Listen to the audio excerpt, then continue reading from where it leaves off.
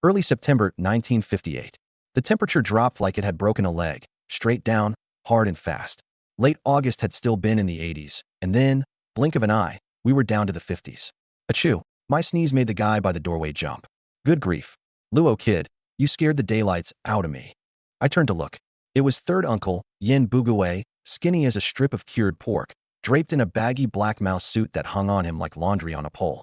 Cold as it was, there he stood in the doorway, fussing over his little plants and flowers. I couldn't help laughing. Third uncle, look at this weather. You're still babying those weeds? Cold as it is, you'd be better off eating your fill and lying down at home. At least you'd get hungry slower that way. He slowly straightened his back. A gentleman can live without meat, but not without bamboo. Beautiful. I gave him a thumbs up. Classic Yin Bugue. Open your mouth, and out comes some twisted logic. You go on tending your bamboo. I'm heading home to eat meat. I lifted the slab of fatty pork belly in my left hand and gave it a little shake, a finger-thick layer of fat, glistening enough to hurt your eyes. That gentleman's eyeballs practically turned green. Hungry for it? You bet. Ticked off? Definitely. Wanted it? Of course. But he didn't dare do a thing. Why? Let me break it down for you. My name's Luo Tai. I live in the front courtyard of the Sihiyuan at number 95 Luoguoga Lane, right across from third uncle's place. My dad, Luo Wayman, is a shift leader at the boiler room in the General Affairs Department of the steel mill. Me? I'm a level 7 clerk in that same General Affairs Department. Just got made permanent. My little brother, Luo Jun, is a second year at a technical school, studying engineering. My little sister, Luo Mei, is in middle school, and she'll probably end up at a technical school too. So tell me, with a whole family like that, how's a puny elementary school teacher like Yin Bugue supposed to go up against us? Counting on that son of his? Huh. Better stick to your flowers, old man. That Luo family, tough as nails. Yin Bugue bent back over, fiddling with his little scrap of face. Tough. You bet we're tough. In the whole courtyard, the Luo family is rock solid. We live in the 3 east wing rooms of the front courtyard. 5 of us, a little cramped, sure, but cozy. These days, most families live the same way. Dad, Mom, I'm home. I hung my satchel on the coat rack and hollered. Your dad's on boiler duty tonight. Did you forget again? Mom poked her head out of the little kitchen, scolding me with a grin before turning back to her stir-fry. Honestly forgot. Their boiler room shifts rotate every month, and Dad doesn't get off work with me. So what can I do? All right, June went to pick up May. They'll be back just in time to eat. Got it. Give me a shout if you need a hand. Just sit down. I settled in, closed my eyes, and a pale blue screen of light floated up in my mind. Ding. Congratulations, host, on activating the loss is a blessing system. That's right. I'm a transmigrator. I'd finished watching A Beautiful Life in the courtyard, cursed at it for a solid hour, and gone to sleep. Never expected to catch the transmigration wave and land smack in this big family. Lucky for me, my predecessor had some skills. When I arrived, he was already an intern in the General Affairs Department, and after grinding through 1 month, he got made permanent, and the system activated right along with it. These days, even system activation required a proper job, kind of a rare thing. I kept reading the system's introduction. This is the loss is a blessing system. Initial gift, 5 mu of blessed land, where you can plant bitter fruit. When the bitter fruit ripens, rewards are born. Keep it simple. When others suffer, the host prospers. When others suffer at your hands, a bitter fruit is born. Plant it in the blessed land, and in 24 hours it generates a reward. The more others suffer, the more the host prospers. Now that's concise. The next moment, a green fruit patterned with a pair of glasses dropped into my mind. Bitter fruit from Yin Bugue. Meat. Oh, meat, meat. I twitched the corner of my mouth. How vivid. So this was his inner monologue. I just had to wait 24 hours. Fine. Something's better than nothing. I'm not picky. In this era, just eating well, dressing well, and having a decent place to live was hard enough. Now that I had the system, all I had to do was make others suffer a little. They suffer, I prosper. Well, then I'd just have to make things a little bitter for other people. And in this courtyard, there was no shortage of folks I could make suffer. Bro, 2 crisp voices pulled me back, my brother and sister, Luo Jun and Luo Mei. One skinny as iron, the other slender as an orchid, both with fine, well-proportioned faces. You're back? Mom's cooking. Go wash your hands. The 2 of them dutifully headed out to the water basin in the middle courtyard. Don't let their age fool you. When it came to my word as their big brother, they did exactly as they were told. By the time they got back, the food was on the table. Not a feast, but better than what the vast majority of the courtyard ate. Cabbage and tofu stewed with glass noodles, seared with just a tiny bit of lard, a stack of cornmeal buns, and 2 little dishes of pickles, shredded pickled mustard, and salted radish strips. Even those cornmeal buns, Next year, they wouldn't exactly be something ordinary folks could get in their mouths. Number 1. You get made permanent today? Came through. Base salary's $37.50 a month. From now on, I'll hand over 20. I bit into a cornmeal bun, dry, then washed it down with a mouthful of stewed cabbage. Down the hatch. Comfortable. Money? Money mattered in this era, but what really mattered wasn't money, especially not for me, since I had the system. But Mom shook her head. No need. If you really want to give me something, just give me the loose change. If your General Affairs department ever comes across any ration coupons. I grinned. Fine, fine. I'll bring him all home for you. My mom, she's a sharp one. My brother and sister ate with their heads bobbing side to side. The mood in our house, the more we ate, the tastier it got. You might be wondering, why did Mom say what she said? Why were my siblings so happy? Why did nobody in the courtyard dare mess with us Luos? For that, I've got to tell you about the General Affairs Department. Start with the boiler room. Winter heating depends on it. Year-round water supply depends on it. Some workshops even need it for steam. Nobody dares look down on the boiler room. The connections there run deep. At its core are the stokers, who need a license. The skill isn't high, but the work's brutal and the responsibility heavy. Then there's the shift leader, who assigns the work to the men on duty. That's my dad. And the repair workers. The hidden perks? Hot water and steam whenever you want. Plus you can go take a shower at the bathhouse. Bath tickets? Don't even need them. Warmer in winter, too. And heating up boxed lunches or roasting potatoes and sweet potatoes is a breeze. Tell me, what family in that courtyard doesn't need to get through winter? First uncle, second uncle, third uncle. Which of them can skip it? So Yin Bugaway was completely helpless against us Luos. Never mind him. All three uncles together couldn't do a thing. Not to mention the Luo family now had somebody in the General Affairs Department too. The boiler room falls under General Affairs, but General Affairs is General Affairs. Anything logistics related is under its wing. And in a big state-run factory, do you understand what logistics means? Deputy Director Lee's predecessor was the head of General Affairs. In fact, housing, the cafeteria, holiday benefits, transportation and communications, medical and health services, the department's authority is enormous. The hidden perks? Priority in housing allocation and the say over. Work is space. They knew which apartments were good before anyone else, and once you had that inside information, the perks just rolled in. Sure, housing assignments came with hard and fast rules, seniority, job title, family size. But as for which unit exactly, and when your turn actually came up, the General Affairs office had a ton of wiggle room. Want flexibility? Come to General Affairs. Want the good stuff? Come to General Affairs. Holiday benefits? The freshest goods passed through General Affairs hands first. That's why General Affairs was the most well-liked department in the whole plant. It's how my mom ended up bringing home the good tickets, the hard-to-get ones. If you know, you know. After dinner, while my younger siblings did their homework, I struck up a conversation with my mom. Now that you've been made permanent, doesn't that mean you'll get assigned an apartment? Mom shot me a glance, a smile tugging at the corner of her mouth. Definitely. Other departments and workshops, who knows? But General Affairs mess it up? No way. Section Chief Lee's already got it all arranged. We pick tomorrow, straight up. At the mention of this future Deputy Plant Manager Lee, my approval rating for him was through the roof. Look at the guy, using the state's resources to handle his own affairs. How could his people not be loyal to him? Mom marveled. Leave it to your General Affairs office. Are you picking within our own courtyard? Right here in the courtyard, more lively that way. When the time comes, I'll have second brother or third sister move in with me. Or heck, both of them can come stay at my place, and you'll have more room here too. The three of us can come over at mealtimes. Perfect, right? Mom was grinning ear to ear, nodding away. You're the oldest, so it's your call. Once you get married, they can just move back out. There's still plenty of empty rooms in the courtyard. At the mention of this, the two doing homework perked up, sidling over with sly little grins to eavesdrop. Living with their big brother sounded pretty good. No matter the era, kids that age never want to live with their parents. Privacy? Yeah, right. There's the two east side rooms next to Hiyuju's main house in the middle courtyard. The rear rooms next to old deaf guy's place in the back courtyard.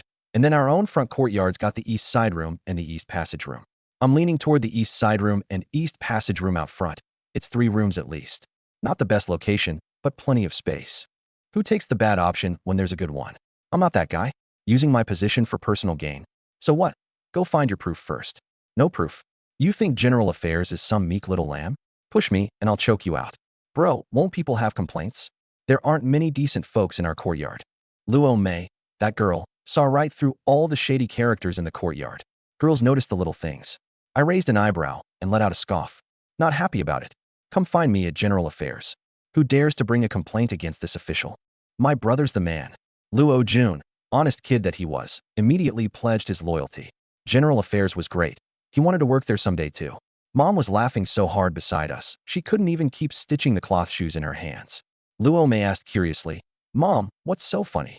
Sweetheart, I'm just thinking, once your second brother joins General Affairs, and with you on top of that, I'm afraid our whole courtyard's gonna boil over.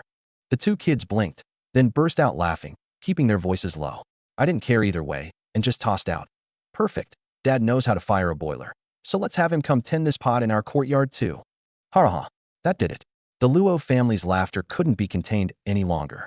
Out in the front courtyard, Yin Bugue, crouched down smoking, twitched his ears and muttered, This Luo family, day in and day out. Where do they find so much to laugh about? Teacher Yin genuinely didn't get it. Dad, what's all the fuss outside? Yin Jieching poked his head out. Yin Bugue rolled his eyes. Get lost. You're everywhere, aren't you? In front of outsiders, Teacher Yin could still put on a show, but for his own son? No need. Look at the Luo family's sons, then look at his own, enough to make him hop with rage. Yin Jieching shrank his neck in, not daring to talk back, and pulled his head back inside. Spineless brat. Teacher Yin was in a real mood today, still grumbling curses even after the kid was gone. But scenes like this were routine in the courtyard. Beating the kids on a rainy day, might as well, since you're bored anyway. What's the harm in a couple of curses when you've got nothing else to do? At the base of the wall in the middle courtyard, Yi Zhonghai, He Yuzhu, and Jia Dongshu were also crouched down smoking, the three of them. Listening to the Luo family's laughter from the front, they all wore slightly sour expressions. Every family has its own troubles, but somehow the Luo family's troubles just kept smoothing themselves out. You want to make life hard for someone? You might just end up sinking yourself in the process. Master, about that cornmeal last time. Jia Dongshu had just started. Yi Zhonghai waved a hand. Enough, enough. We're family, no need for all that. Your household may be small, but Bonging's at just the age to eat you out of house and home. Half-grown boys eat their fathers to death. We'll figure it out down the road. He Yuzhu chuckled. Leave it to you. First uncle, always so generous. More of a big shot than the uncles in the front and back courtyards combined. This guy always spoke without thinking. Yi Zhonghai looked at that blockhead face of his, then at his own good apprentice, and felt warm inside. Jia Dongshu couldn't hold a candle to the Luo family's eldest, but next to a He Yuzhu he was more than good enough. Just fine. Once they finished their smokes, the three of them each headed home. It was dark now, the wind had turned cold. In an era where you couldn't even eat your fill, why freeze outside? Better to head in and get some sleep. The moment I stepped out the door, everyone in the courtyard, beast or decent human alike, had a smile on their face. Off to work, young Luo. Morning, third uncle. Clerk Luo. Of course, if you ever got tangled up with this crowd over money or interests, those smiles would vanish, and all that'd be left was a pack of animals. Wrapped in my blue factory uniform, an army green military satchel slung over my arm, I headed straight for the rolling steel plant. Don't let the drab color fool you. There were plenty of the same kind out on the streets, but it was the most versatile treasure of this era, and not just anyone had one. In our whole courtyard, I was the only one with it. The flap even had "Serve the People" printed across it in 5 big red characters. Eye-catching, sturdy, roomy, and sharp-looking. In all my time since crossing over here, this satchel was one of my favorite possessions. Once inside the plant, I headed straight for the General Affairs office. General Affairs had 5 groups under it, and I was in Group 1, which handled dormitory assignments. One of the cushiest, most lucrative groups there was. Pushing the door open, I entered a large office with 8 desks. 8 people to a group, and I was the last one brought in to fill a spot. The group leader's little office was at the very back, small, but quiet. Group leader. Ah, young Luo. Here early as always. The group leader was an old man with graying hair and a pair of reading glasses, all prim and scholarly, but nobody dared look down on him. This guy clearly intended to retire in the group leader's chair, and with his seniority and connections, even Section Chief Lee had greeted him with a smile. I came early to boil some water, wipe down the desks, stretch my legs a bit. And you're not late yourself, sir. I pulled a rag out of my satchel and got to work. As a guy who'd traveled back in time from the future, was I really going to be stumped by a little office politics? The old man struck a match, lit up a great front gate cigarette, and instead of heading into his own office, he plopped down in my seat and started chatting. Old folks love to talk. Don't even get me started. My grandson couldn't take a dump last night. Kept us up half the night. His mom finally had to dig it out for him. Everybody's short on food these days. Our factory hasn't seen a drop of cooking oil in over a month. I was used to it. An empty stomach was totally normal. Plenty of folks went 4 or 5 days without a bowel movement, and that's the grown-ups, never mind the kids. Sure, the 3 years of famine hadn't officially hit yet. That'd be next year. But by this point this year, You could already feel it coming. I'm gonna go poke around the pigeon market tonight to see what I can dig up. If that's a bust, I'll try Gue Street. Can't keep going on like this. Old Wu sighed, stubbed out his cigarette, and got up to head inside. Come find me when you're done. We're gonna sort out your housing today. Now that you're a permanent employee, your place can't be some dump. Word gets around, and it'd be an embarrassment to the whole General Affairs department. Got it, boss. I worked even harder. Same system, same little clique. People were pretty tight-knit these days. You couldn't survive otherwise. Old Wu was a legit department head, and he'd get bumped up half a grade when he retired. But even that didn't cut it in times like these. Unless you were like Li Huaid, a full-fledged section chief with real power and plenty of perks, still eating and drinking well even in an era like this, you had nothing to brag about. You can't let the boss go hungry, right? Then how's he supposed to rally the working brothers to bust their humps? Anyway, I'm rambling. Hey, little Luo's here. Morning, Auntie Tang. See that? It's gotta be little Luo. Kids from vocational school just have better manners. Auntie Tang beamed and turned to the middle-aged woman beside her. Auntie Li. Right, right. Exactly what Auntie Tang said. The two of them grinned ear to ear. They roll into work first thing in the morning, and there's the handsome young guy from the office diligently wiping down tables and sweeping the floor, flashing them a big smile. How could they not be thrilled? Besides, they both knew my family situation. 2 permanent employees, both in general affairs, plus a brother in vocational school and a sister in middle school. With credentials like that, if I went looking for a wife, they'd wear a groove in my doorstep. It's the beasts in that beastly courtyard who have trouble finding wives. Doesn't mean I do. All right, little Luo, stop wiping. The rest of these bums are lazy slobs. Wiping up after them is a waste. It'll just tire you out for nothing. That's right. Let those stinky men clean up their own mess. Hey now, Sister Tang. Us fellas don't much care for that kind of talk. Little Luo here's a sweetheart. You think us old guys would ever bully him? Little Luo cleans up for us every single day. You think we'd forget that? Here, have a smoke. I got a little tea dust here. Today's on us fellas. Zhou Jiangwo, Zheng Weigua, Wang Jianxi, Qian Anquan, and Sun Heping trickled in one after another, all singing the same tune as they brewed tea and passed out cigarettes. Counting me, 6 of us gathered around the table and started our day's work. That's right, this was the work. Assigning housing, you say? Where's all this housing supposed to come from? A single team lucky enough to fill 1 slot in a day is doing well. You think land and houses in the capital grow on trees? Get in line. It wasn't until past 10 in the morning that I dragged myself out of my comfort zone and knocked on the team leader's office door. Come in. The second I stepped inside, another cigarette got tossed my way. I knew it. You're the most polite one on the whole team.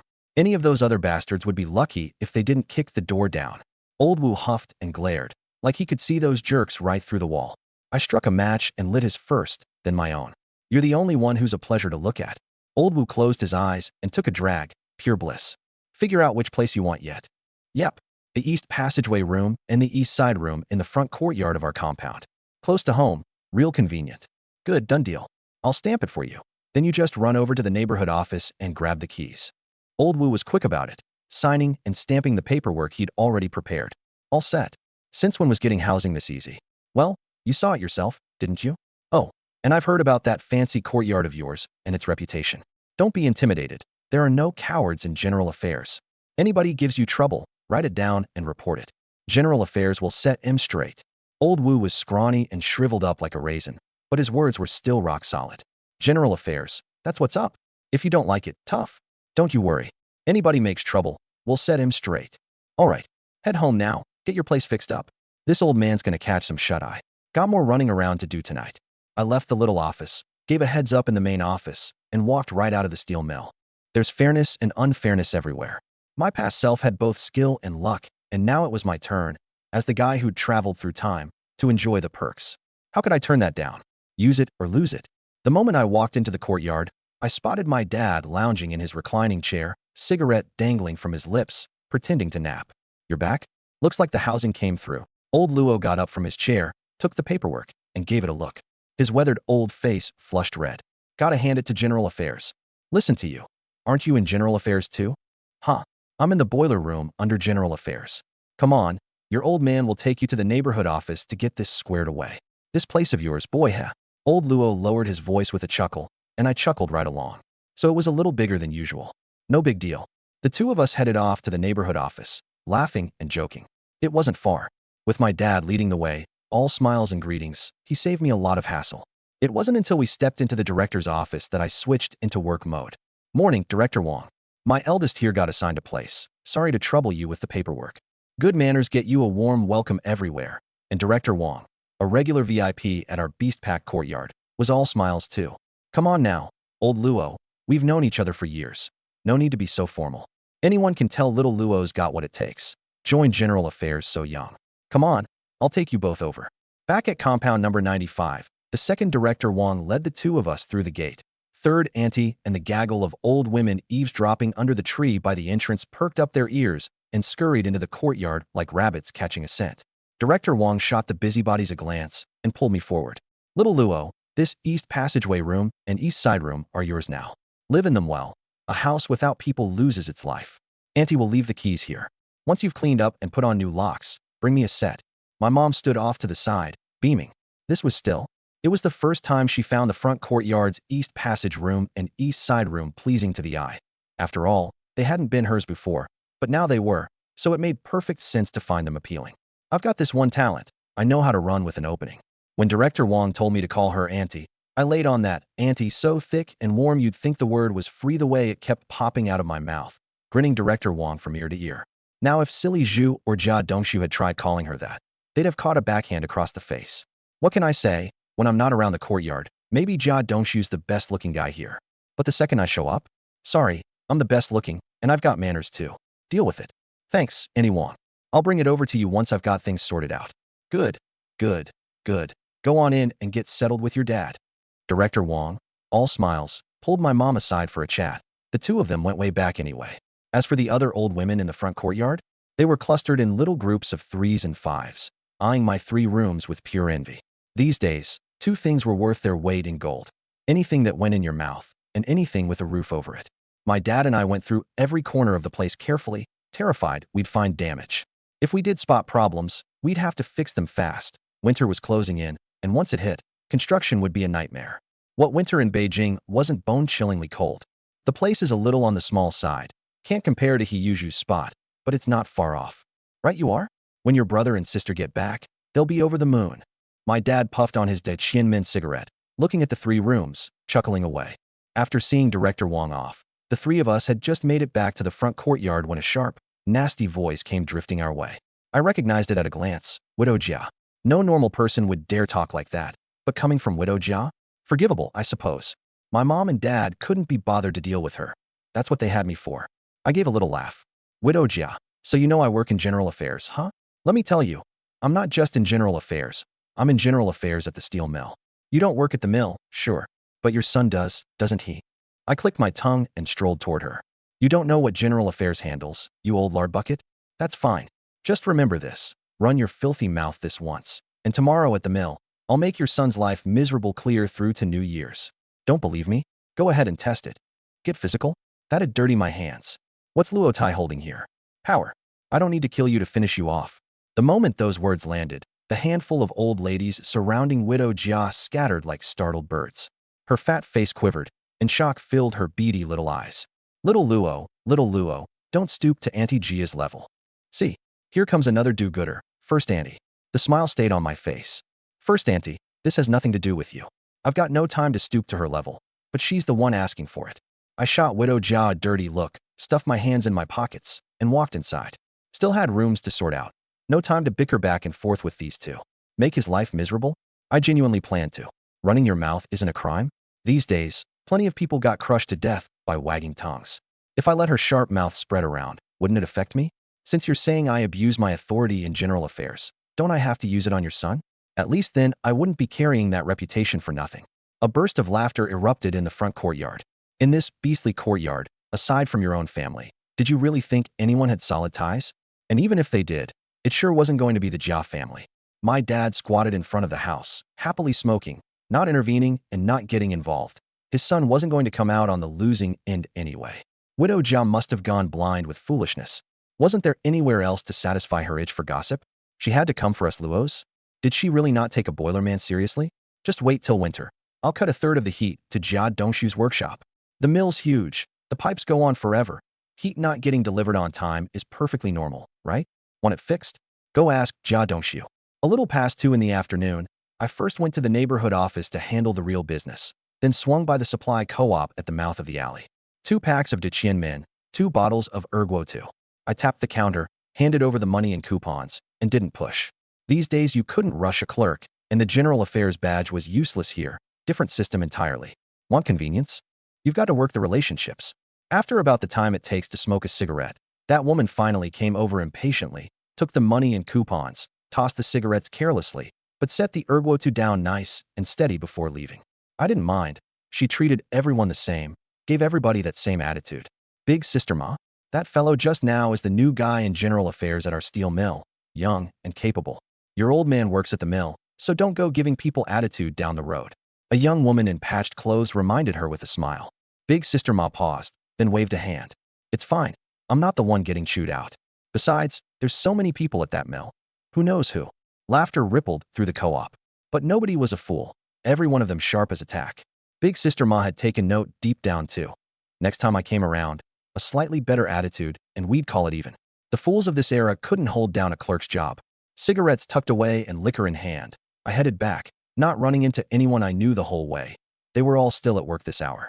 I muttered to myself, this system is such a drag about handing things over. No instant gratification at all. Still have to plant the fruit myself and wait a full 24 hours. No idea what good stuff old Skinflint Yin could cough up. My next bitter fruit. I'm going to pluck Jia Dongshu clean as a bald-tailed chicken. I glanced over the system space. That tree grown from Yin Bugui's bitter fruit seed in the blessed plot had already matured. There was a ball of light shimmering vaguely in the canopy, too blurry to make out, but it was almost ripe. By the time I got off work, this fruit would drop. Great mood. Back at courtyard number 95, my dad was still snoozing away on the comm. My mom was stitching shoe soles. Honestly, my mom's got a real gift with her hands. Those shoe insoles Widow Jia made from start to finish were a pure waste of effort, while my mom took a handful of scrap fabric, pasted it into shape, cut the pattern, trimmed the edges, and stitched flowers and birds right into it. That skill ranked top 3 in all of Nanluo Guxiang. No exaggeration, no lie. Mom, I bought 2 bottles of liquor. Let old Luo have some tonight. Sure, we got the house today, so we're celebrating. You have some too, and let little June get a taste. My mom looked up and glanced over. Erguo 2, no problem there. 5 in the afternoon, the steel mill let out. People streamed by, all rushing home on empty stomachs. I lay back in the lounge chair, immediately shut my eyes, and sank into the system space. Yin Bugui's bitter fruit, ripe? That glowing radiance in the blessed plot vanished, replaced by something that looked like a block of jelly. The corner of my mouth twitched. Good thing I was lying down, otherwise I'd definitely. I was so pissed off at this system I nearly got sick. Everybody else's system is crazy generous. They hand stuff over right off the bat. But me? Getting the reward I actually earned was harder than a pilgrimage to the West. Who am I supposed to complain to? But once I got a clear look at that reward, I figured maybe this system wasn't so stingy after all. 1 fun meat field automatically generates 10 gene of pork every day at midnight. I zoned out for a second, and then this indescribable sense of security washed over me. Like I always say, in times like these, the most important thing is what goes in your mouth. This little meat field, for me, for the whole Luo family, was a lifesaver. Didn't matter if it was now, or 3 years down the road, or 10, 20 years later. Same deal. 10 gene of pork refreshing every single day. Stockpiled, it's survival rations. Handled right, it's my whole foundation in life. After all this hassle, I finally got it. Growing the bitter fruit needs the blessed land, but it barely takes up any space. 1/10 of a fun is plenty. Those 5 mu of blessed land they gave me at the start. Those are for growing rewards. An endless stream of rewards. This cheat, it was huge. 1 fun is nearly 70 square meters. 5 mu is 3,500 square meters. That settled it. From this day on, I, Luo Tai, was my own backer. With all this, living comfortably in this era was going to be a piece of cake. If I still couldn't make it work with all this, I might as well go jump in the moat and be done with it. I wasn't even trying to hide how happy I was, and I wasn't going to fake it either. Me, little Luo, from now on, I was going to stand tall in this courtyard. I don't need to spell out what matters most in times like these. Just as I was thinking that, Jia Dongshu and Yi Zhonghai flitted past in front of me. I watched Jia Dongshu's back and grinned from ear to ear. Yeah, this Jia Dongshu. He was my next victim. Victims, oh victims, all such good victims. Son, you think Yi Zhonghai is going to show up tonight with Jia Dongshu to apologize? My old man had crouched down next to me at some point, puffing on a Dakiamin cigarette, grinning wide. I got up from the lounge chair to let him sit, but he shook his head and waved me off, saying the Asian squat was plenty comfortable. If apologies worked, what would we need the cops for? I just started at the General Affairs office, and some crazy old hags already got it out for me. If I don't hit back, how am I supposed to survive around here? Every stray dog and cat would think they can push the Luo family around. If I don't teach that Jia family a lesson, everybody's gonna think we're pushovers made of mud. My dad gave me a thumbs up. Just take him down. No Luo man's ever back down. The two of us cackled together. My mom poked her head out from the kitchen and caught the whole thing. Didn't even bother stopping us. What kind of times were these? You get pushed around and don't push back, and everything and its mother will come stomp on you. Especially in this courtyard full of animals. When it's time to be ruthless, you're ruthless. Of course, there was no need for me to actually kill them off. Sure, the system didn't specify who the bitter fruit had to come from, but every animal in this courtyard was fertile soil. Before long, Luo Jun came bounding into the courtyard with Luo Mei skipping behind him. Bro, they divide up the rooms yet. Both of them cut straight to the point the second they opened their mouths. My dad and I pointed in unison.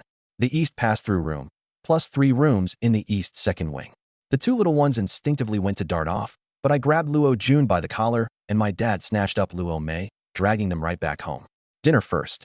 You can go after you eat. You got it, big bro. Luo Jun was such a good kid. Luo Mei whined a little, but the second she saw my mom, she stuck out her tongue and fell in line too. Every dog has its master. All right, let's eat. We got good news today, so have a little drink. I even made noodles with pork cracklings. My dad sat on the stool smoking and sipping his erguo too. Old habit of his. If he didn't have a smoke before dinner, the meal just didn't sit right. Pork crackling noodles. Now that was something special in those days. You'd buy fatty pork and render it down. The snow-white lard you got was the most precious cooking oil there was, and the golden bits of cracklings left over, sprinkled with a little salt, made a top-tier snack for the kids. The cracklings on our table were leftovers from Chinese New Year. Expired? Nobody cared about that back then. Just having something to eat was a blessing. Besides the noodles, there was pickled vegetables, sweet and sour cabbage, and stir-fried potato shreds. Just tonight's spread alone would rank up there in this courtyard. First uncles and second uncles' families were about the only ones on par with us, at best. The whole family of 5'8" with their heads down, nobody chatting, too scared of being too slow. This atmosphere, I loved it. Over in the middle courtyard, Hiyuju stood with his hands on his hips, laughing his head off. What? Old Lady Jia is that big and bad now? Facing the daggers old Lady Jia was shooting at him from her doorway, silly Zhu didn't flinch one bit. His soul hadn't been hooked by Qin Huairu yet. Afraid of that fat old hag? Please. Jia Dongshu turned to Yi Zhonghai, who was frowning and smoking, his face all miserable. He was out of options. All he could do was count on his master.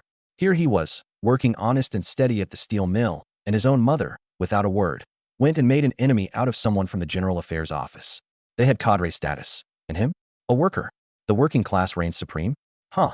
Relax, Dongshu. That little Luo out front doesn't seem like an unreasonable guy. Your mom just crossed somebody today, and if we go over now, we'll walk right into it. Let things cool off first. Yi Zhonghai flicked his ash, looking totally confident. Whether he was actually that confident inside was anyone's guess. But he couldn't afford to lose his cool.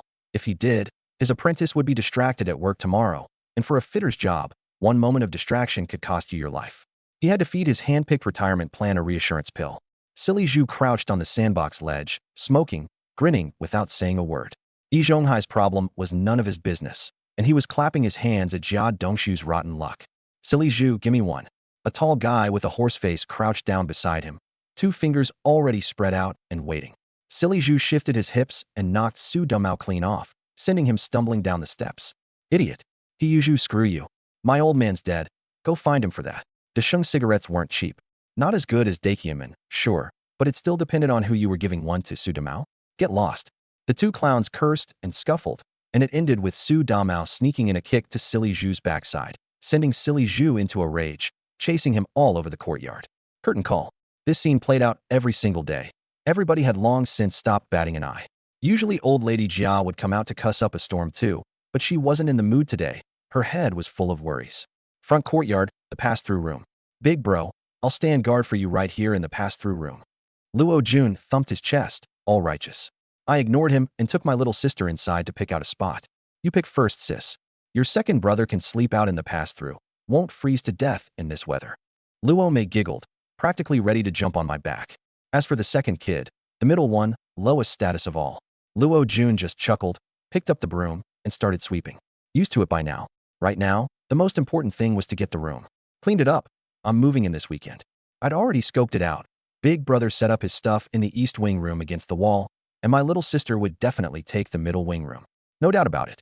Big bro, I'm not staying over here. Mom's saving me a room in the front courtyard. You and second bro can have this place. Let him guard the door for you. Luo Mei tugged at my sleeve as she came out of the inner room. Luo Jun, busy working, stumbled and looked utterly defeated. So he was the odd one out, right? She's grown up now. Her own room suits her just fine. It's settled.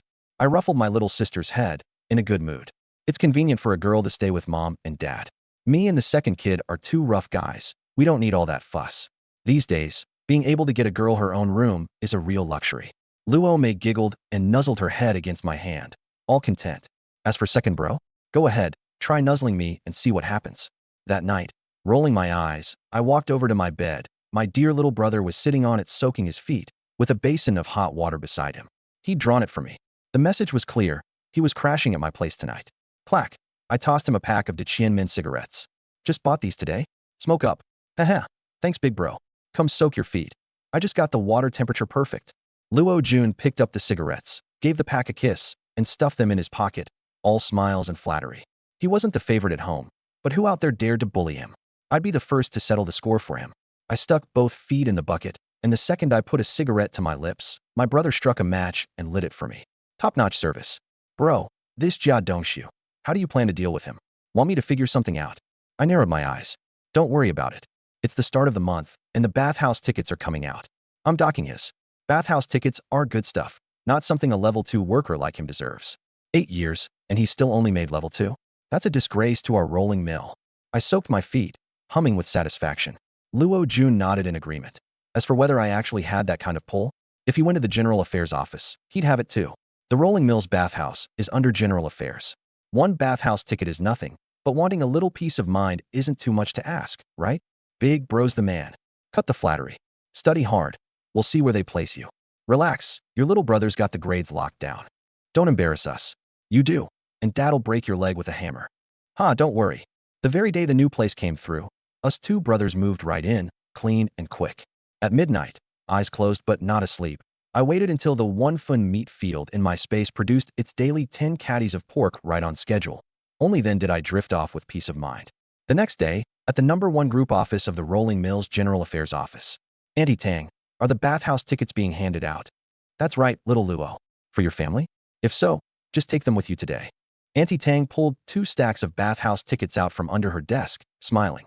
What this stuff is worth depends entirely on who's looking at it. There's no such thing as absolute fairness. I shook my head. No.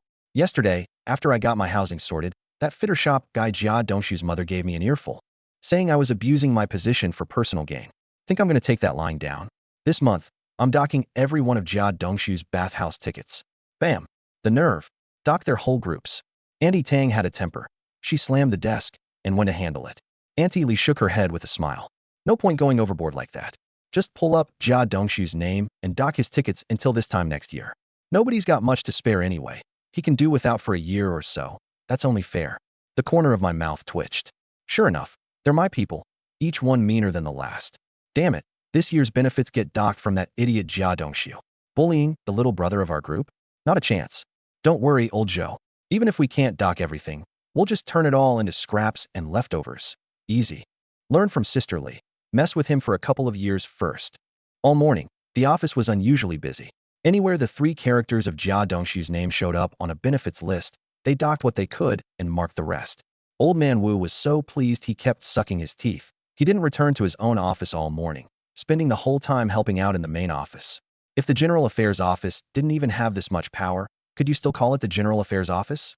We might not be able to mess with just anyone, but messing with a ready-made target like Jia Dongshu? No problem there, especially since he offended us first. After lunch, strolling back from the cafeteria, I saw old Wu smoking. Group leader done eating? Yeah. Took the leftovers home for my eldest grandson to get some grease in him. He can't keep going hungry like this. Don't want the kid wasting away. Old Man Wu puffed on his cigarette. Every household's the same these days. Nobody's got room to look down on anyone. The kids who survive are the tough ones. Their rations are saved from their parents' own mouths. Once the famine years hit, it'll be even worse. Didn't have any luck at the pigeon market last night? Damn it. The neighborhood office was raiding the pigeon market right when I got there. Didn't make it to Gue Street either. Gonna try again tonight. Being a parent's hard these days, and being a grandpa's no easier. You really work hard, old-timer. Who's to argue? Stuck in times like these, all you can do is hope things get better and better down the road. Watching people trickle into the office one after another, Old Man Wu just headed for his little office. He still needed to catch a nap. I got back to my workstation, rolled over into a comfortable position, and took my lunch break. Slept until when? Until I woke up naturally. Don't ask why I didn't bring Old Man Wu some meat. My own family's still short on it. And Old Wu's not in any rush. I'll deal with it once I've got a stockpile. Isn't it only right to take care of your own first? As for those new bitter fruits, their time hadn't come yet. Over at the fitter shop, before the shift had officially started, the shop foreman walked in clutching a stack of bathhouse tickets. The workers had long been waiting eagerly. They could skip washing themselves, but their families couldn't go without. To them, these tickets were as precious as money. Wang Ergu, Li Taidan, Su Jiangwo, Yi Zhonghai. Each person called was beaming. Workers really do have it good these days. Besides the fixed grain allowance, big factories like the rolling mill hand out plenty of benefits every month and year, like these bathhouse tickets. But one person wasn't called Jia Dongxiu. He looked around, bewildered, and glanced at Yi Zhonghai. Yi Zhonghai sighed and pointed at the shop foreman. Only then did Jia Dongxiu snap out of it, hurrying to chase after him. Gritting his teeth, Yi Zhonghai followed too. Somehow, he seemed to have guessed the reason. But wasn't this retaliation awfully fast? Just one night apart? Back in the Republic era, the Jia family probably would have been wiped out that very night. Foreman, how come I don't have a bathhouse ticket? Jia Dongxiu was already panting after a few steps. He finally managed to stop the foreman and, bent over, looked up to ask. Yi Zhonghai trailed quietly behind. The foreman looked him up and down. He looked him over and cracked a grin. You've got yourself one tough mama, Jia Dongxiu. Why don't you go ask her? If it weren't for me having a little pull in the General Affairs office, not one of you clowns in that workshop would have gotten off today. Every last one of you would have been stinking for a month. The director spat, cursed under his breath, and stormed off, leaving Jia Dongxiu completely dumbfounded. Yi Zhonghai shuddered and swallowed hard. He'd never seen the director this furious. Sure, he was somebody back in the courtyard compound, but out here, he wasn't worth a damn. He headed back, figuring his apprentice needed to cool off first. This was a tough one. At least the director had kept his voice down. If that workshop crowd had actually heard, Jia Dongxiu wouldn't have been able to show his face for a month. This General Affairs office is really something? Yi Zhonghai muttered, cradling his tea mug in the corner. Honestly, he was a senior-grade worker himself. But if it had been him today, he probably wouldn't have dodged the tongue-lashing either. Jia Dongxiu came slinking back, head hung low, swallowing whatever anger he had. Best case, they'd only docked his bath tickets for the month. If they were really out to get him, he'd never hear the end of it down the line. Yi Zhonghai patted the bench, and Jia Dongxiu shuffled over, all pathetic. Master, Steel Mill, General Affairs Office. I woke up from my afternoon nap. In the blessed land space, there was now an extra ball of light. The reward had arrived. I never expected that cutting off one measly bath ticket could earn this much. What's that? You're saying I cut off a year's worth of bath tickets and 2 years of holiday benefits? Sorry, I really had no idea. Wonder what this one'll grow into. I mused happily, eyeing that bitter fruit in the space. Bitter fruit from Jia Dongxiu. Boo! I twitched the corner of my mouth. At least Yin Bugui's bitter fruit gave you some clue. This blubbering Jia Dongxiu fruit. You couldn't tell a damn thing from it. I tossed the bitter fruit into the blessed land and glanced at the wall clock. 3 o'clock. Plant it today, harvest it tomorrow at 3. Not bad. Let's see what this crybaby can do for me. I struck a match, lit a cigarette, and got down to work. I didn't budge until the end of shift bell rang, then strolled out with my satchel slung over my shoulder. Sure enough, my dad was waiting at the front gate. He wasn't on duty today, so the two of us could head home together. Back before I had the system, I loved carrying this satchel. Now that I've got it, I need it even more. The space can hold things, but I can't exactly pull stuff out of my back pocket, can I? The satchel's the perfect cover. Plenty of room. No problem at all. Dad, let's go. Don't know what's up today, but I'm starving. Let's get home and eat early. Old Luo stood grinning at the gate, chatting with a buddy from the security section. The second he heard my voice, he zeroed in on me through the crowd. Uncle Son. Ah, hey there, Luo kid. You two better hustle. It'll be a mob here in a minute. Uncle Son wore a yellow-green quasi-military police uniform, a liberation cap, and a red armband on his arm that read security. Burly, though not exactly ripped. He was the deputy chief of the security section, and he and my old man had grown up together since they were in split-crotch pants, tight as could be. Regular security guards only got the blue uniforms. This outfit wasn't something just anybody could wear. Uncle Son opened the side gate to let us out, then quickly shut it behind us. Nobody around batted an eye. If you've got connections like that, you'd use them too. Perfectly normal. Kid, I heard all about the bath ticket business today. You folks in general affairs don't mess around. Old Luo clapped me on the arm, grinning wide. I almost busted a gut laughing while stoking the boiler. Cut that little bastard off for a whole year. Huh. He was thrilled someone could finally put those courtyard animals in their place. Over 20 households, 100-some people crammed in there, forever butting heads with that pack of beasts. Now that Jia Dongshu had gotten his comeuppance, no telling how many folks were quietly cheering. As for whether the Jia family knew I was behind it, so what if they did? So what if they didn't? The middle courtyard. Skipping dinner entirely, master and apprentice, Yi Zhonghai and Jia Dongshu, crouched under the eaves, muttering in perfect sync. Master, I asked around. That Luo guy from the front courtyard cut off my bath tickets for a whole year. How's that gonna work? No bath for a year. One eye reek. Jia Dongshu was a fair-skinned fellow who liked to keep clean. Yi Zhonghai frowned. He genuinely hadn't expected a few sharp words to make that front courtyard kid come down this hard. This wouldn't do. What about his face as the compound's head elder? But push back head on. No chance. One wrong move, and he'd drag himself into it. And the crucial thing was, not everyone was a he Yuzhu. If everyone were a he Yuzhu, Yi Zhonghai's life would be cushier than he dared imagine. Dongshu, come with your master to buy a couple bottles of erguo too. When it comes down to it, this whole thing started with your mom's loose lips. We won't get past this without an apology. He'd still rather not bleed money if he could help it, but this time he was resigned to eating the cost. To his surprise, Jia Dongshu wasn't having it. No, master, I'm not going. Yi Zhonghai turned his head, not understanding. Master, worst case, you just hand me one of your bath tickets later. Isn't that cheaper than buying erguo too? Jia Dongshu said, baring his teeth in a shameless grin. Yi Zhonghai froze. Was that right? But following that line of thinking, it actually did add up. He had plenty of bath tickets, and buying more was no trouble. As for whether Jia Dongshu actually meant it deep down, he couldn't be bothered to dig into that. In a way, it even untangled a knot in his own heart. All right, my apprentice has grown up. Master will listen to you this time. He patted Jia Dongshu's shoulder, reached into his pocket, and tossed him a bath ticket. Jia Dongshu happily tucked it away. Front courtyard, the Luo home. The front gate was shut up tight. A normal household wouldn't need to bother, but our place sat right across from Yin Bugue, too many animals around. If you didn't hide things well, you were asking for trouble. Good heavens, 10 gene of fatty pork. My mom gasped instinctively at the glistening slab of meat on the cutting board. Old Luo, ever the decisive one, just swallowed hard. Little Luo and Littler Luo both had eyes shining bright. Right now, the finest thing in the Luo household was sitting right there on that board.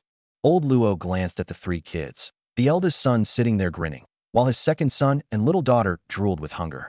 Wife, you, how about we treat ourselves a little? Look how the two little ones are practically starving for it. Old Luo ventured cautiously.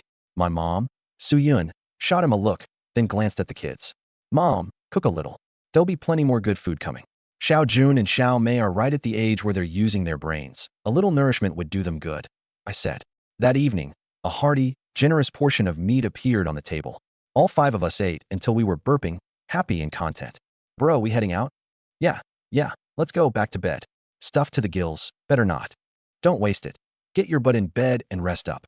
I rubbed my belly, blissed out. A transmigrator? Even a transmigrator has to adapt to this era.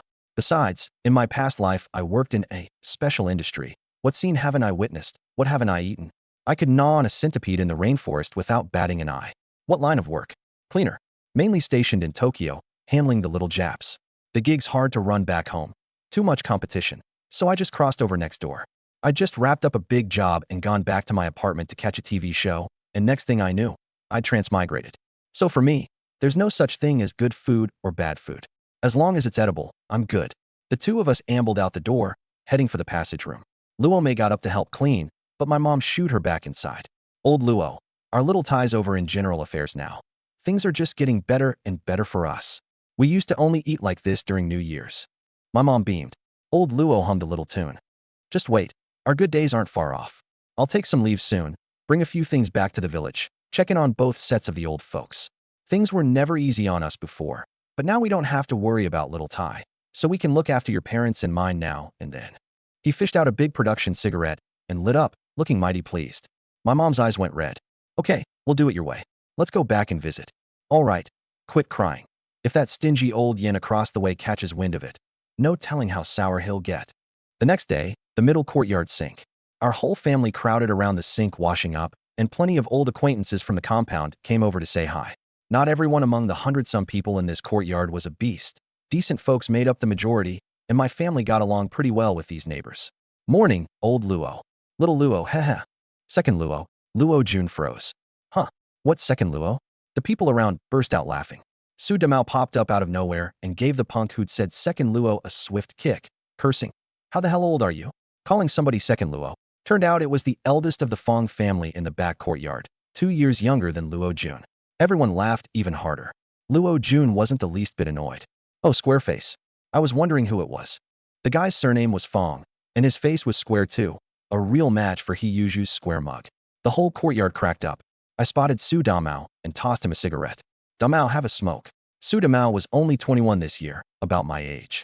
But nobody, including him, found it strange whatever they called me. My manner was mature, and I was a cadre in general affairs. You couldn't have a 60-something-year-old man address a 30-something section chief by age, could you?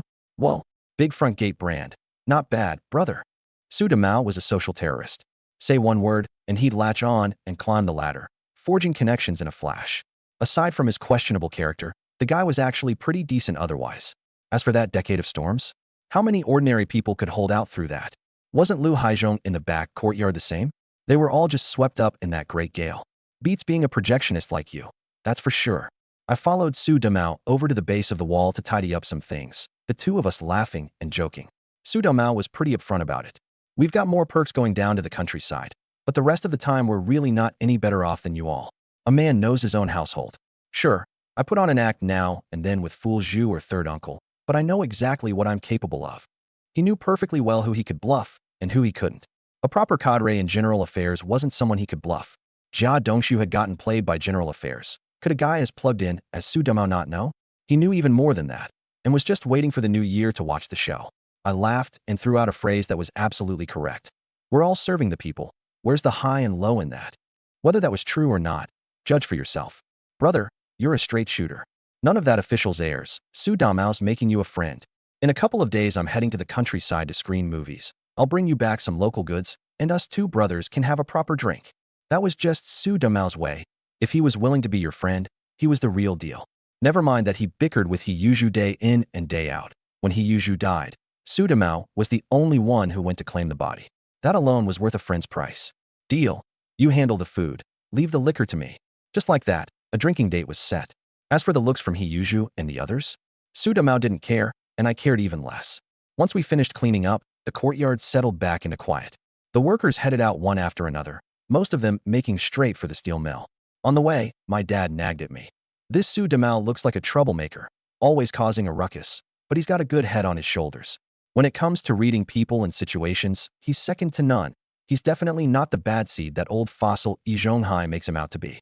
If you really want to be friends with him, then do it for real. Everybody knows the friendship between me and old Su runs deep. Steel mill, general affairs, Group 1 office. The moment I walked in, I heard the two best-informed intelligence agents in the section chatting away. My old man went to the pigeon market last night. These grain prices are just ridiculous.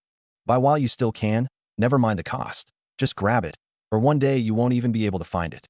At the pigeon market, there were plenty of people wanting to buy meat, but not a single soul selling. The other 5 men all wore grim faces. No food was a matter of life and death for anyone. Beijing was still relatively okay. Down below? Heh. And the deadliest part was, everyone was in the same boat. Zhou Jingwo sucked at his teeth as he smoked. Old Zheng, we can't keep dragging this out. West Mountain or Fragrant Hills this week. My boy at home hasn't taken a dump in 3 days from hunger. Zheng Weiguan nodded silently. His household wasn't having it any easier either. Sun Heping was the brains of the group. He rubbed his chin and spoke up. West Mountain and Fragrant Hills are close to the city. They've been picked clean already. Nothing left, same as Kunming Lake and Shikahai. Nanyuan and Daxing have plenty of rabbits. But hunting rabbits these days is like asking for a death wish. Here's what I say. We leave right after work Saturday. Head to the Ming Tombs, up to the North Mountains. 5 grown men marching out with rifles. It's safe enough. If even the pigeon market's got no meat, don't even dream about the factory having any. Fine, we'll all go with what old Sun says. The 5 of them didn't invite me along. Not because we weren't close, but because we were too close. Every family situation was different. You couldn't lump them all together. Click. Old Wu came in, his face full of worry, and everyone quickly stood to greet him. Every household had its own hard-to-recite scriptures. You 5 go, I can't. My eldest is sick at home. I'll approve your leave. Saturday's off, so head out Friday. If you really bring something back, I'll buy it at pigeon market prices. Auntie Tang and Auntie Lee came darting over in a flash too. Both were short on food. Everyone looked at me, and I scratched my head sheepishly. I'll pass. My family's doing okay. You all take care of yourselves first. I've got a buddy who works at the slaughterhouse. I'll go ask this week, and if there's anything good, I'll definitely bring back a bunch. That went over well with everyone, not fighting for a share, and even offering to help out. No worries, Xiao Luo. Even if meat's pricey, that's totally fine. We'll trade. It's all good. If we run into game up in the mountains, we'll snag some for you too. I did some mental math. There were 5 days until next Monday, and 50 pounds of meat would definitely be enough. Of course, I wouldn't hand it all over, 20 pounds at most. Any more would look off. I'd keep the rest for myself. After that, things were easy. The hunting stuff was a job for the 5 grown men. I'd chime in every now and then, quietly waiting for that sob story from Jia Dongxiu, that poor sucker, to ripen into something useful. Honestly, Jia Dongxiu's bitter fruit description was indescribable. Bitter fruit from Jia Dongxiu. Boo-hoo-hoo-hoo-hoo. See, who's supposed to make sense of that? At least old miser Yen gave a meat hint. At 3 in the afternoon, I quietly slipped back to my workstation, closed my eyes, and pretended to sleep. The ball of light in the system space vanished, replaced by a stack of coupons. Erguo to liquor coupon times 50. Damn it, Jia Dongxiu, you're such a knockoff. A seed? Seed my ass. This bitter fruit wasn't worth anywhere near that price. 50 coupons for bottles of Erguo 2. The system guaranteed they were legit, untraceable, no questions asked. But what decent person drinks that much booze?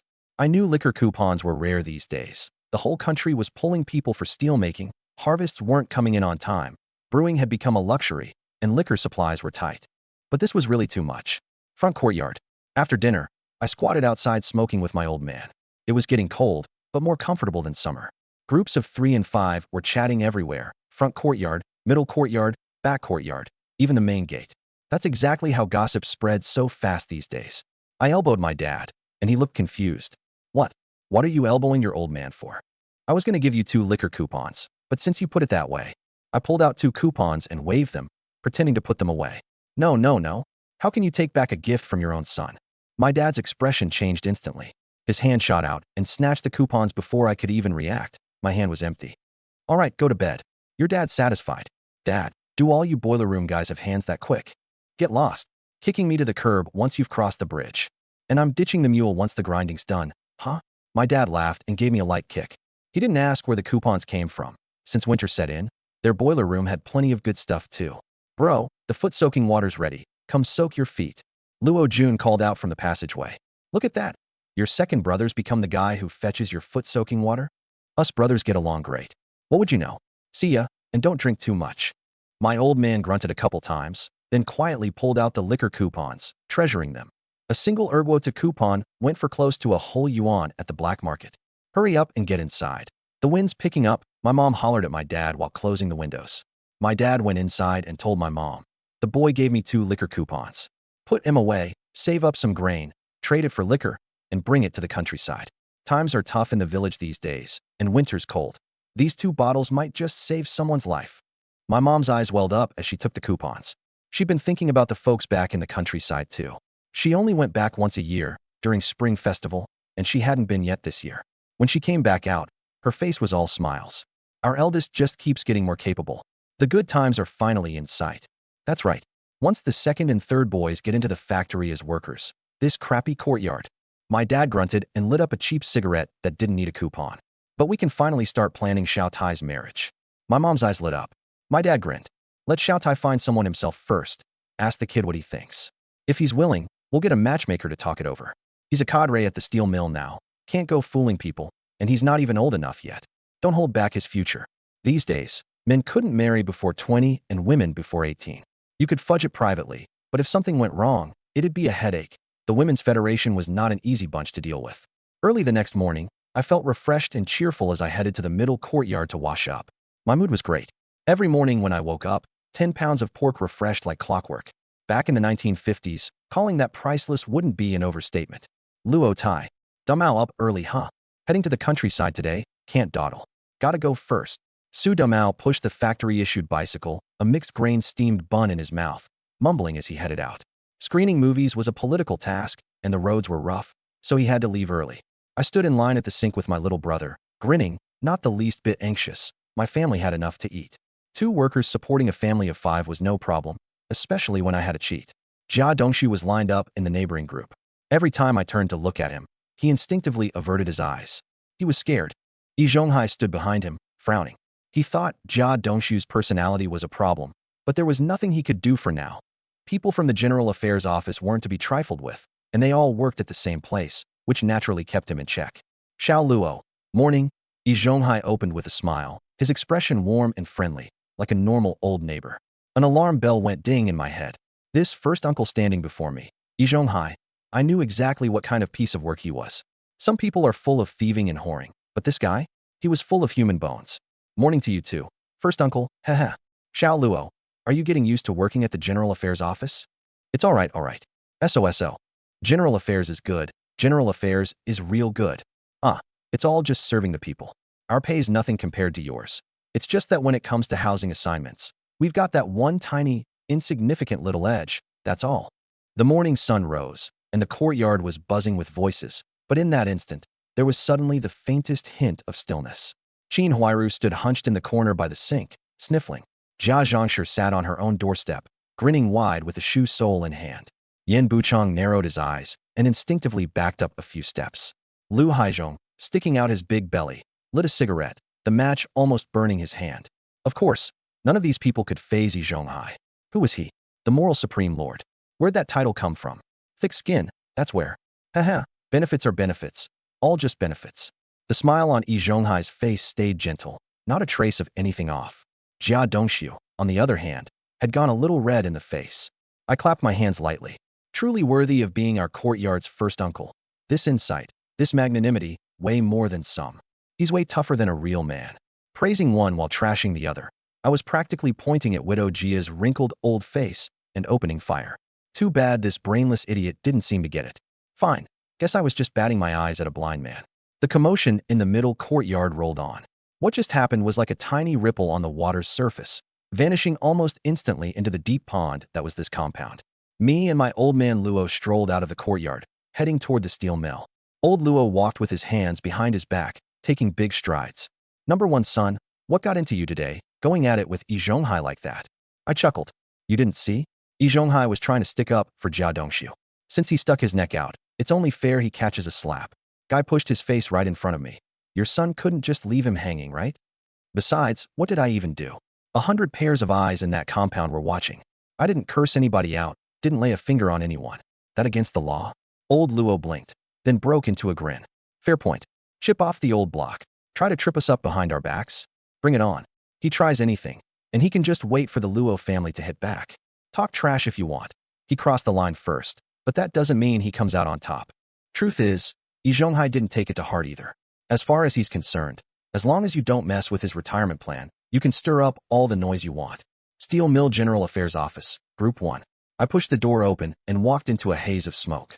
I sniffed and decided I wasn't about to breathe in secondhand smoke, so I just lit my own and walked in, cracking open the window by my desk on the way. Much better.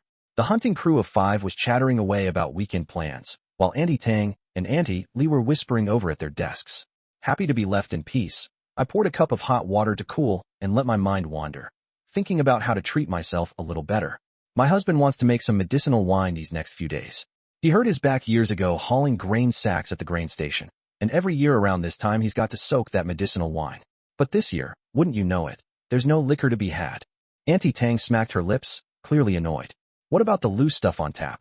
Auntie Tang rolled her eyes. No good. My Ning is picky, only drinks erguo too.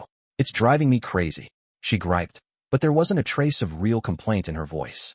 Back when times were rough, her husband had built up their home bit by bit. Well, you could always hit up the pigeon market, Auntie Lee suggested to her best friend. Liquor coupons were rare these days. Ordinary folks couldn't get their hands on them. And even if they did, they hated to use them. 3 yuan a coupon, and my husband buys 10 bottles at a time. That's 30 yuan. My whole month's salary right there. And then the liquor on top of that, 40 yuan. Good grief. Auntie Tang did the math, and even startled herself. My eyes lit up. As it happened, I had liquor coupons on hand, didn't need them myself, and I'm no drinker either. But if I could turn them into cash or connections, well, that'd be perfect. Auntie, I've got some right here. I sat down between the two of them with a grin, pulling out a stack of coupons, 12 of them. Perfect timing too. The hunting crew of 5 had all headed off to the bathroom together. Nice and convenient. I didn't hand over just 10, I gave a couple extra to seem generous. We work in the same office, after all. Auntie Tang's eyes brightened, and so did Auntie Lee's. Little Luo. You too. I paused. They'd spoken at the same time. Were they planning to split them? Winter's here. My husband likes a drink too, Auntie Lee said with a smile. I gave a thumbs up. Your husband's a lucky man. Little Luo, I won't fool you. Black market's 3 yuan a coupon. Your Auntie Lee and I will take them together, 2.50 apiece. Deal. 50 cents off each, 5 yuan total off 10 of them. Flip that around, and I could still buy 5 more bottles of erguo too. Good deal. Listen to you two. We're all in the same office. How could I say no? I agreed on the spot. What was I selling them for? Money? No. I was after connections. These days, connections matter more than money. Get the right connections in place, and there's nothing you can't work out. Little Luo's a good sport. Give me a while, and I'll set you up with a girl from a well-off family. Auntie Tang was thrilled, pulling out her cash right away. Also, she could get her husband his liquor. She carried a whole month's salary on her every day, just so she could act fast when the chance came. Auntie Lee was pleased too. Auntie doesn't have that much, but I've got 5 yuan. Just you wait. I'll set you up too. Our little Luo's such a handsome guy, and well-off besides. Some ordinary girl? Oomph. Not good enough for you. Cash and goods exchanged. Done. 12 erguo to coupons, traded for 30 yuan. Nearly a month's salary, right in my pocket. See, get the connections, and the money follows. Don't you worry, little Luo. Your Auntie Lee and I know how to keep our mouths shut. The hunting crew of 5 came back and didn't notice a thing. Even if they had, they wouldn't have gotten involved. Every one of them had a family to feed, and their households couldn't match Auntie Tang's or Auntie Lee's. On the surface, everyone looked the same, but my standing in those two aunties' eyes had quietly gone up a notch. That's just how it is. You've got the goods, you're the man. Now or later, it never changes. Rhying, end of the workday. I slung my bag over my shoulder and ambled home. Steel Mill compound. Ma, Pa's on night shift tonight. He's not coming back. We'll eat once your brother and sister are home. Got it. Don't let the fact that my old man's a shift leader and part of management fool you. There's no dodging night duty. It's not hard, though. The ones pulling the real weight on night shift aren't the managers. For a manager to even show up for a shift, that's already pretty decent. I grabbed a little folding stool and sat by the door, watching the neighbors come and go. Pretty lively. Officer Luo. Off work, sir. Little Luo, you're back quick. You're still spry on your feet. I greeted the familiar faces one after another, handing out a couple of big production cigarettes while I was at it.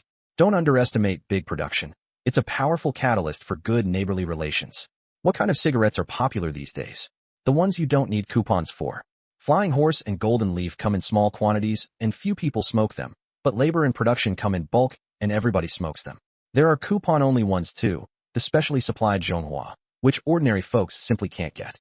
Between Peony and Front Gate is the most popular among cadres.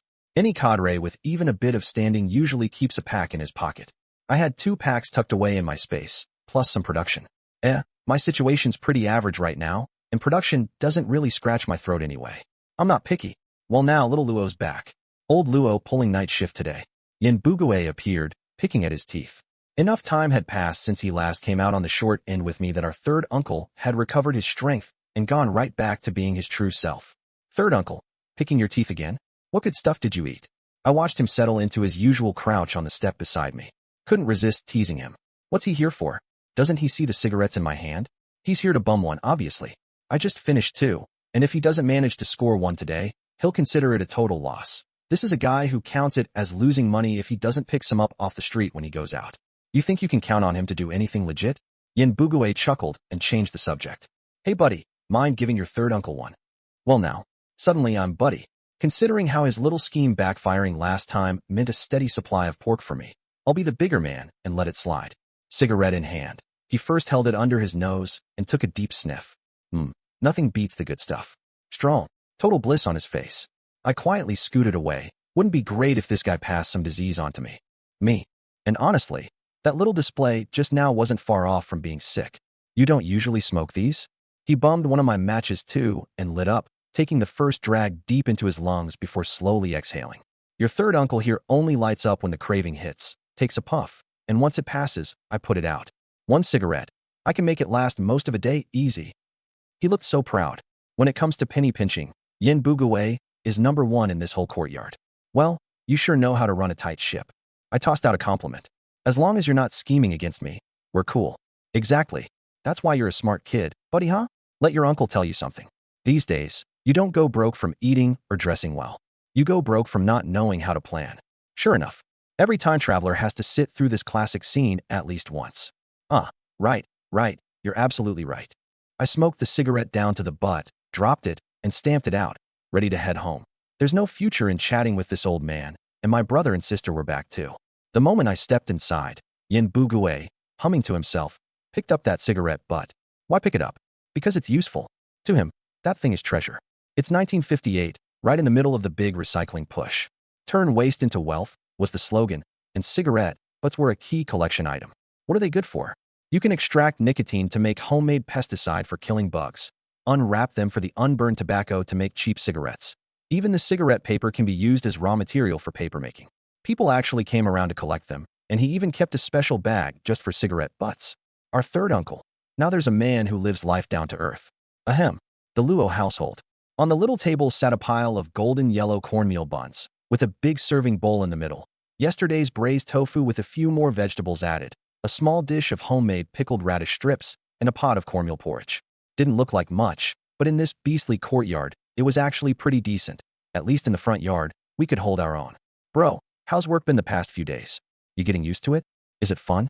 What are your coworkers like? My little sister's mouth was going like a machine gun, firing off a string of questions that left me stunned. My mom nearly spit a mouthful of cornmeal porridge in her face. It's only because food's so precious these days that she held it back. Come on, sis, why didn't you ask yesterday? The little girl looked completely serious. Big bro, you've only been working a few days. If I hadn't been dying to know, I was going to wait until the weekend to ask you. Small as she is, she's got quite a mind for scheming. As her older brother, I'm pretty pleased. As for Luo Jun, he was probably just hungry today, cradling a bun and slurping down porridge nonstop. No need to bother with him. I rubbed my chin and answered the two aunties in the office one question at a time. Yeah, I'm getting used to work. It's not exactly all that fun. But the atmosphere in Group 1 of our General Affairs section is really good. Everyone gets along. I figured there was nothing wrong with those answers, especially for those two aunties. After all, I traded my liquor coupons for their goods. How could they not admit I'm a good guy? No way they wouldn't. This is a beastly courtyard, not a beastly steel mill. In theory, in a courtyard like this these days, neighbors should be the kind who look out for each other. A close neighbor beats a distant relative and all that. Unfortunately, our courtyard really is a bit of an oddball. Big bro, I'm going to study hard so I can be your co-worker someday, my sister Luo Mei said with a goofy grin. That's my girl, go for it. She ducked her head and dug in. A growing girl her age can put it away, and in the Luo family, we make sure everyone eats. That guy in the middle courtyard with a sister? Heh, just out there simping for someone else's wife. I genuinely can't wrap my head around why a guy like he usually goes for used goods. And the kicker is, he doesn't even get a taste. It's purely for the emotional comfort. What's the point? After dinner, I strolled with my little brother Luo Jun over to the 3 little rooms that belong to the 2 of us. It's our favorite spot, freedom. Smoke if you want, soak your feet, read a book, whatever. Bro, wanna smoke? Luo Jun tossed me a Dakianman, then leaned against the window with a book in his hands, cigarette dangling from his lips, looking pretty leisurely in the moonlight. I paused. I'd always thought I was the best-looking one in the family, but I hadn't realized that under the right conditions, my bookish little brother could get a little charisma boost. Amazing. Not like me, all raw modeling and no finesse. Hard to put into words. Can't compete with the charisma crowd. For sure, Luo Jun said. Never mind little sis going to the steel mill, I might want to go too. Maybe even the general affairs section. Think about it. 5 people in our family, and 4 of us in general affairs, haha. He laughed, probably already picturing the Luo family lording it over the whole steel mill. I clicked my tongue. I'm used to it. His mind's been jumping all over the place since he was a kid. Don't read too late, get some rest. Luo Jun was about to answer when a shrill, agonized scream came from the back courtyard, all too familiar. Bro, second uncle's drilling his 2 sons again. Totally normal. If a day went by without him drilling them, I'd feel weird. Nothing to do with us. Once we're done soaking our feet, we'll go out and watch the show, and the heat'll disperse. Get to bed early. As long as the middle courtyard doesn't get so loud I can't sleep, we're fine. Nothing that happens in this courtyard surprises me anymore. Right now, with Jia Dongshu still alive, the middle courtyard's relatively peaceful. The liveliest things are Lu Haizhong beating his kids in the back, and Su Daomao and He Yuzhu throwing down. Other than that, nothing much. The 2 of us listened to the screaming and quickly fell asleep, right through to daybreak. The next day, after checking the output from my system space, it was another day brimming with security. Honestly, I have to thank third uncle. Who'd have thought his little scheme backfiring would push me one big step toward never having to worry about food or drink again. Morning, third uncle. Yin Bugue yawned and grinned at me, looking utterly exhausted. Ah, little Luo. You young people have such energy. Come on now, you've got plenty of pep yourself. I lied through my teeth. Yin Bugue's exhaustion was plain as day. He's so stingy, he even shortchanges himself. Eats poorly, sleeps poorly, so of course his body ends up like this. Sure, it's how he supports a big household. I'm in no position to criticize how the Jia family operates, but that old miser is one ruthless bastard. Morning, Officer Luo, that bureaucratic tone. I could tell who it was with my eyes closed. Morning, second uncle. With Lu Haizhong, a couple of flattering words were all it took to get along. The truth is, at this point, everyone in this compound was pretty easy to deal with, except the Jia family. As long as you had a handle on their weak spots, there was no need to go around beating people up. Sure, I had my personal space dimension, but I had no intention of turning into that kind of person, not unless I hit my limit. For now, these neighbors were still within the range I could tolerate, even the Jias. A few well-placed words could make them squirm, and honestly, compared to violence, I much preferred the feeling of keeping these animals dancing in the palm of my hand. Besides, it tied into my system too, sustainable development, you know. 2 plates of white radish strips, a plate of cured pork, a plate of scrambled eggs, a plate of vinegar sautéed cabbage, and a basket of 2 flour cornmeal buns. An open bottle of lotus white liquor, both little cups filled to the brim. Su Damao and I each sat at one end, each of us with a great front gate cigarette, taking it easy. Brother Luo, nothing beats these great front gates. Su Damao lit another one, content. Come on, Damao. It's not like you can't afford them yourself. Somebody else's always tastes better than your own. He grinned, wiggling his eyebrows at me. I grinned too, took a deep drag. You've got a point there, Damao. This cured pork really is delicious. Once we'd finished our smokes, we tacitly raised our cups and clinked them together. Brother, your big bro's happy today. Eat up, drink up. Su Damao took a sip. A little something warm to drink on a cold winter's day. I didn't down mine in one go, just sipped it for fun. Eat, eat, eat. Don't stand on ceremony with your bro. All right. Cured pork and eggs delivered right to my door. Might as well eat. Su Damao wasn't a cheapskate. Brother, how's the job at the General Affairs office? Any lookers in your group? A couple of shots in, his face flushed red and his mouth ran loose. I passed him a cigarette. There's a couple of aunties, kids 7 or 8 years old already. That work for you? Screw you, he laughed and cursed. What? You planning on finding a wife, Damao? He puffed out his chest. Obviously, I've got to beat Silly Zhu to it, no matter what. No doubt. Knowing your luck, you'll have a kid before Silly Zhu even lands a wife. I picked up a piece of cured pork. Delicious. A pound of pork loses 3 ounces once cured. Most families couldn't bear to make it. Su Damao said he got it from the countryside. So from the countryside it was. Didn't matter to me. He got even happier, took another sip. See, this is why I like you. You know how to talk. That Silly Zhu offends people the second he opens his mouth. Only person he can act normal around is that Qin Huairu woman. You call that normal? Uffed. He's a lowlife, drooling over her body. Su Damao fumed indignantly. I spread my hands. What was there to say? Was Qin Huairu really that pretty? Maybe in a TV drama, but this was reality. Look at the state of her, and He Yuzhu was still hung up on her. Clearly the man had never seen a decent-looking woman. So how's the whole finding a partner thing going, Damao? I changed the subject. I was in a good mood. Why bring up that trash Jia family and ruin my appetite? He sighed. Not yet. My family's helping look, but I just don't know what kind of girl I'm after. For the Su Damao of right now, that was a real dilemma. If you want a steady, down-to-earth life, marry a reliable working girl. You're one of the 8 big positions, got a Beijing residence permit, a house, a bike, a decent salary, and you can even bring stuff back from the countryside. Landing a proper wife should be easy for you. I felt generous enough to throw him a hint. Lu Xiaoyi was gullible enough already. No need to ruin one poor woman's life. Not a single one of the animals in this compound was worth trusting. Su Damao thought about it seriously. You're not wrong. Who marries a wife these days for anything other than a stable life? Same goes for me. That's just how ordinary folks are. Doesn't matter if it's this era or 100 years down the road. All those fancy high society marriage alliances have nothing to do with common nobodies like us. Then get to it. I'll be waiting to drink at your wedding. Sure thing, sure thing. Thud. I went quiet. The words had barely left his mouth. Maybe Su Damao was feeling good. When he raised his cup, downed it in one gulp, and then, crash, keeled right over. Well, guess you really can't hold your liquor. So the TV dramas weren't lying after all. Too lazy to head out just yet. I fished out a cigarette and lit it.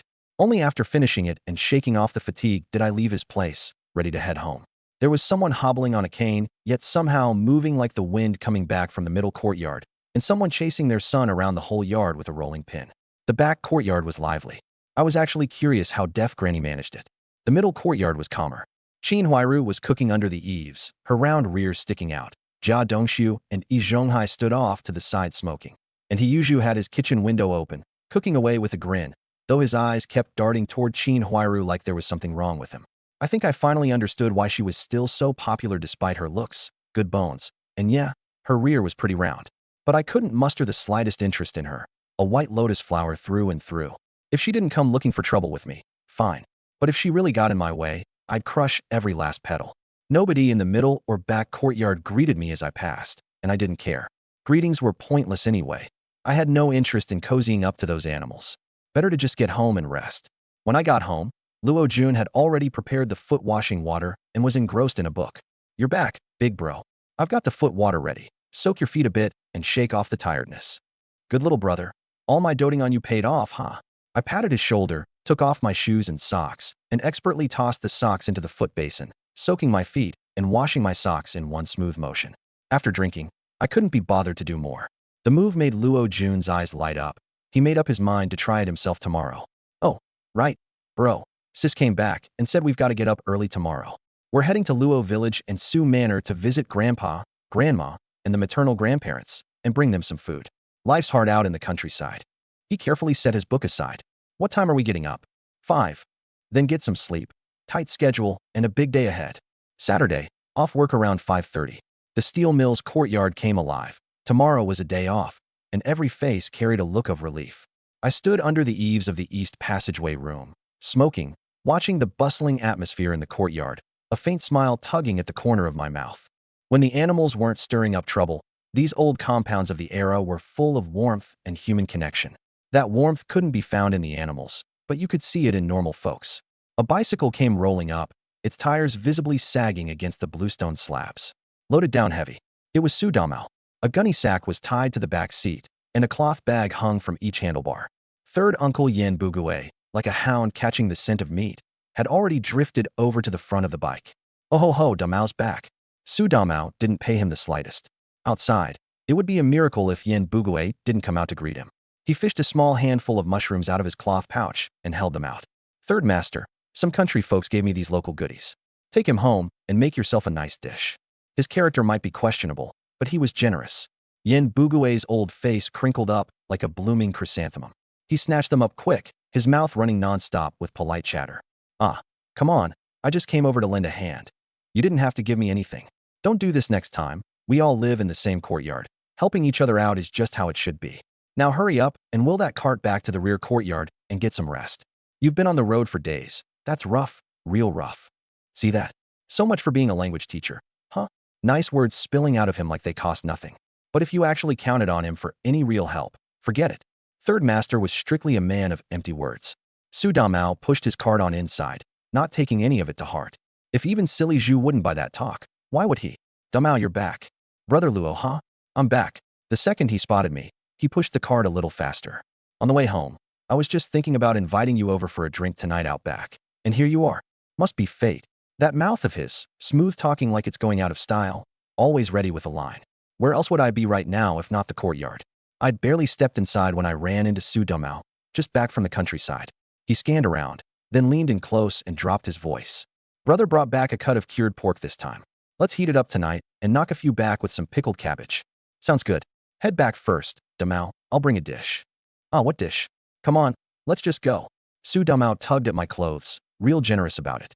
On this, I really couldn't rag on him. I couldn't turn him down, so I hollered into the house at my little brother. Tell Mom I won't be home for dinner tonight. I'm eating out back with Damao. Got it. And so, Su Damao pushing his bike and me walking alongside. The two of us headed toward the middle courtyard, grinning. Damao. Qin Huairu was washing clothes by the sink. The moment she caught sight of us, she let out a sweet, coy little cry. That voice, soft and clingy, froze Su Damao right where he stood. I cleared my throat twice. Damao, turn around and go. She's a married woman with a man of her own. You keep this up and you'll be walking into a firing squad. The words firing squad snapped Su Damao right back to his senses. Silly Zhu's sister Qin. I've got things to do today, gotta run. Su Damao pushed his cart and picked up the pace. practically itching to hop on and pedal away. Chin Huairu looked a little stunned. Once it sank in, she shot me a venomous glare. Of course, she wasn't stupid enough to come pick a fight with me over it. The Jia family already had troubles enough. Chin Huairu, living a steady, honest life beats everything. All this scheming about things you can't have, it's useless.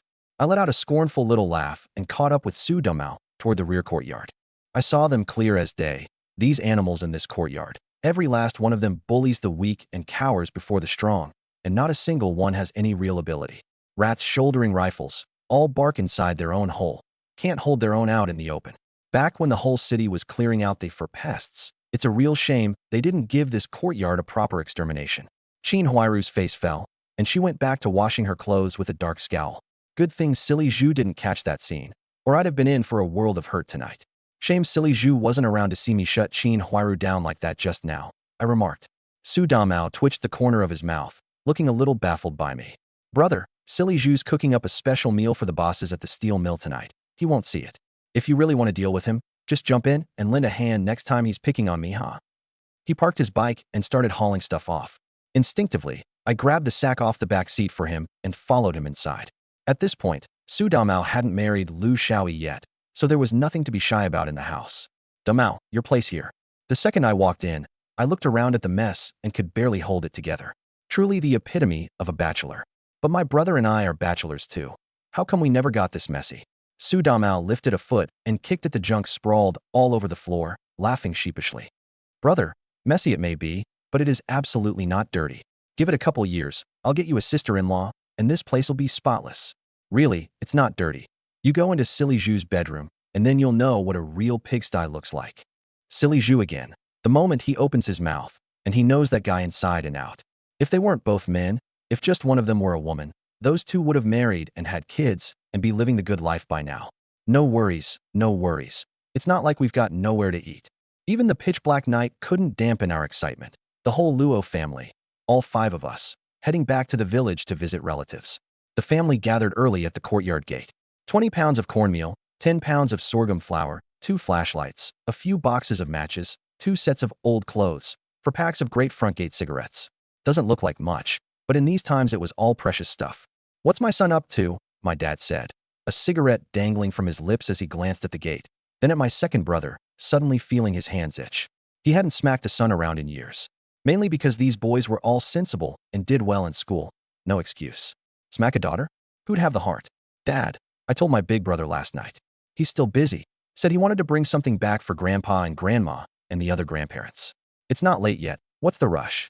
My second brother, Luo Jun, fired back smoothly in one breath. Mom heard that and lit up. Nothing beats having good sons who remember to bring things for the village elders. Not long after, I came out carrying 2 hemp ropes, meat hanging off them. Dad's eyes bulged. Where the heck did you get that, kid? Mom was startled too. Never you mind, you two.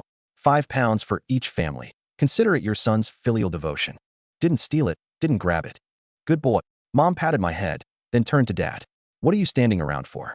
Grab some newspaper and wrap it up. You gonna carry it out in the open like that and have everyone eyeing it on the road? Seeing his wife about to make a move, Dad scampered back into the house and came out with a stack of newspaper, wrapping it up cheerfully. Both families were taken care of, so as the father, he got a safe face too. The whole family of 5 set off out of the city in good spirits. It wasn't far, an hour's walk to Luo Family Village, with Su Family Manor right next door. Luo Family Village in the morning, Su Family Manor in the afternoon. No delays either way. Dad carried big bundles and small. I carried one, and each of my 2 brothers took a load. My little sister giggled away, everyone in high spirits. Mom walked beside my sister, smiling just as happily. In these times, being able to bring a little something rich home for the family could save lives at a critical moment. This pork I'd gotten hold of was exactly that lifeline. Even folks in the city had it this hard, never mind the surrounding villages and other places. The sky was just beginning to lighten. It was getting light out. You could just make out Luojia village in the distance. Traveling at night was slow going, but there was nothing for it. Safety came first. My mom had a hunting rifle slung across her back, and my dad had a dagger tucked in his pocket. Me? I had a few bricks stashed in my spatial pocket. Good for ranged attacks or close combat. Real convenient. Of course, a gun would have been better. We're finally here, Dad. My legs are totally numb. My little sister put on a pitiful face, milking it for all it was worth. Everyone else had toughened up, so no big deal.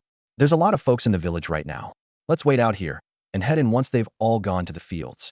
My dad chuckled and led the family off to find a spot to rest. Even though it's called Loajia Village, there were plenty of other family names living there too. Us showing up early, with a big group and stuff in tow. Not a good look.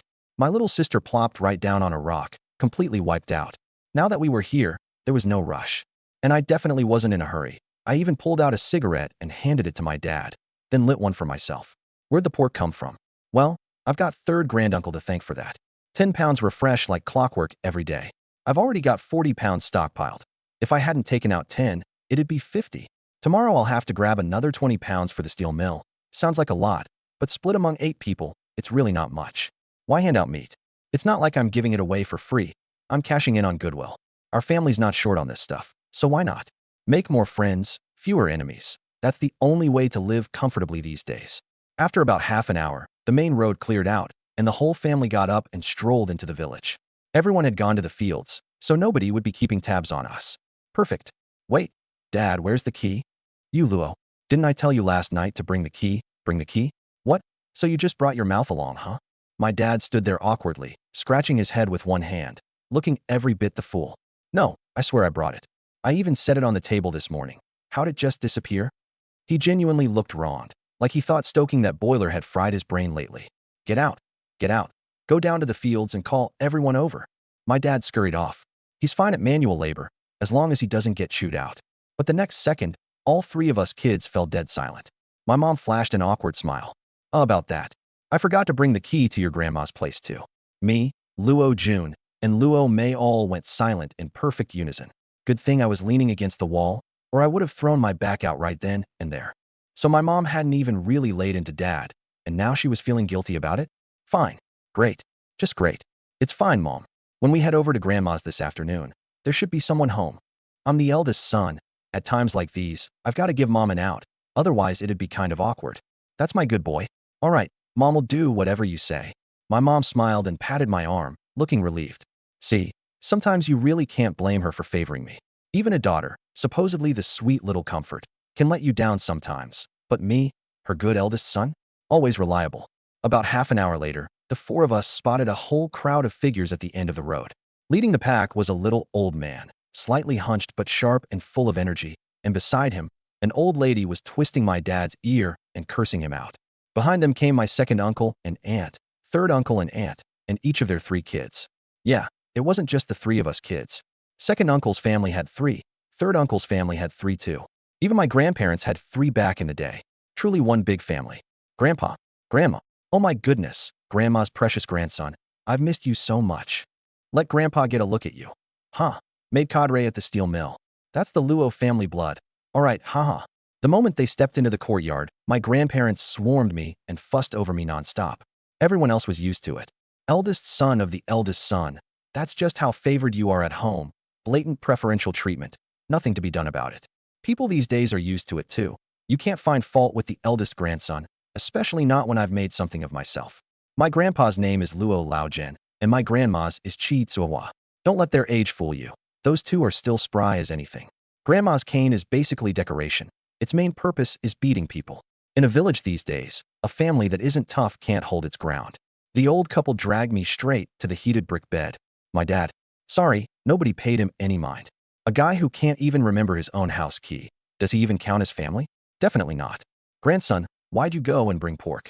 Times are so hard these days, Grandma said, gazing at the meat with a pained look, then back at me, her eyes practically dripping with doting affection. Grandpa grinned, teeth bared, puffing on a big front gate cigarette, cheerfully directing his sons and daughters-in-law to get busy. Cook. We absolutely have to cook. We're having lunch. Say what you will, but those few dozen pounds of flour alone were more than enough. Even if I'd brought nothing at all, they'd still feed us. Grandma, you and Grandpa eat up, don't worry. I work in the general affairs office at the steel mill, plenty of perks. I was so pleased I could burst. Only someone who's been doted on knows how good it feels. Just look at my dad, so jealous his teeth were practically curling, and he didn't dare make a peep. As for the meat, perfect timing. I'm in the general affairs office, and that place really does have its share of perks. Otherwise, how do you think my dad landed a wife so easily back in the day? The boiler room.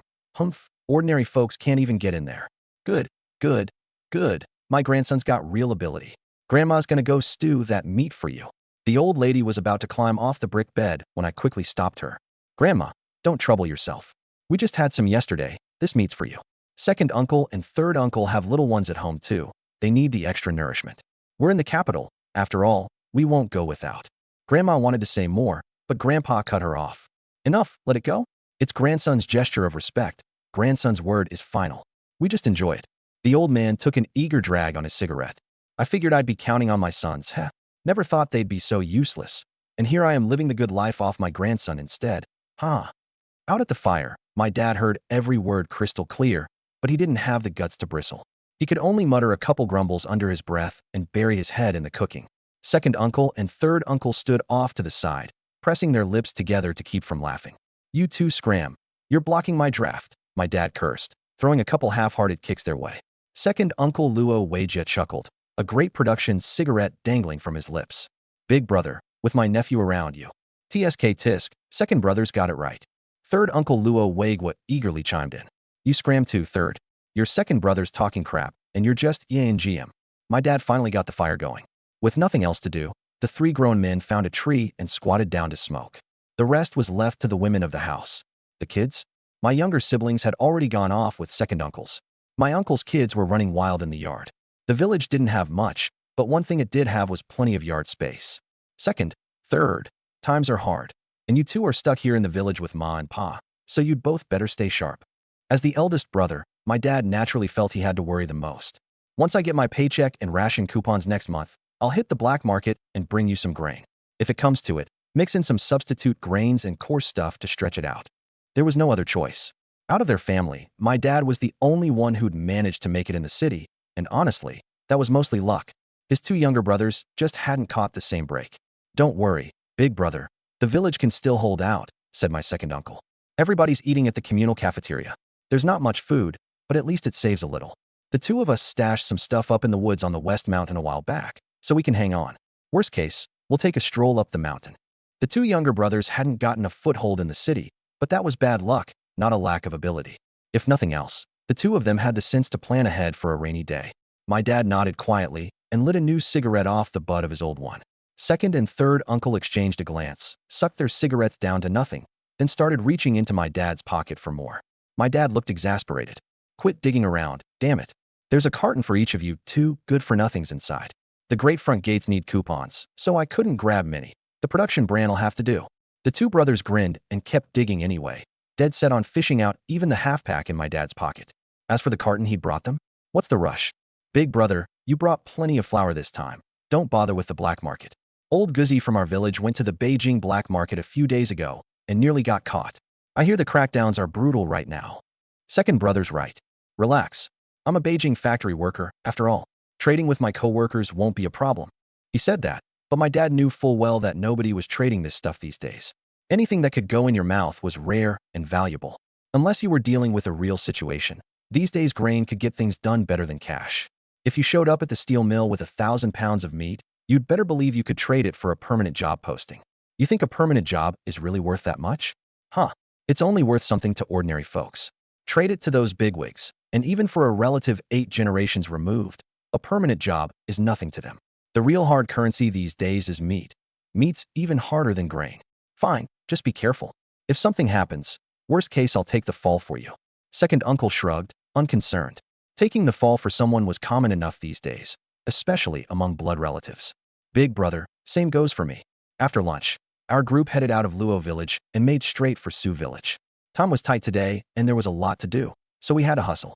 We still had to visit my mom's parents' place, and once that was done, rush back to Beijing. Getting back to the city from Sioux village was a long way, an hour and a half on foot. Grandpa, Grandma, led by our parents, us 3 kids dutifully called out our greetings, then formed our little squad and went off to play in the yard. Honestly, I wasn't exactly a favorite on this side of the family. They had their own eldest grandson. Me, a grandson through their daughter, wasn't much use to them. I knew it perfectly well. If it weren't for my mom's sake, they definitely wouldn't be getting any pork. Here in Sioux village there were my grandparents, my uncle's family, and my third aunt's family.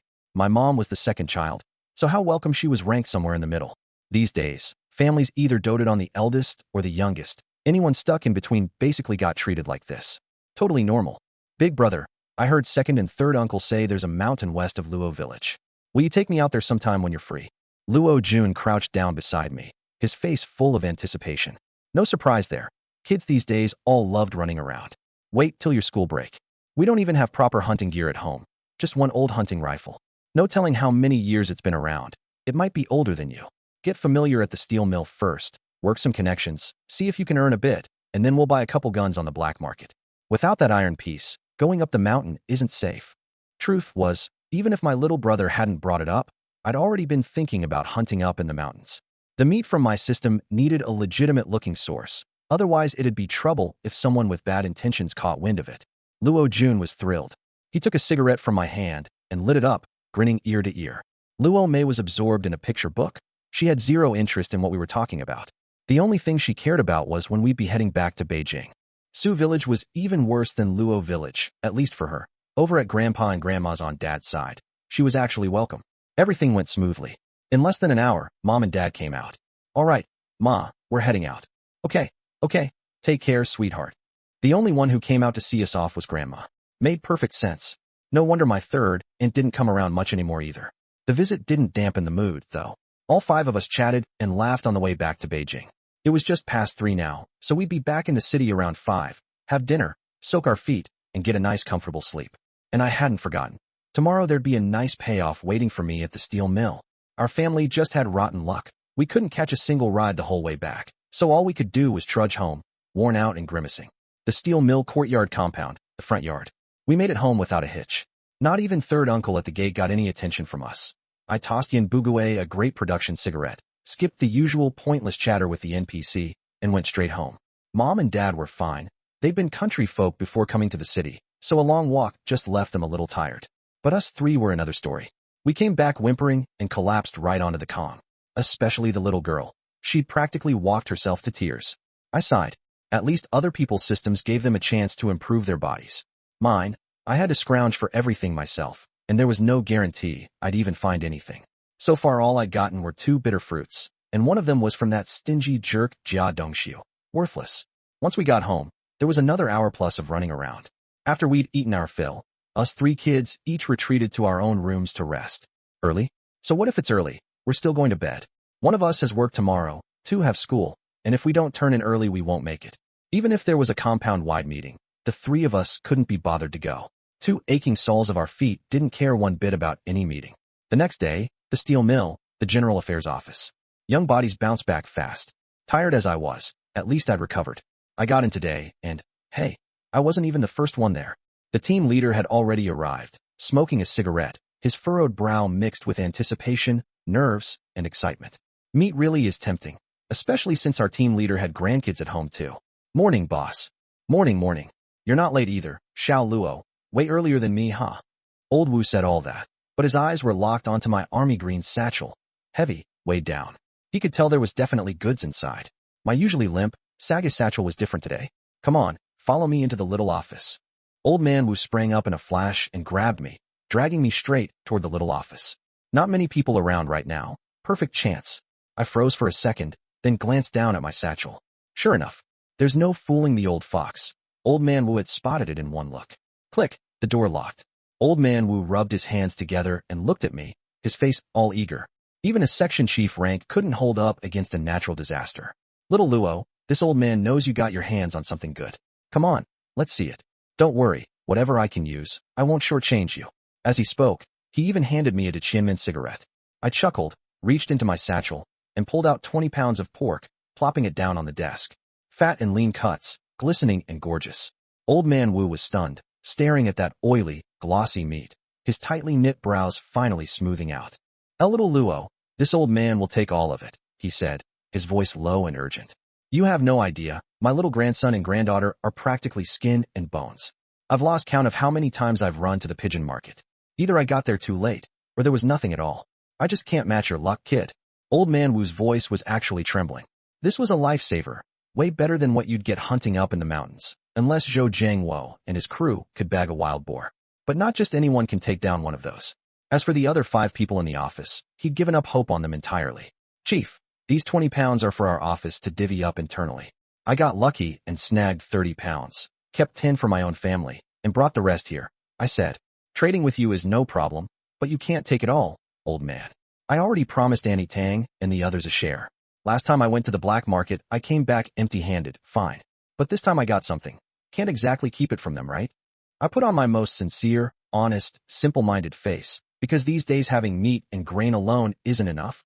You've got to have a little personal charm to back it up. Like being a man of your word. Like being loyal. These fine qualities are all good material for building a reputation. Meat and grain, loyalty, keeping your word. Pull any single one out, and it doesn't do much on its own. Just like the big and little jokers can't blow anyone away when split apart. But put all these cards together. Now that's a rocket launcher. Sure enough, though old man Wu was a little disappointed, the look in his eyes toward me grew even more appreciative. The rocket launcher worked. Then here's what we'll do. This old man won't make it hard on you. 10 pounds. Sound good? No problem. These 20 pounds of pork had already been split into 10-pound blocks, and I'd even picked out a fatty piece for old Wu on purpose. He grinned so wide his teeth showed. Hold on. Can't just take yours for nothing. This old man's got a little stash. Come pick something. He yanked open a drawer, and my eyes immediately landed on what was inside. There was actually a wristwatch in there. Old Wu chuckled, just fished the watch out and set it on the desk. Glass shut. Brought over from the Soviet side, Eastern European goods. This old man doesn't wear this kind of thing. If you like it, take it. Call it a straight swap. No talk of who's winning or losing. And kid, if you get more good stuff down the road, bring it to this old man. I'll never shortchange you. I understood perfectly. Today he traded for something that would save lives, so he was happy, and had even unconsciously promoted himself a generation up in seniority. But none of that was the point. The point was he wanted to build a real relationship with me. A watch he had no use for, traded for a bit of future hope. Worth it. If the bet paid off, this watch would be the bridge between us. This section chief was a shrewd one, sharp as they come. I didn't stand on ceremony either. Wounded, set the time, all in one smooth motion, and strapped it right onto my wrist. Don't you worry. When I've got good stuff, I'll definitely remember you. Settled. Come on, let's go see what Zhang Wo and the others hauled in. Old Wu swiftly stowed away the meat and led me into the big office. As luck would have it, right after we stepped in, Annie Tang and Andy Lee, the two biggest gossips in General Affairs Group 1, came right in behind us. Little Luo, you're here early. After they finished their greetings, their eyes kept darting to the 10-pound hunk of pork in my hand. They lit right up. Hard currency, rock solid, that's what it was. Got lucky, snagged it at the black market the night before last. Kept a little for myself, brought the remaining 10 pounds here for the office. See who needs it, I said with a simple-minded grin. Old Wu spoke up too. Little Luo and I already traded. These remaining 10 pounds, this old man won't touch. But let's wait for Zhang Wo and the others to get back. Didn't they head out toward North Mountain by the Ming Tombs? Once everyone's here, we'll close the door and split it up among ourselves.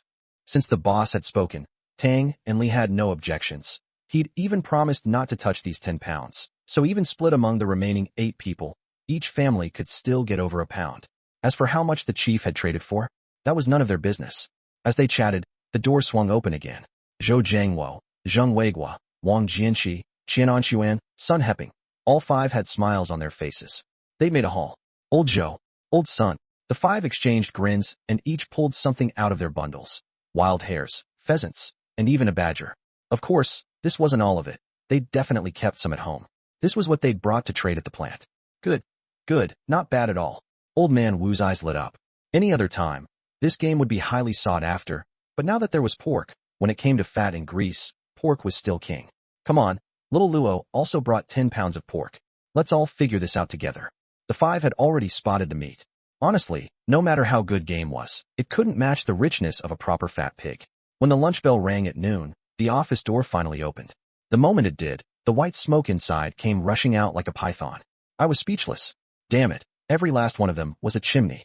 3 packs of production brand cigarettes, gone in one morning. No wonder the room was choking. At least everyone came away with something. The first internal distribution meeting of General Affairs Group 1 had ended in complete success. My 10 pounds of pork were gone, traded for 1 pheasant, a little over 10 yuan, and 2 Qianmen cigarette coupons. No liquor coupons. These days, liquor coupons were even rarer than cigarette coupons. I stretched out my joints, packed up the pheasant, grabbed my lunchbox, and ambled off toward the canteen. Even though Old Wu was in a hurry to get home and deliver the meat, he still had to hit the canteen first. Every meal you can eat at work is 1 meal saved. Costs a little money, but it saves your own family's grain. And these days, grain was worth way more than money. In the canteen, Brother Luo Tai, haha, what a coincidence. Someone slapped me on the back. It was Su Dumao. Brother Damao, a projectionist like you comes to eat here in person? I teased. The poor sap stood there for a good while, not catching on. Ever since I'd eaten at his place last time, our relationship had improved a lot. Men, after all, cigarettes and liquor build the bridge, and relationships take off from there. Grab a bite together? Let's grab a bite. Spot. The two of them sat down and popped open their lunchboxes at the same time. The mood was a little tense. My box wasn't overflowing, but Su Damao's, man, it was barely 2/3 full. That son of a bitch silly Zhu. I swear I'm gonna beat his ass when I get back. Su Damao stared at his lunchbox, grinding his teeth. I chuckled, catching on, shaking the ladle, a classic move for cooks these days. But silly Zhu's shortchange was a little much. Still, I had no plans to help him get even. That's not what my golden finger's for. Unless somebody comes at me directly, I'm not about to bite into that bitter fruit. Then again, it made sense. That 1-cent meat plot of Yen Bugues produced every single day, priceless, top-tier stuff. And since it was such good stuff, naturally it'd be harder to come by. Fair enough. The meal wasn't exactly pleasant, but it was quiet, and for me that counted for plenty. That afternoon, the office was full of heads slumped over desks, everyone catching a nap. You eat, you get drowsy, totally normal. Even the section chief was resting in the little office. Not many families ate their fill these days, and when you can't eat enough, what do? Move less, burn less. Knock knock knock. In the quiet room, the sudden pounding jolted everyone awake, and the whole office looked toward the door, bleary-eyed. Son of a bitch, I'm gonna go see what the hell this is. Zhou Jiangwo woke up cranky. He'd spent 2 days grinding away in the mountains over his day off, and was hoping to catch a break at work. And now some clown was crashing the party. How could he keep his temper? Not a single person in that room was in a good mood. I glanced at the glass shut on my wrist. Not even 3 o'clock yet. Damn it. Prime napping time. And here comes some hothead. The door opened, and in walked a young guy, full of energy and a bit of arrogance too.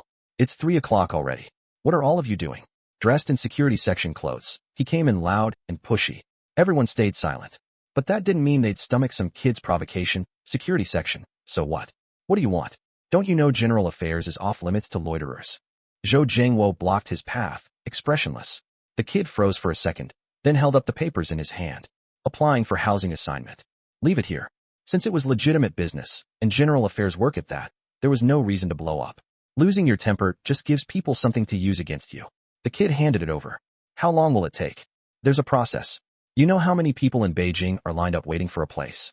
Just wait. We'll notify you when something comes up. Sun Hepping coldly escorted him out the door. Bang. The door slammed hard, the gust of wind practically smacking him in the face. The new security section guy stood there stunned for a moment, not sensing anything wrong, muttered a couple of words, and left. Everyone in the room huddled together to look at his paperwork. Since when do tech school grads act this cocky? Look at little Luo, he's not like that. Is his dad a factory director or something? Bullshit. This kind of clueless idiot's just plain dumb. He's probably already pissed people off in security. Otherwise, wouldn't you bring somebody you know along to apply for housing? Coming to general affairs all by himself. I don't see one of those in a whole year. Enough. Toss this jackass's paperwork to the very bottom of the pending pile as a coaster. Not only did he wreck people's rest, he talked like a real jerk. Yeah, throw it in there. There. Don't even think about getting assigned for another 3 to 5 years.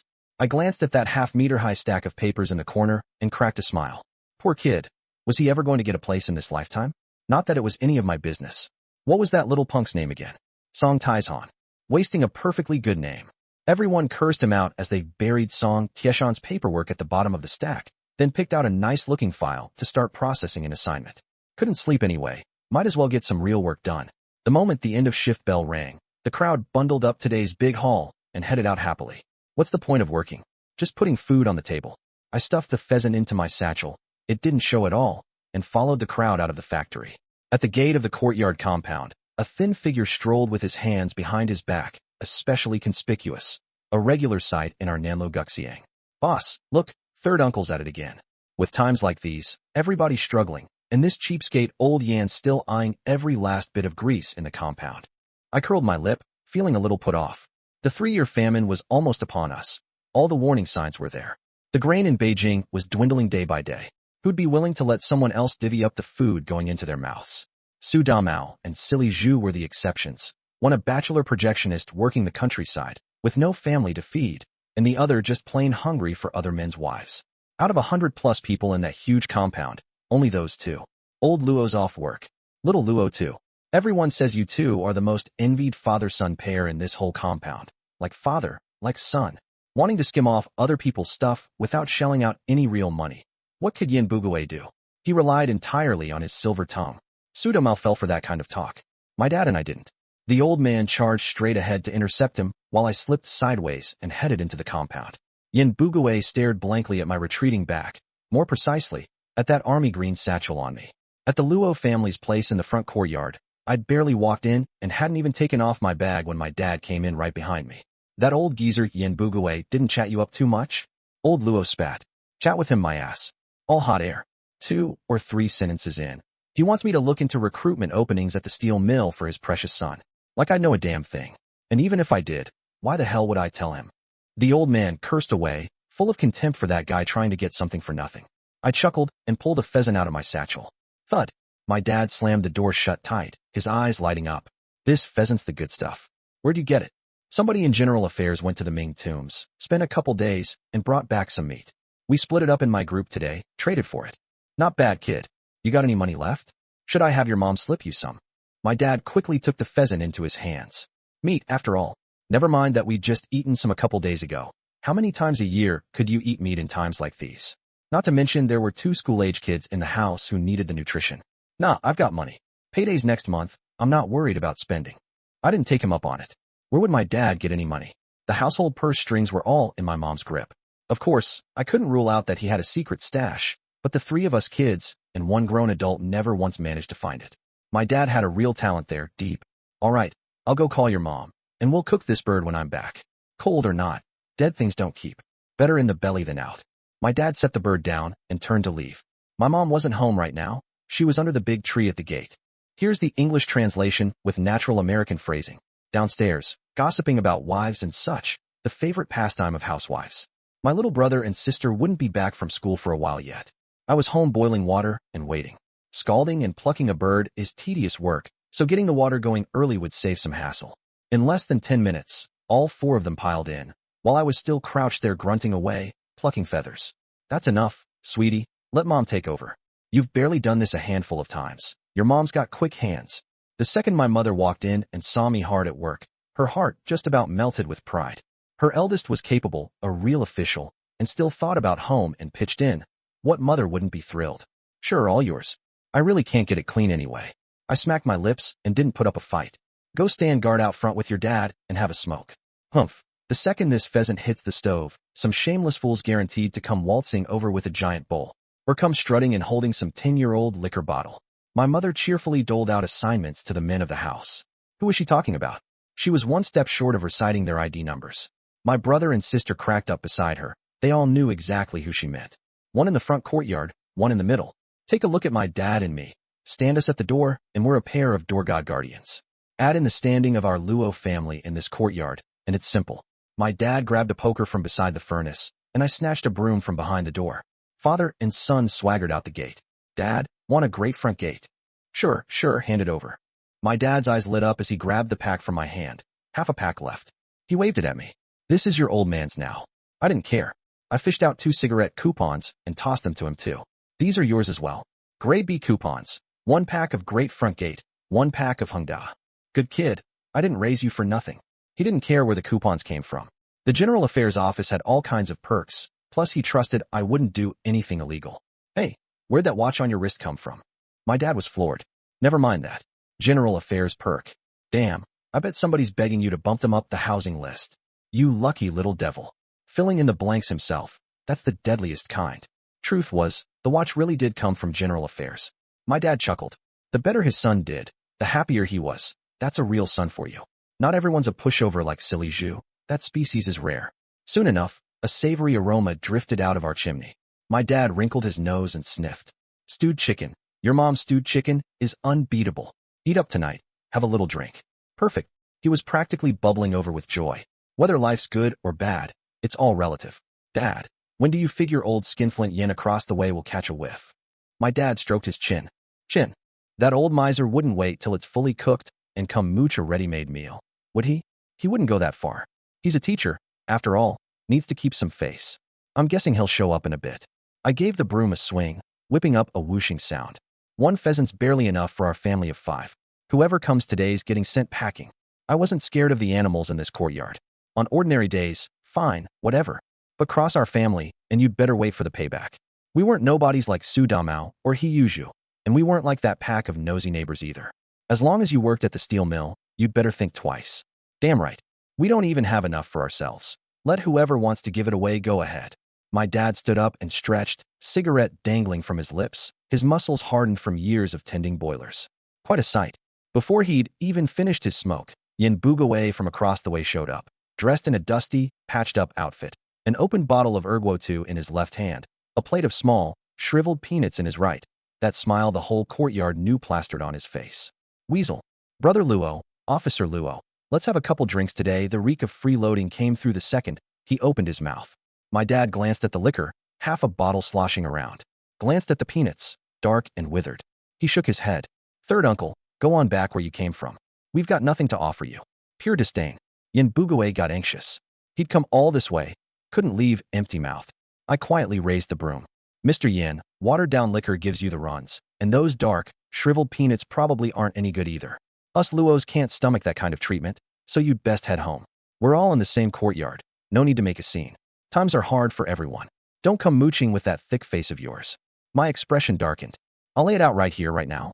You're with Red Star Elementary. The steel mill can't touch you. But we all live in old Beijing, and who doesn't know a few people? Don't make us Luos call in a favor over you. Hey now, Luo. I don't repeat myself. Off you go. I set my face hard, and my dad immediately went stone-faced. These days, meat can save a life. Otherwise, why would the General Affairs Section Chief trade me a nearly new glacier for one? Old Wu was buying goodwill. Seeing heads poking out in the front courtyard, Yin Bugawei finally decided he still cared about his face and turned to head home. If he couldn't eat it, he'd at least sniff the chicken in the air, then go home and gnaw on a corn bun. It's not like we could charge him for smelling it.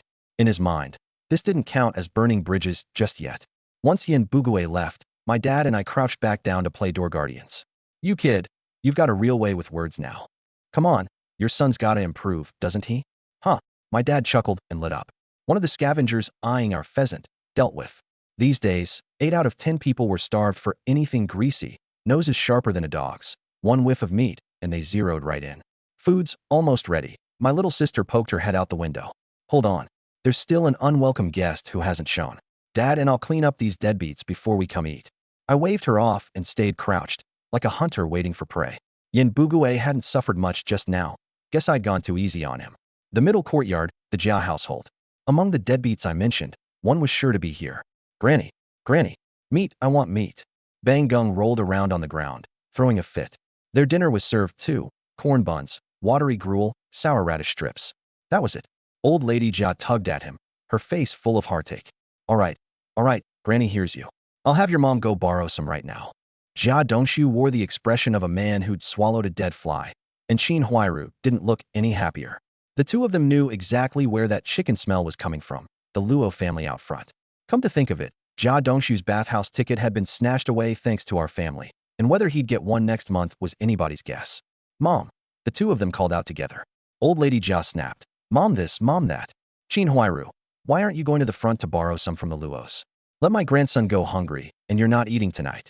Her fat quivered, her whole manner vicious and ugly. Qin Huairu, let me know if you'd like me to continue with the rest or adjust the tone/style. I shifted my attention to Jia Dongshu. That spineless coward was hunched over, nibbling on pickled radish. One bite here, one bite there. What are you standing around for? Move it. The next second a big soup bowl got shoved into Qin Huairu's arms, fast enough to scare off a dog.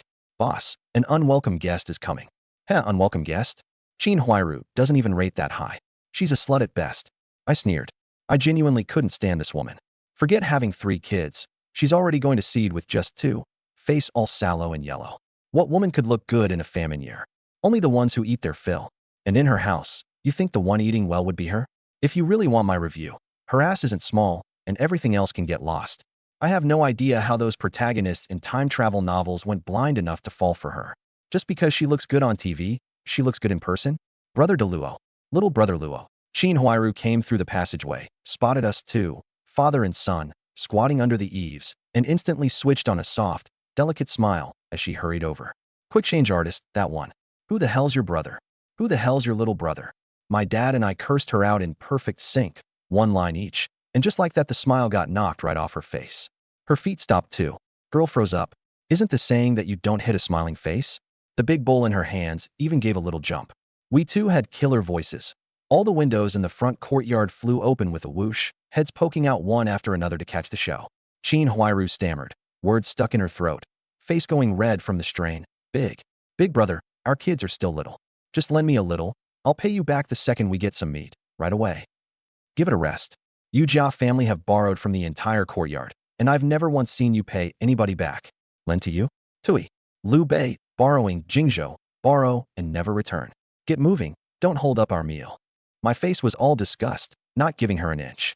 Save her face? Who do you think you are? That sallow little face of hers went completely red.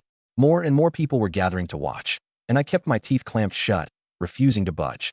She's not some pushover like stupid Zhu, genuinely hard to deal with. If I actually lusted after her body, that'd be one thing, but too bad I had zero interest. My dad chuckled, shooting me a thumbs-up look. Little Officer Luo. Chin Huairu stamped her foot, her upper body swaying. My dad's face darkened. He fixed her with a hard stare, clearly ready to make a move. Screw your ancestors. Your Jia Dongshu's still at the steel mill, isn't he? Lose your bath tickets and you can just tough it out, or what? Want me to go put a bug in his boss's ear? I scoffed. It's just a couple ounces of meat. You think you're the only one who's got it? There's some stewing in my pot too. Chin Huairu was completely shut down, face crimson, whether from anger or shame, not my problem. Just as she was about to leave, a burly guy pushed through the crowd, cigarette dangling from his mouth, swaggering out all self-righteous. The #1 simp panting after Chin Huairu, Yuzhu. The moment she saw him, her feet stopped again. Zhuzi, Sister Chin thanks you. There's kids at home, no grease in our diet. That's why I came to borrow meat from Officer Luo. Since he's not willing, it's fine. Sister Chin will just head back and let Bangung gnaw on cornbread. On the verge of tears, dripping with fake sweet, manipulative talk. That right there sent stupid Zhu's heart fluttering. That's nothing. Sister Chin, you wait right here. Today I'm getting this borrowed no matter what. Yuzhu, thoroughly bewitched, snatched the big bowl away and accidentally brushed against something soft. His heart went pitter-patter, his square face flushing red. These two, looking every bit the adulterer and his mistress, didn't spare us father and son a single glance. My dad chuckled. Boss, looks like somebody wants to rob our house by force, huh? I smacked my lips and nodded. This stupid Zhu's got nothing in his head but Chin Huairu's ass, I'll bet. Huh? My dad roared with laughter, and the onlookers laughed right along, full-on roasting to his face. Since stupid Zhu wasn't going to give the Luo family any face, well, what luck? I wouldn't give him any either. Used to be I'd at least call him Brother Zhu when I saw him. Now, just wait for the storm coming from the General Affairs office. A cook? You really think that makes you something special? Yuzhu's face went dark and red. Enough of your crap. I'll pay cash for it. Ooh, big words. What's the matter, stupid Zhu? You think you're the king of this courtyard. Not selling. I stuck out my lips, all mockery, gripping the broom tight in my hands. Worst case we fight. Fighting's nothing unusual these days, is it? You Luo bastard, don't push your luck when we're giving you a chance. We're all in the same courtyard, and I can't even buy it with cash. The more Yuzhu talked, the filthier it got, the more enraged he became. Dumbass. A useless piece of trash whose gut couldn't hold 2 ounces of sesame oil. I calmly shook my head. Not selling. Not for any price. I sneered inside. Yi Zhonghai is Jia Dongshu's master, and even he didn't dare jump out and make a fuss. What makes you, Yuzhu, think you've got what it takes? The way Yuzhu ended up in the original show, I don't think he had it coming one bit less than deserved. Yuzhu's eyes went wide. Bowl in hand, he took a big stride closer, glaring hard at me, the threat clear as day. My reaction? Sorry, not scared. What's it gonna be, stupid Zhu? Want to throw down with the Luo family over somebody else's wife? Fine. Why don't you go ask her husband if he's okay with it first? In such a hurry to be the side piece? Can't you wait a little? When it came to running my mouth, how was Yuzhu any match for me? The second those words came out, the courtyard erupted into even louder, more piercing laughter. Yuzhu's old face was so red it was about to bleed. Every jab of mine went straight for his heart, every word drawing blood. You don't mess with me. I naturally don't come looking for trouble. But you mess with me? Heh. You'll end up just like Jia Dongshu. Buying it or not. Not selling, just plain not selling. Force a sale? Take a good look at what you are first. I was firm as steel, simply not selling. You, Yuzhu, don't have the face for it. I'll beat you to death, you son of a bitch. Yuzhu's reason snapped completely. He swung the big bowl up and smashed it down at me. Everything went exactly as I'd figured. No brains, hot temper, practically begging to be played. I gave a cold snort, the iron hook in my hand darting straight for his wrist. Crash. The big bowl hit the ground and shattered everywhere. Perfect opening. I flipped the knobby end of the broom around and jabbed it right into his armpit on the right side. Arg, just one hit. It knocked Hiyuju flat on the spot. He rolled around on the ground, clutching his right arm with his left hand, howling. Pain, real pain. 8 out of 10 people watching flinched right along with him. The armpit. Man, one jab like that. Who could take it? His arm wasn't crippled, but he'd need to take several days off. As a cook, the two most important things are those arms, and today I got him good on the right one. Luo Tai, how could you do this? Beat the young one, and here comes the old one. Yi Zhonghai stepped forward, all righteous, brimming with indignation. But all 5 of us Luos stepped out too, each one gripping something. Luo Jun with his bench, Luo Mei with a stool leg, and Mom with her cleaver. Faced with this lineup, everybody took a step back, the busybodies watching the show and the fake do-gooder Yi Zhonghai alike. Big family, tight-knit. That's exactly what makes us tough. Why does an old childless man like Yi Zhonghai go through all that trouble hunting for some poor sap to support him in old age? See, this is the advantage of a thriving household. Dad walked up to Yi Zhonghai with a cigarette dangling from his lips, a warning behind his smile. Yi Zhonghai, this has nothing to do with you. My family's coming after silly Zhu. Don't be a fool and drag yourself into it. The message was simple. We won't touch your old age insurance policy, Jia Dongxiu, so don't you go sticking your nose in. Otherwise, Yi Zhonghai's expression flickered, then snapped right back to his good guy act. Ah, well, I am the first uncle of this courtyard. Zhu's just got a bit of a temper. Let me take him away. Fair enough. This Hiyuju was only a backup candidate. A backup, not worth putting himself on the line for. Yi Zhonghai's no idiot. Dad walked back over to Hiyuju with a grin and delivered a vicious kick to his lower back. Get lost. The move was subtle, and in all the chaos nobody noticed. Everyone just assumed he was chasing the guy off. Yi Zhonghai called over the late-arriving Jia Dongxiu and hauled Hiyuju off toward the middle courtyard. A ruckus started over a stewed chicken, fizzled out just like that. It looked a bit anticlimactic. But hey, there's the law. Anticlimactic is exactly the right way to handle things. For me, as long as I hold power in my hands, dealing with these people in the courtyard is no challenge at all. Hiyuju's already on my list, along with Qin Huairu. Except she doesn't work at the steel mill right now, which makes things a little trickier. But there's plenty of time ahead. What's the rush? As for Hiyuju? An idiot. Not worth worrying about. He's just plain sexually frustrated. Damn it. Toss him into some adult entertainment joint back in the modern world. 5, 6, 7, 8 of them going at him at once. He could grind rebar down into an embroidery needle.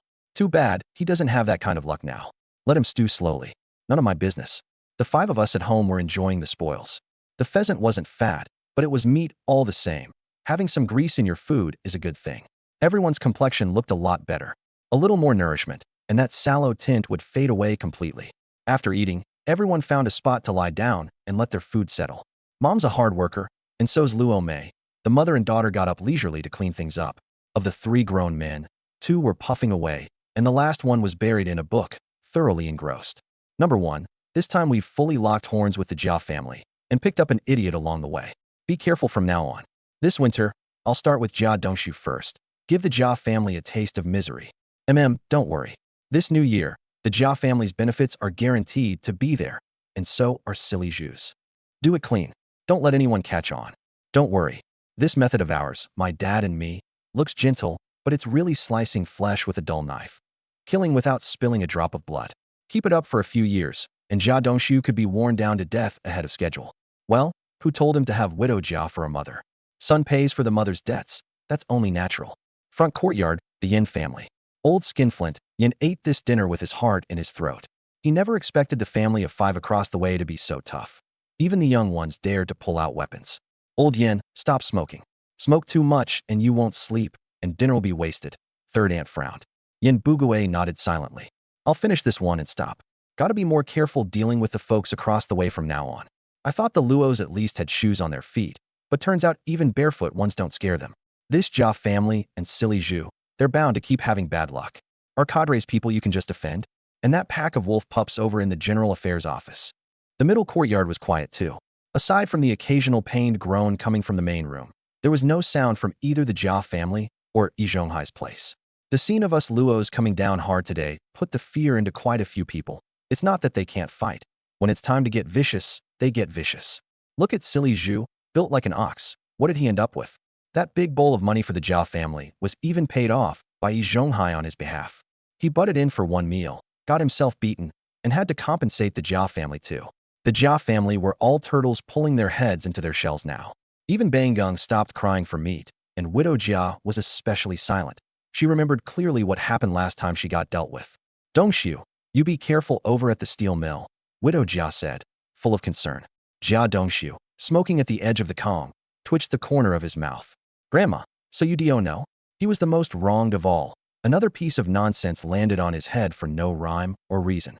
I know, Ma. In the east side room of the front courtyard, Luo Jun and I were happily soaking our feet. Full belly, then a nice hot foot soak. Drowsiness hit right away. Bro, we sleeping after this? I'm beat, Luo Jun yawned.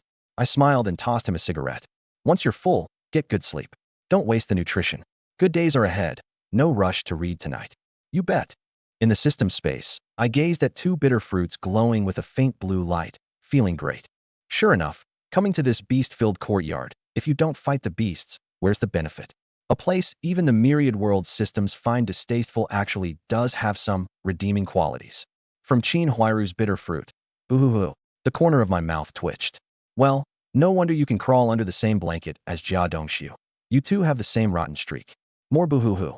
The liquor vouchers from Jia Dongxiu's last boo-hoo-hoo aren't even used up yet. Please don't give me more liquor vouchers. It's a pain just going to the pigeon market to exchange them for cash. From He Yuzhu's bitter fruit. Anyone who bullies Sister Qin has to die. I fell silent. Beautiful. Just damn beautiful. So in this whole courtyard full of beasts, only that old skinflint Yin Bugue counts as a normal person? Tossing these two bitter fruits in, nothing good's gonna grow. I rolled my eyes and threw the two bitter fruits into the blessed land, waiting to harvest the results at 8 tomorrow night. As for what might grow, hard to say. Early the next morning, the courtyard was bustling as usual. This family chatting idly, that family cursing their mothers, the neighbor beating their kids, someone out back insulting their ancestors. You name it, they had it. I couldn't be bothered mingling with this bunch. I washed up, ate breakfast, and headed straight for the steel mill. Today's commuting crowd was missing one He Yuzhu. His armpit nearly got skewered through. So what work was he going to do? Let him rest. Would he dare report it? No. Nobody in the whole courtyard would dare, not even the mighty first uncle. He was in the wrong. Who's to blame for getting beaten? When I got to the office of Team 1 in the General Affairs office and pushed the door open, the two aunties were already indignant. Was filled with indignation. Don't worry, Xiao Luo. I've already got that silly Zhu's year-end bonus marked down. Same as Jia Dongxiu. Nothing but scraps and leftovers. I know the head of their cafeteria. I'll go have a word with him at lunch. Bullying honest folks, who does he think he is? Aunt Lee had every reason to talk big. Her husband was the deputy head of the transport team, a cadre in charge of the steering wheel, and the cafeteria head had to keep him happy. I hadn't been in the General Affairs office long, but these two had gotten plenty of good stuff out of me. Liquor coupons, pork. What they were betting on was that I'd have more goods coming down the line. Same mindset as the section chief. As for those 5 old boys, they were even closer, and I still couldn't break into their circle. Even little people have their own circles, but I didn't care. Down the road, I'd be the circle. Aunties, I won't stand on ceremony either. Whenever I've got something good, you two are first on my mind. I handed each of them a liquor coupon. They both reached for their wallets, but I waved them off. You're settling the score with silly Zhu for me. No money involved. The two of them grinned ear to ear. Just you watch. Bully our nephew, will he? We'll fix that little bastard good. And off they went, ready to start smearing silly Zhu's name. I picked up my big tea mug and took a swig of hot water. Bliss. Dead of winter like this, you've got to drink plenty of hot water.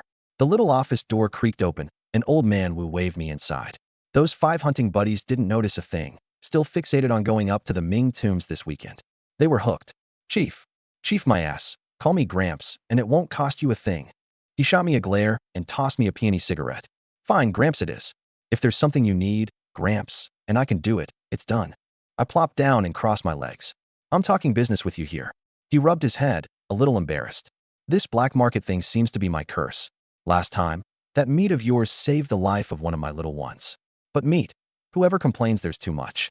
Yesterday, one of my old comrades came knocking too. His kid, Sai, same story, damn rotten world. Keep your ears open these next couple days. If there's really meat and you can pull it off, Gramps won't shortchange you, and neither will his side. It's urgent, so put your heart into it. You and me, we'll work this together. I took a deep drag. Saving a life earns more merit than building a 7-story pagoda. I'll take the job. But like you said, it's a matter of luck. Nobody can guarantee anything. I know, it's like a hunter going up the mountain after game. There's plenty out in the hills around the city, but these days nobody's got a full belly. Who's got the strength to go running up mountains? He sighed. Under natural disaster, all living things are nearly equal. There was plenty of game around the old city, and even more wild beasts. Those 5 out there coming back alive was pure luck. Wolves, boars, leopards, North China leopards. An ordinary man without something that spits fire, run into one of those, and you're dead. That was exactly why Old Wu hadn't asked them. If they really died out there, the blame would fall on him as their chief. I hear some idiot in your courtyard's been giving you trouble? Gossip travels faster than light. Something that happened last night, and by this morning everyone knew. Meanwhile, in the front room of the middle courtyard, Hiyuju was frowning, hissing through his teeth as he lifted his shirt to check his injuries. His armpit was bruised purple from being jabbed with a broom handle, and the small of his back, where my dad had kicked him, had gone black and blue too. God knows how much force comrade old Luo had put into it. The father and son had practically been competing to see who could do more damage on him. If it had been someone trained in martial arts, that one kick would have ruptured his kidney. Damn it, those 2 Luo bastards hit hard. Today Hiyuju's head was clear, and he was scared. If things had really blown up yesterday, getting stabbed would have been on him.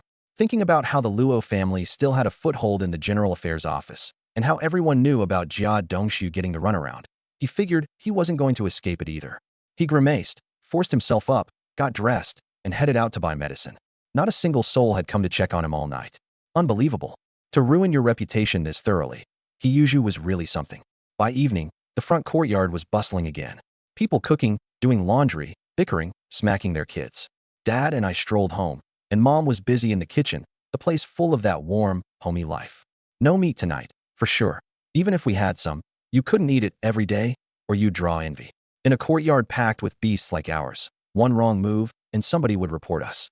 Head of the house, we're low on coarse grain, and there's none to buy outside. Go to the black market tonight.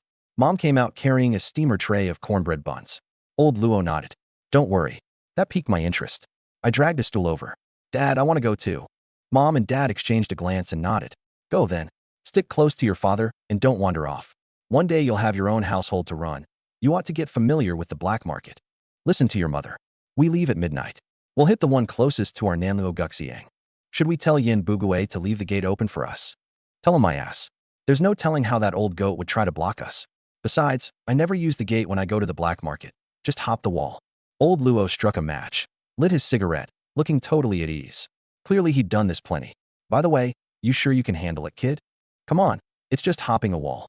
Just as well. I can't be bothered haggling with Yin Bugue. Guy makes me sick just looking at him. I had a bit of confidence in myself. Don't let this skinny frame fool you. That's just from being hungry. Lately, with some fat in my diet, I could feel the muscle coming back. Add my skills as a scavenger in my past life, and hopping a wall was nothing. I could kill a beast barehanded too. Otherwise, how do you think I stuck it to Hiyuju so hard last night? All experience.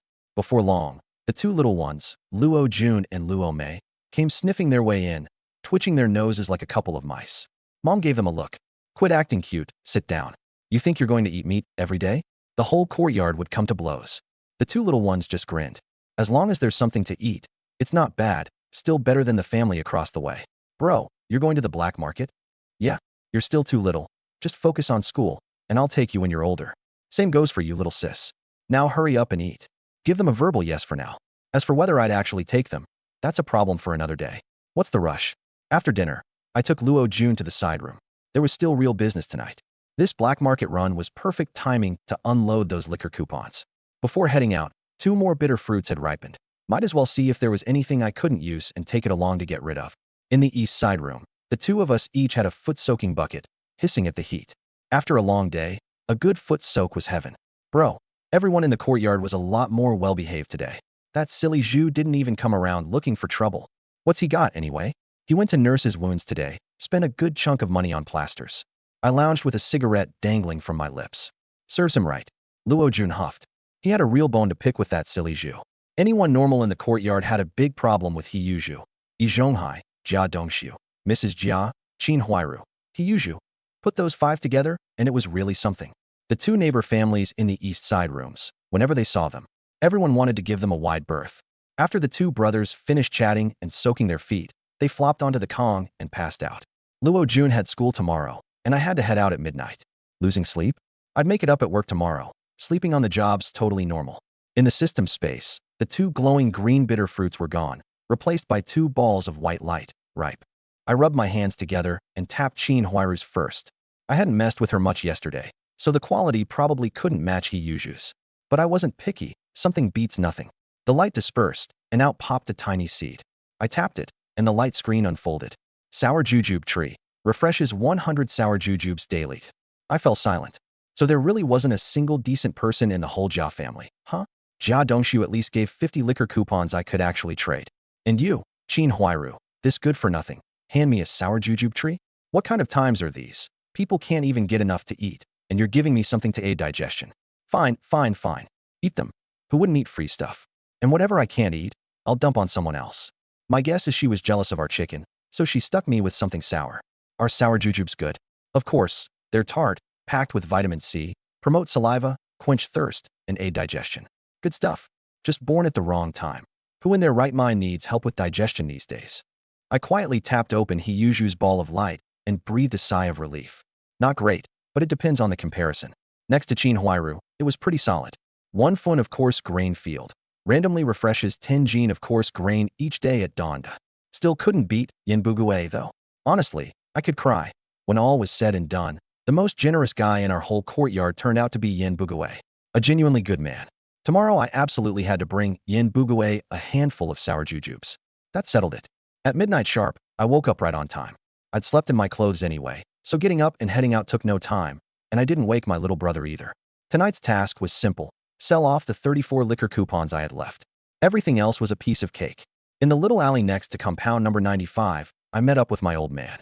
One nod between us, and we headed straight for the pigeon market. Don't wander off once we're there. I'm buying grain. You look around on your own. If you find some good grain, pick up a little. Got it. Just past midnight. My 10 gene of coarse grain had already refreshed. One trip through the black market, and I could haul it straight home. Nice. Once we passed the guy watching the market entrance, we split up. My first time at the pigeon market, and I found it pretty fascinating. This place was an eye-opener. No signs, just scattered little flames, all shadowy figures and deliberately hushed voices.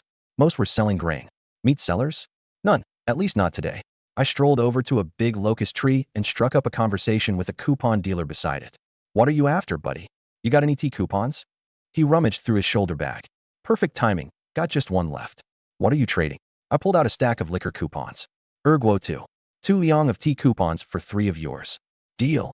I didn't feel like haggling and just counted out 3 for him. Tea coupons were rarer than liquor coupons these days. Scarcity makes them valuable, top pick for gifts, and sometimes you couldn't even find them on the black market. The dealer eyed the liquor coupons still in my hand, tempted. Anyone who could get their hands on this many liquor coupons obviously had solid connections. What kinds of coupons you got? Grade A, B, and C cigarette coupons, oil coupons, sugar coupons, pastry coupons, cloth coupons, shoe coupons, soap coupons, and the coupons for the 3 rounds and a sound.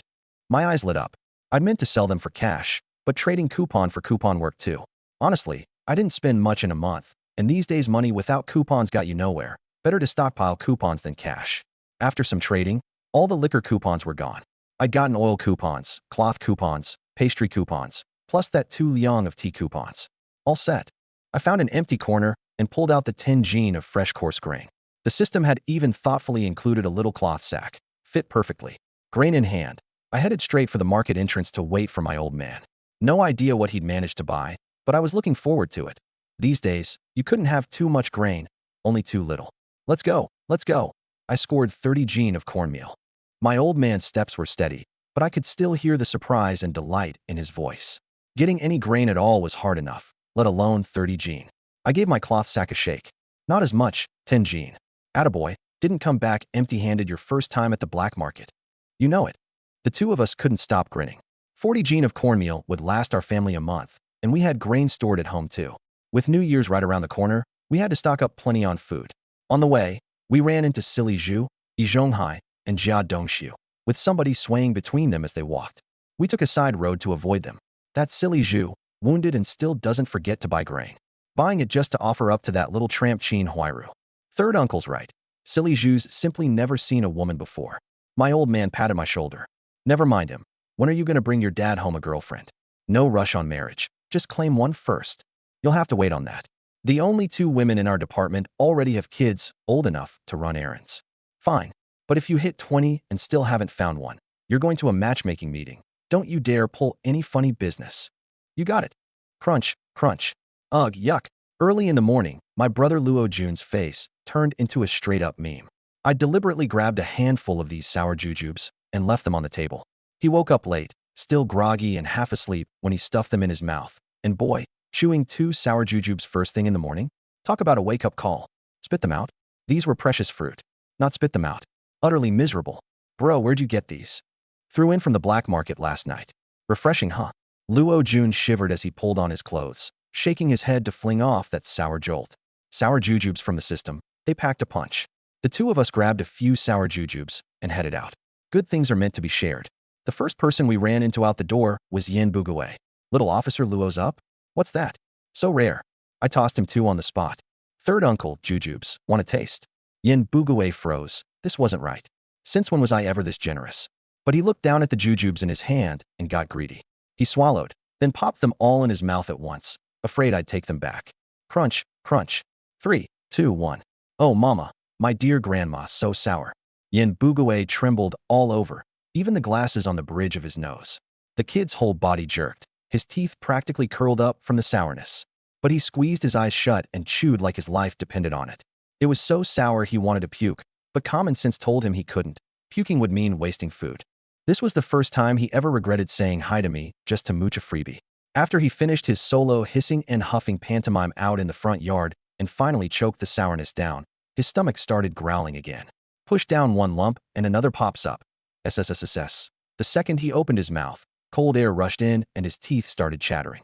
Out in the front yard, our whole family of 5 watched his little performance while gnawing on cornmeal buns stuffed with pickled veggies, made for great mealtime entertainment. Luo Mei, all curious, asked, "Big bro, you got any left? Let me try one." Dad and Mom wanted to taste too. A jujube this sour comes around maybe once in a lifetime, and it'd feel like a ripoff not to try.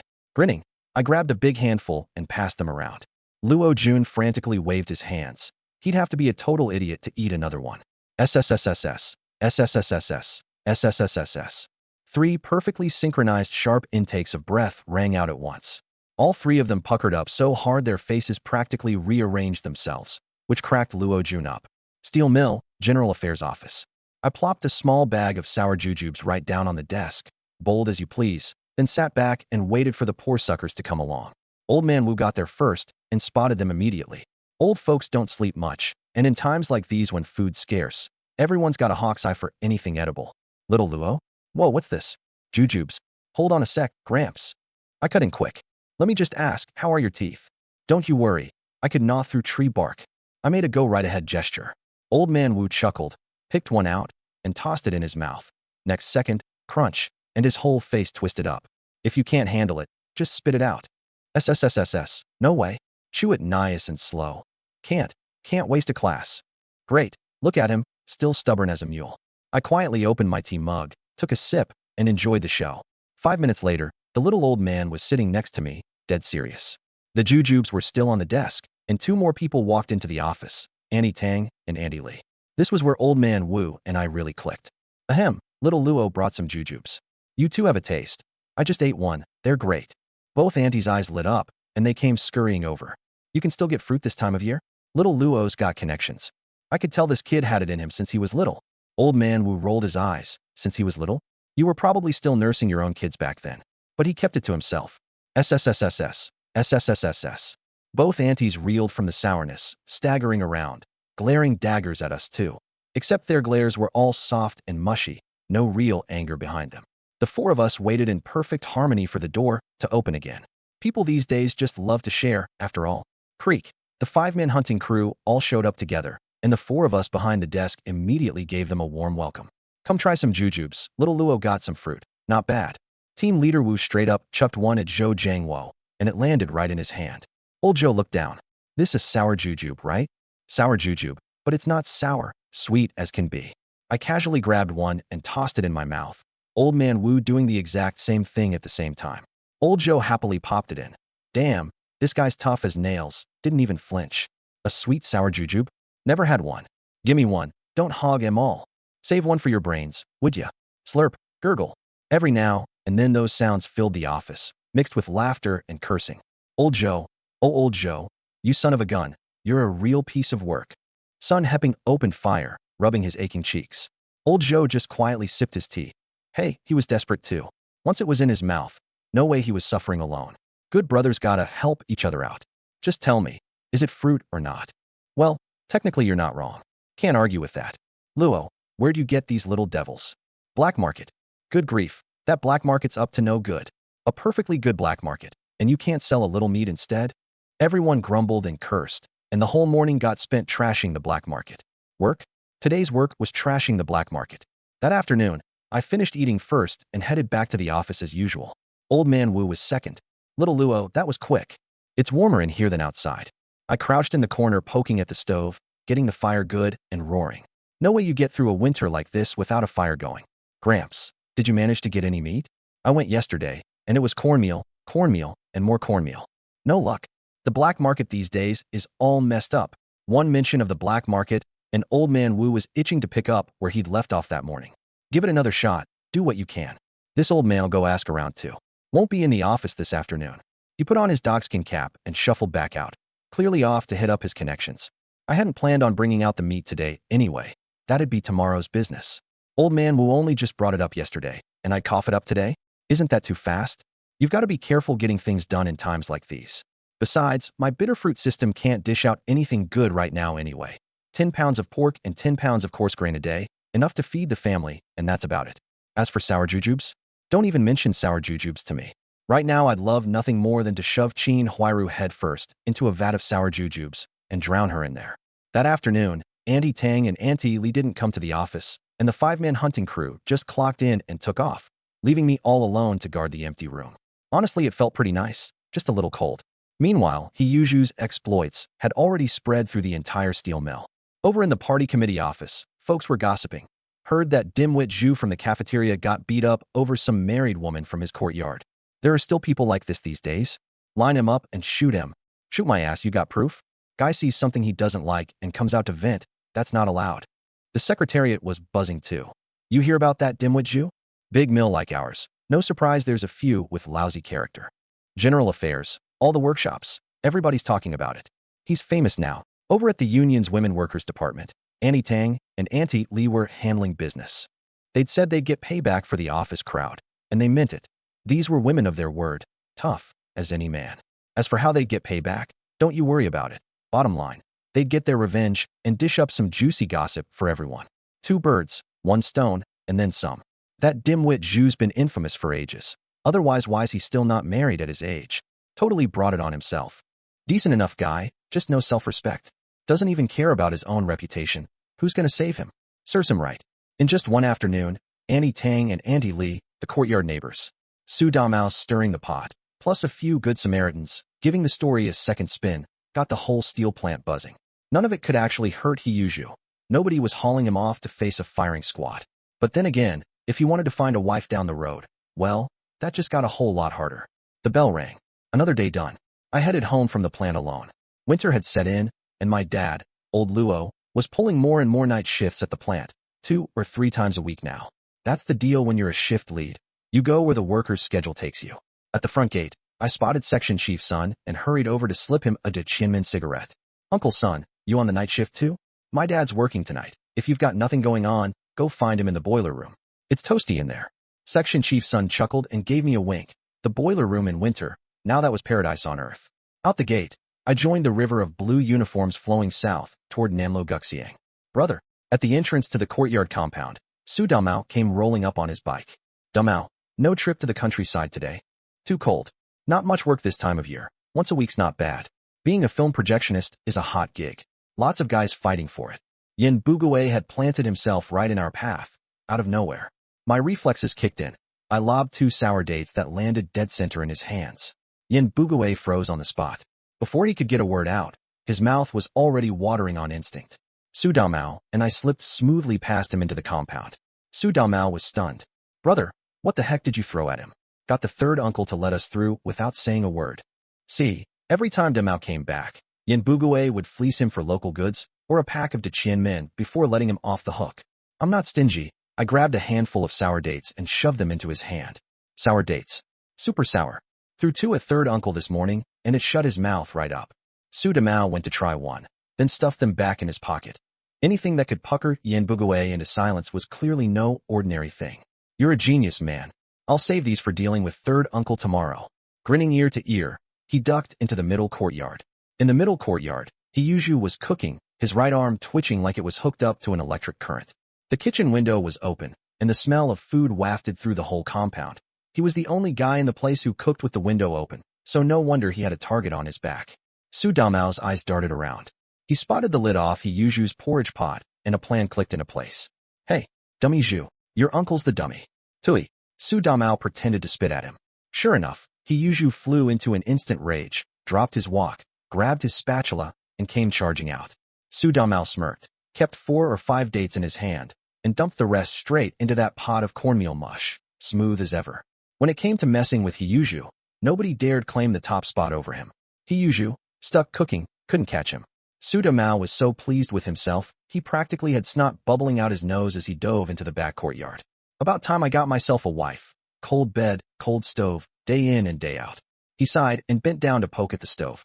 The fire had gone out ages ago. In the main room of the middle courtyard, Hiyuju hummed a little tune as he dished out dinner. His little sister Hiyushue was staying over at a classmate's, so it was just him. A little pot of porridge, a plate of cabbage, some pickled radish strips, and a basket of steamed cornbread buns. Reaching up for a bun, he couldn't help sucking in a sharp breath. Damn, that Luo guy hit me hard. Even with a medicated plaster on, an injury like that wasn't healing in a day. He took a vicious bite of cornbread and a big gulp of porridge with his left hand. Uffed. Sour as hell. Su Damao, screw your uncle. Why hadn't he noticed while cooking the porridge?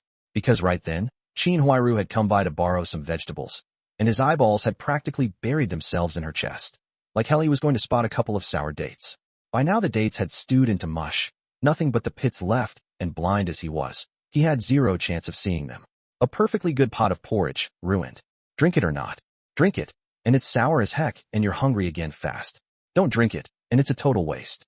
As a cook, wasting food was shameful. As for why he cursed Su Damao, if this wasn't Damao's doing, Hiyuju would eat his spatula raw. Meanwhile in the back courtyard, Su Damao was eating dinner grinning like a weasel that just raided the henhouse. He even glanced over at the door latch. Bolted, good to go. As strong as Hiyuju was, there was no kicking that door open. Comfy. Real comfy. He took a swig of erguo too, struck a match to light a cigarette, and felt on top of the world. In the east side room of the front courtyard, I was soaking my feet. Bro, what's got dummy Zhu all worked up again? How should I know? Gotta be Su Damao's doing. I heard Hiyuju yelling his name, and man, the tone was so bitter and resentful, like some broken-hearted lady locked away in her chamber. My little brother Luo Jun was quiet for a moment. Bro, that's not how you use that phrase. Especially not for 2 grown men. I waved him off. I know, but think it through, am I wrong? When it comes to twisted logic, I've got a whole playbook. Luo Jun paused, then chuckled. Genius, bro. You're on another level. The next day? Well hey, morning, third uncle. Yin Bugue whipped around with a jolt, and a date dropped clean into his open mouth. His mouth clearly ran on a different system than his brain. Before his brain could react, his mouth had already snapped shut and started chewing. His eyes squeezed into slits, so sour he trembled, his thin face crumpling like a wadded-up piece of paper, a glistening thread of drool hanging from the corner of his lips. He wanted to curse, but he was too sour to open his mouth. Everyone in the front courtyard cracked up. By now the whole place knew. The Luo family's eldest had gotten hold of some sour dates and was using them to torment people. Last night, that dummy Zhu had cursed Su Damao's own mother while drinking his porridge. Priceless. I made a quick getaway with my little brother and sister. Hey, I was giving out food. You can't exactly cuss me out, right? Well, you can curse all you want, but you sure can't lay a hand on me. Yi Zhonghai, with that phony righteous old face of his, wore a teasing look and clapped Yin Bugue on the shoulder. Old Yin, that's one way to wake yourself up first thing in the morning. Then he headed out with his apprentice, Jia Dongxiu. Lu Haizhong copied the move with a pat of his own. Own. Those dates are from Officer Luo. Can't let him go to waste. Su Damao pushed his bike over and fished out another handful. Third uncle, want a few more? Yin Bugue rolled his eyes and told him to get lost. At his age, everyone taking turns tormenting him. Whatever happened to respecting your elders? A beautiful day, kicked off by watching old miser Yin get puckered into a shriveled old man. At the steel plant's general affairs office, old Wu was again the first one in. He spotted my satchel at a glance, bulging and stuffed, just like last time when I'd brought meat. He shot to his feet. Little Luo? I gave a slight nod. Didn't let you down. Come on in my office. On the desk in the little office lay 2 cuts of meat, one big and one small, glistening with fat. Old Wu breathed in that raw pork smell. That's the good stuff. You handle the arrangements. You just wait, kid. Uncle's bringing you back something good. I'd never cheat you. That glassshot watch he'd fenced last time had already paid off, so of course he loved this. Loading things into his satchel, he looked up. Anything you need? I want a hunting rifle. You got a source? I'd need somewhere to source meat down the line. I never go into anything unprepared. Guns I can't get. These 5 pounds I'll swap for something else when I'm back.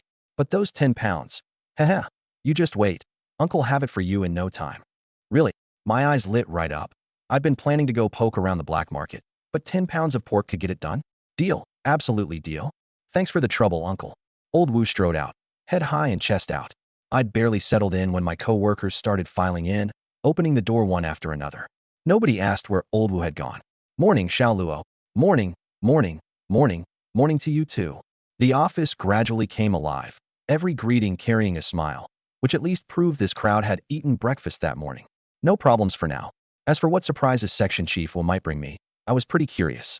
These days it was only in the capital that hunting rifles were a hassle to get. Folks with one stashed at home had it easy. Too bad our family didn't. Boil water, pour water, slack off, and keep waiting for the day to end. My tea coupons were still in use. I'd save Zhang Yuan for my day off. Coupons in hand, no worries in the heart. Coupons are what really matter.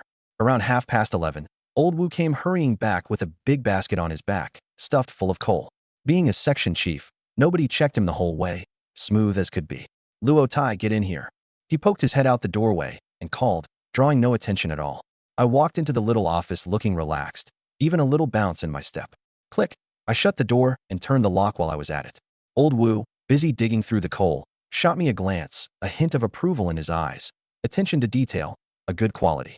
On the desk sat a Hanyang-made rifle with the barrel sawn short, wrapped in a ragged burlap sack, but not actually dirty. There was also a stamped firearms permit, a small box of 7.92mm rounds, old casings with homemade bullets, still perfectly usable, 20 in all, pointed rounds.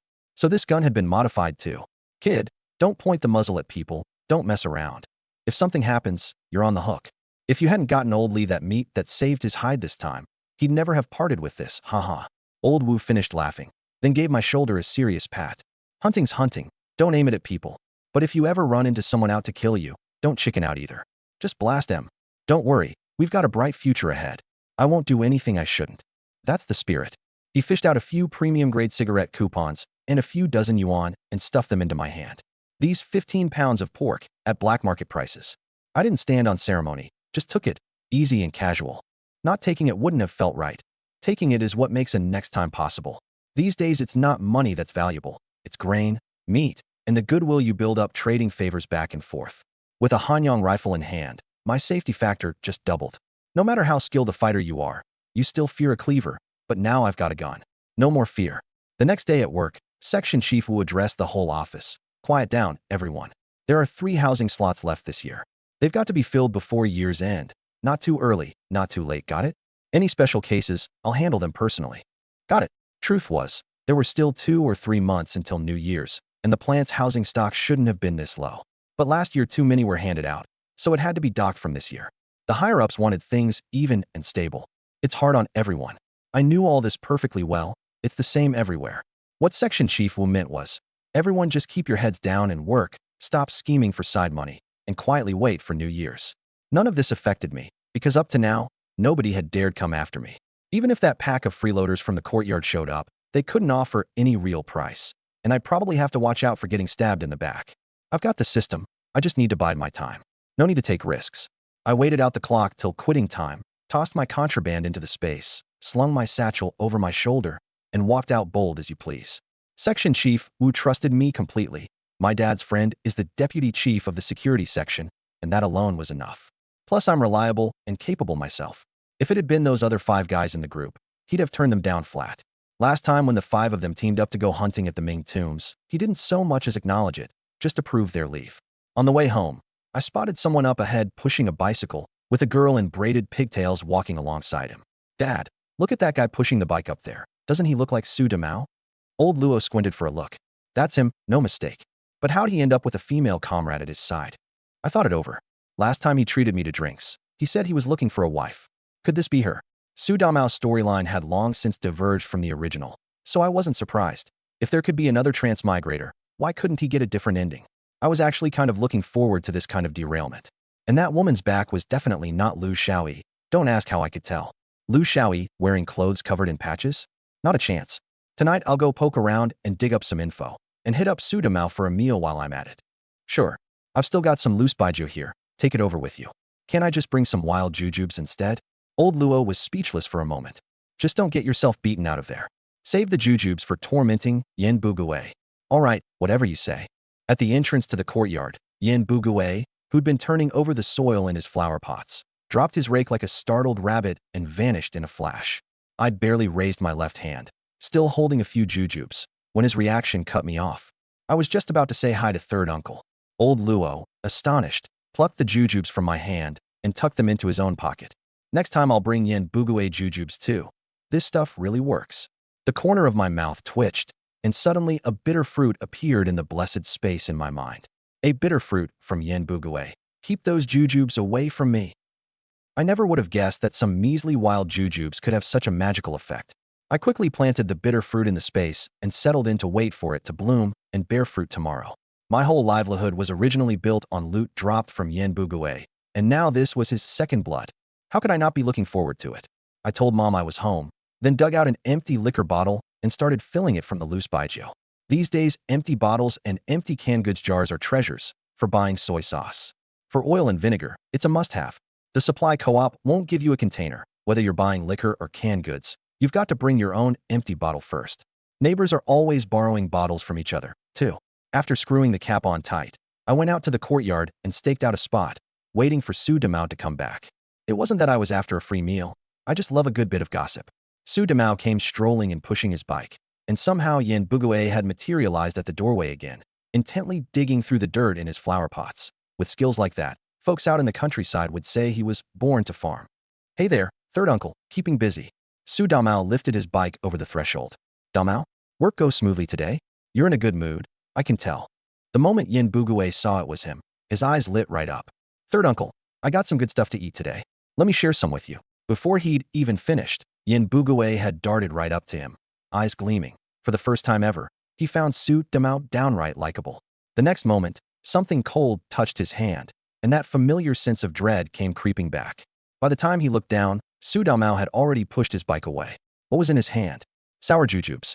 The very thing he'd dodged Luo Tai to avoid had now, magically, ended up right back in his grasp. He might have escaped the first of the month, but there was no escaping the 15th. That sour jujube vicious cycle had him tied up good and tight. Yin Bugue's face cycled through shades of green and pale. Finally, gritting his teeth, he tossed the jujubes into the pot he'd just finished tilling. Go ahead and sprout me a whole jujube tree if you've got it in you. Damao, want to have a few drinks tonight? I stood up and gave the liquor bottle a little shake. Su Damao agreed on the spot. Yeah. I was just about to ask you something. Brother, guess we're on the same wavelength today. I laughed too, and headed toward the back courtyard with him. Third uncle was ambushing people at the door just now, so I dropped those jujubes you gave me yesterday right into his hands. You should have seen the look on his face, practically putting on a whole opera. Su Damao shared, tickled pink. Every trip out to the countryside, someone was always trying to squeeze a little something out of him, and honestly it drove him nuts. He didn't mind sharing. But come on, you can't show up 11 times out of 10. Yin Bugue had Su Damao's countryside to city schedule figured out better than the man himself. I couldn't hold back a laugh. I wanted to share a little something with third uncle when I got off work too, but he shot off faster than a rabbit. Didn't expect he'd end up in your hands instead. The two of us exchanged a glance, feeling a deep mutual understanding. He Yuju, over in the middle courtyard doing laundry and cooking, got completely ignored by us both. That kind of snub made He Yuju's stir-frying hand pause for a second. But who was Qin Huairu, or He Yuju for that matter, in Su Damao's eyes these days? We entered the Su household in the back courtyard, sidestepped Lu Guangtian and Lu Guangfu getting a beating, handed the flying broom stub back to Lu Haizhong, and made it through the door without a hitch. Nobody found any of this strange. The kid beating carried on, the cooking carried on, the laundry carried on. Damao, so what's on your mind? Su Damao brought out dish after dish from the kitchen, and there was even a plate of braised beef from Yuxingzai. No rush. Didn't you have something to ask too? You go first. As long as your brother here can help, I won't hold back. He filled the cups and pointed at the beef. Here, try this braised beef. Tastes just right. We each took a sip of liquor and had a bite, lit up a cigarette each, and then got down to business. I really don't have anything to ask, just curious. I put on my best gossip face. Saw a woman with you when you got off work today. Damao, you go on a blind date. Su Damao paused, then grinned. Well, damn, and here I thought I'd kept it under wraps. Don't worry, I haven't told a soul. Wouldn't matter if you did. Not only did I go on a date, but I'm getting married in a couple of days. He let out a sigh. You don't know, brother, a home with no life and it just feels wrong. I wanted my folks to help me find someone, but then things went sideways at home these past few days. My old man got sick, ended up in the hospital, so my mom and sister are there looking after him. I've been running to the hospital every day and running back and forth. I hit it off with one of the nurses there. Heh. He winked at me, looking mighty pleased with himself. I honestly hadn't seen it coming. First Lu Xiaoyi gone, and now a little nurse. This Su Damao really had a knack for it. Knowing his taste, the nurse was definitely no slouch in the looks department. Well then, I've got to congratulate you, Damao. I raised my cup and clinked it against his. Your uncle, my dad, he's okay, right? Nothing serious. Had too much to drink and took a fall.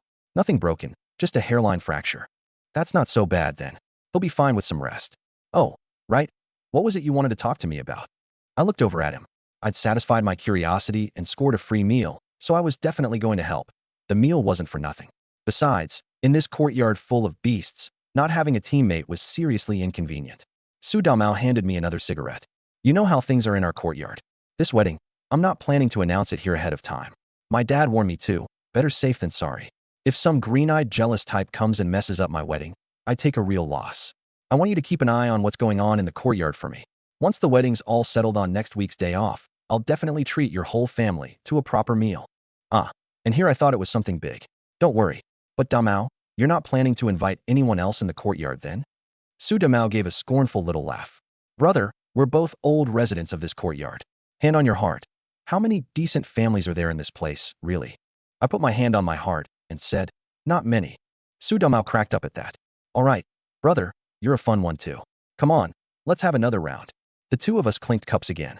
I went on. Leave this to me. Just move fast, Damao.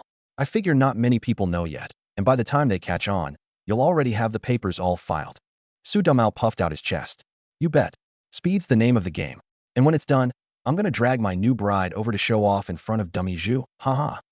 The moment he Zhu came up, he broke into a huge grin, cackling away, and knocked back another gulp of liquor, pure bliss.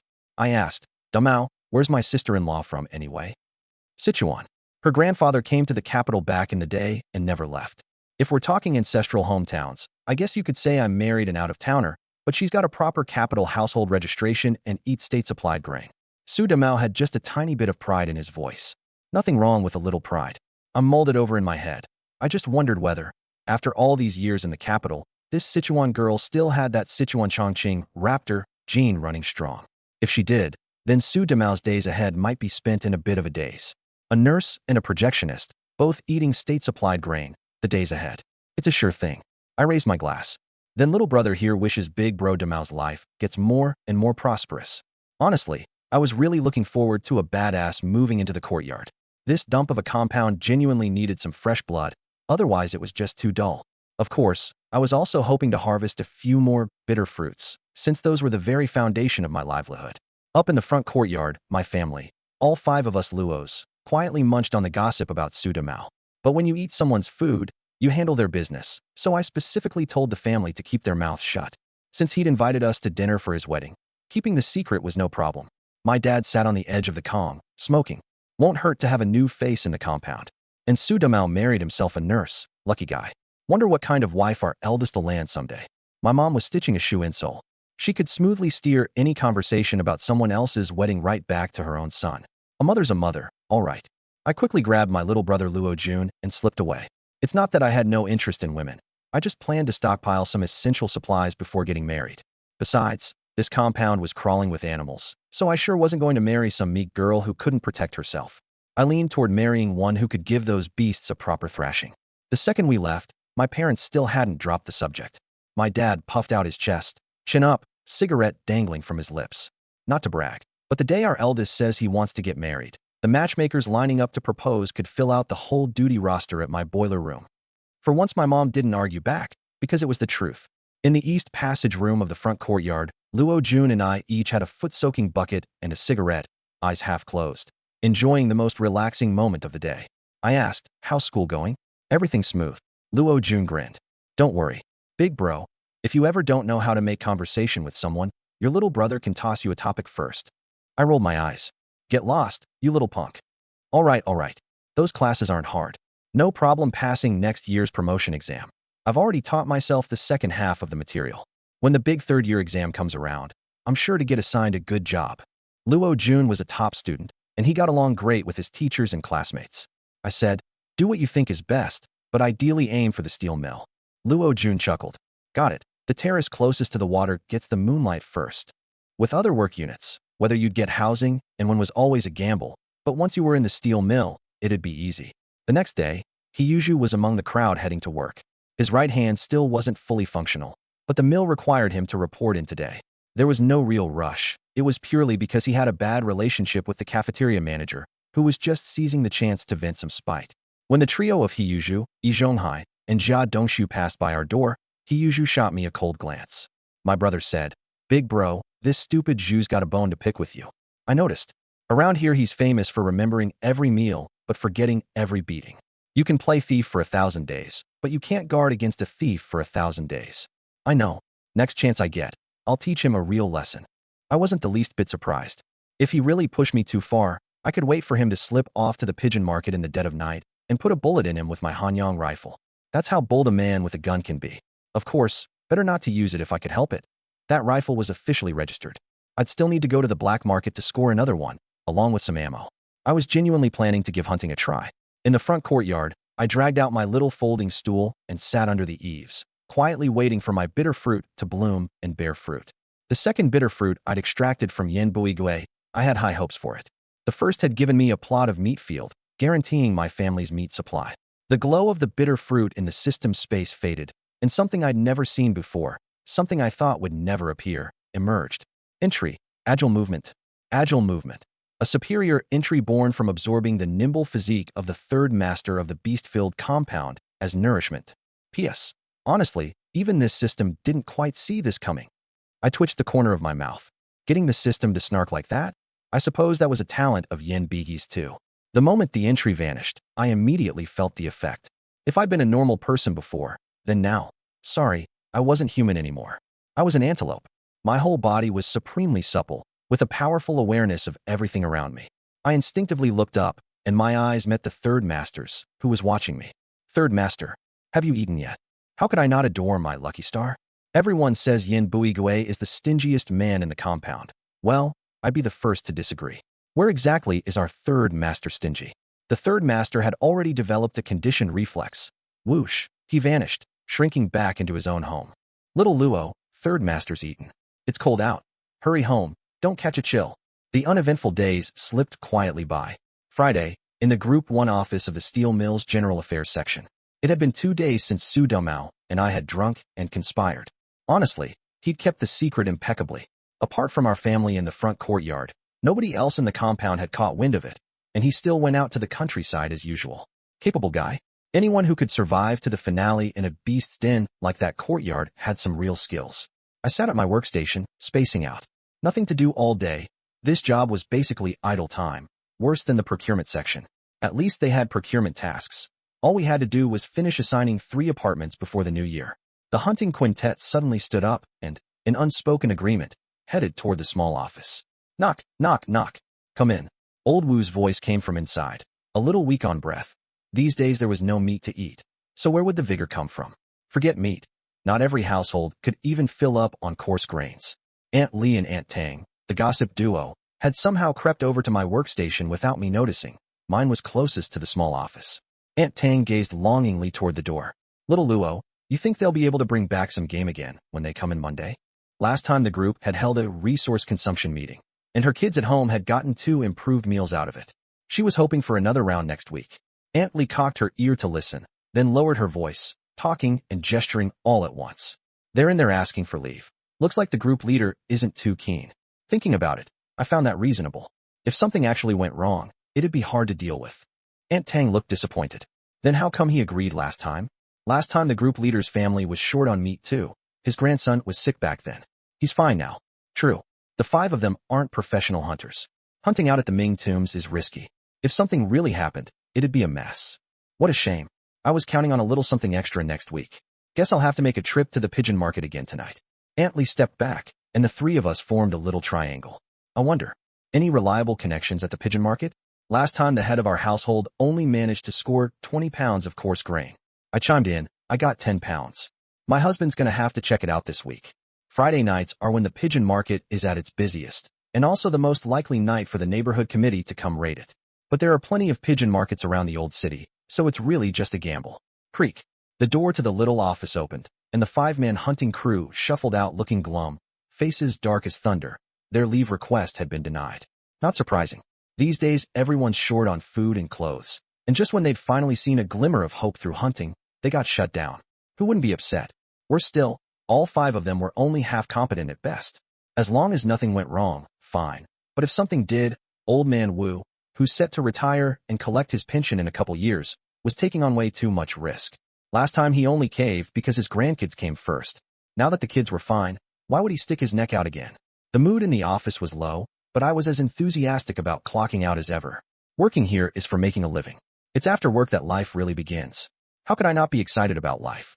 Especially now that the food situation was basically sorted, that alone was fantastic. Every day after work, I could even tease old Yin across the hall a bit. Now tell me, isn't that a pretty comfortable little life? Of course, tonight I had another mission, one more trip to the pigeon market to score a gun. A gun that couldn't be used out in the open. One in the light, one in the shadows, complementing each other. That's the smart way to do it. Ring, ring, ring. The moment the steel mill's quitting bell rang, I'd already packed up and was first to reach the office door. Back at the courtyard gate, old Yin Bugue had his back to the entrance again, studying those flower pots of his.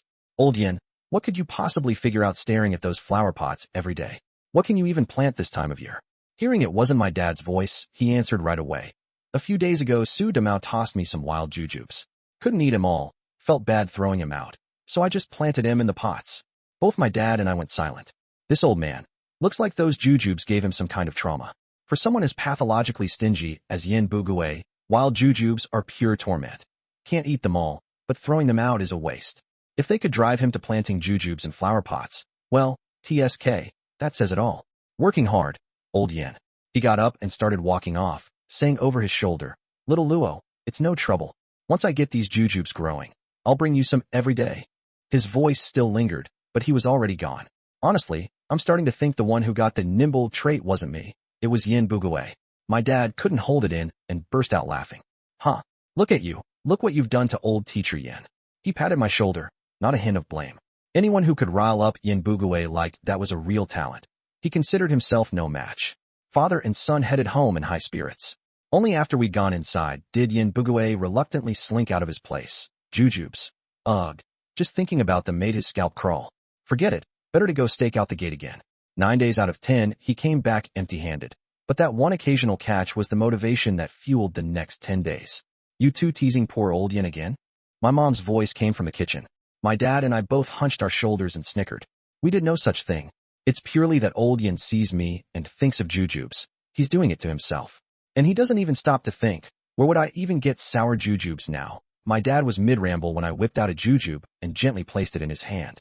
My mom leaned against the doorframe, covering her mouth, cracking up. Where the heck did you get this, kid? My dad was full of question marks. I spread my hands. My team leader brought some in. Useless stuff. Whoever wants it can take it. My mom rolled her eyes. Who can afford to eat this now? Don't just stand there. Grab the corn buns. My dad quietly opened the cabinet and fished out a loose basket. Tomorrow's the last workday of the week. A little drink won't hurt. Just a couple ounces. Everyone who likes to drink talks themselves into it the same way. Monday's exhausting. Have a drink. Tuesday and Wednesday. Gotta push through to the weekend. Have a drink. Thursday, almost a holiday. Have a drink. Friday, no work tomorrow. Have a big one. That's pretty much the routine. The whole family finished dinner in a lively mood, and I took my little brother Luo Jun back to our room. Soaking feet, reading books, life was leisurely. Time moves slowly these days, letting people really savor each moment. That night, a little past 12, I got out of bed and dressed with remarkable agility, moving gently so as not to wake my sleeping little brother. I pushed open the window and climbed out, using a recessed brick along the wall to easily scale it. Honestly, that trait I pulled from Yin Bugue works like a charm. The most precious source of bitter fruit, nourishment in this courtyard right now has got to be Yin Bugue. I put on my face covering and headed straight for the black market I'd visited before. Last time I was buying grain, and I'd taken the chance to scope out the market rates too. Guns for sale? Yes. And never mind that the guns are old. As long as they're well maintained, there's no problem. The old workhorses are plenty reliable. Inside the pigeon market. How much for the Type 38? The old man looked up and extended his hand, hidden under a wide sleeve, waiting for me to reach in and haggle. All these old backward customs. I cursed a couple times in my head, but reached in anyway. On someone else's turf, you play by their rules. Never mind, I'll keep looking.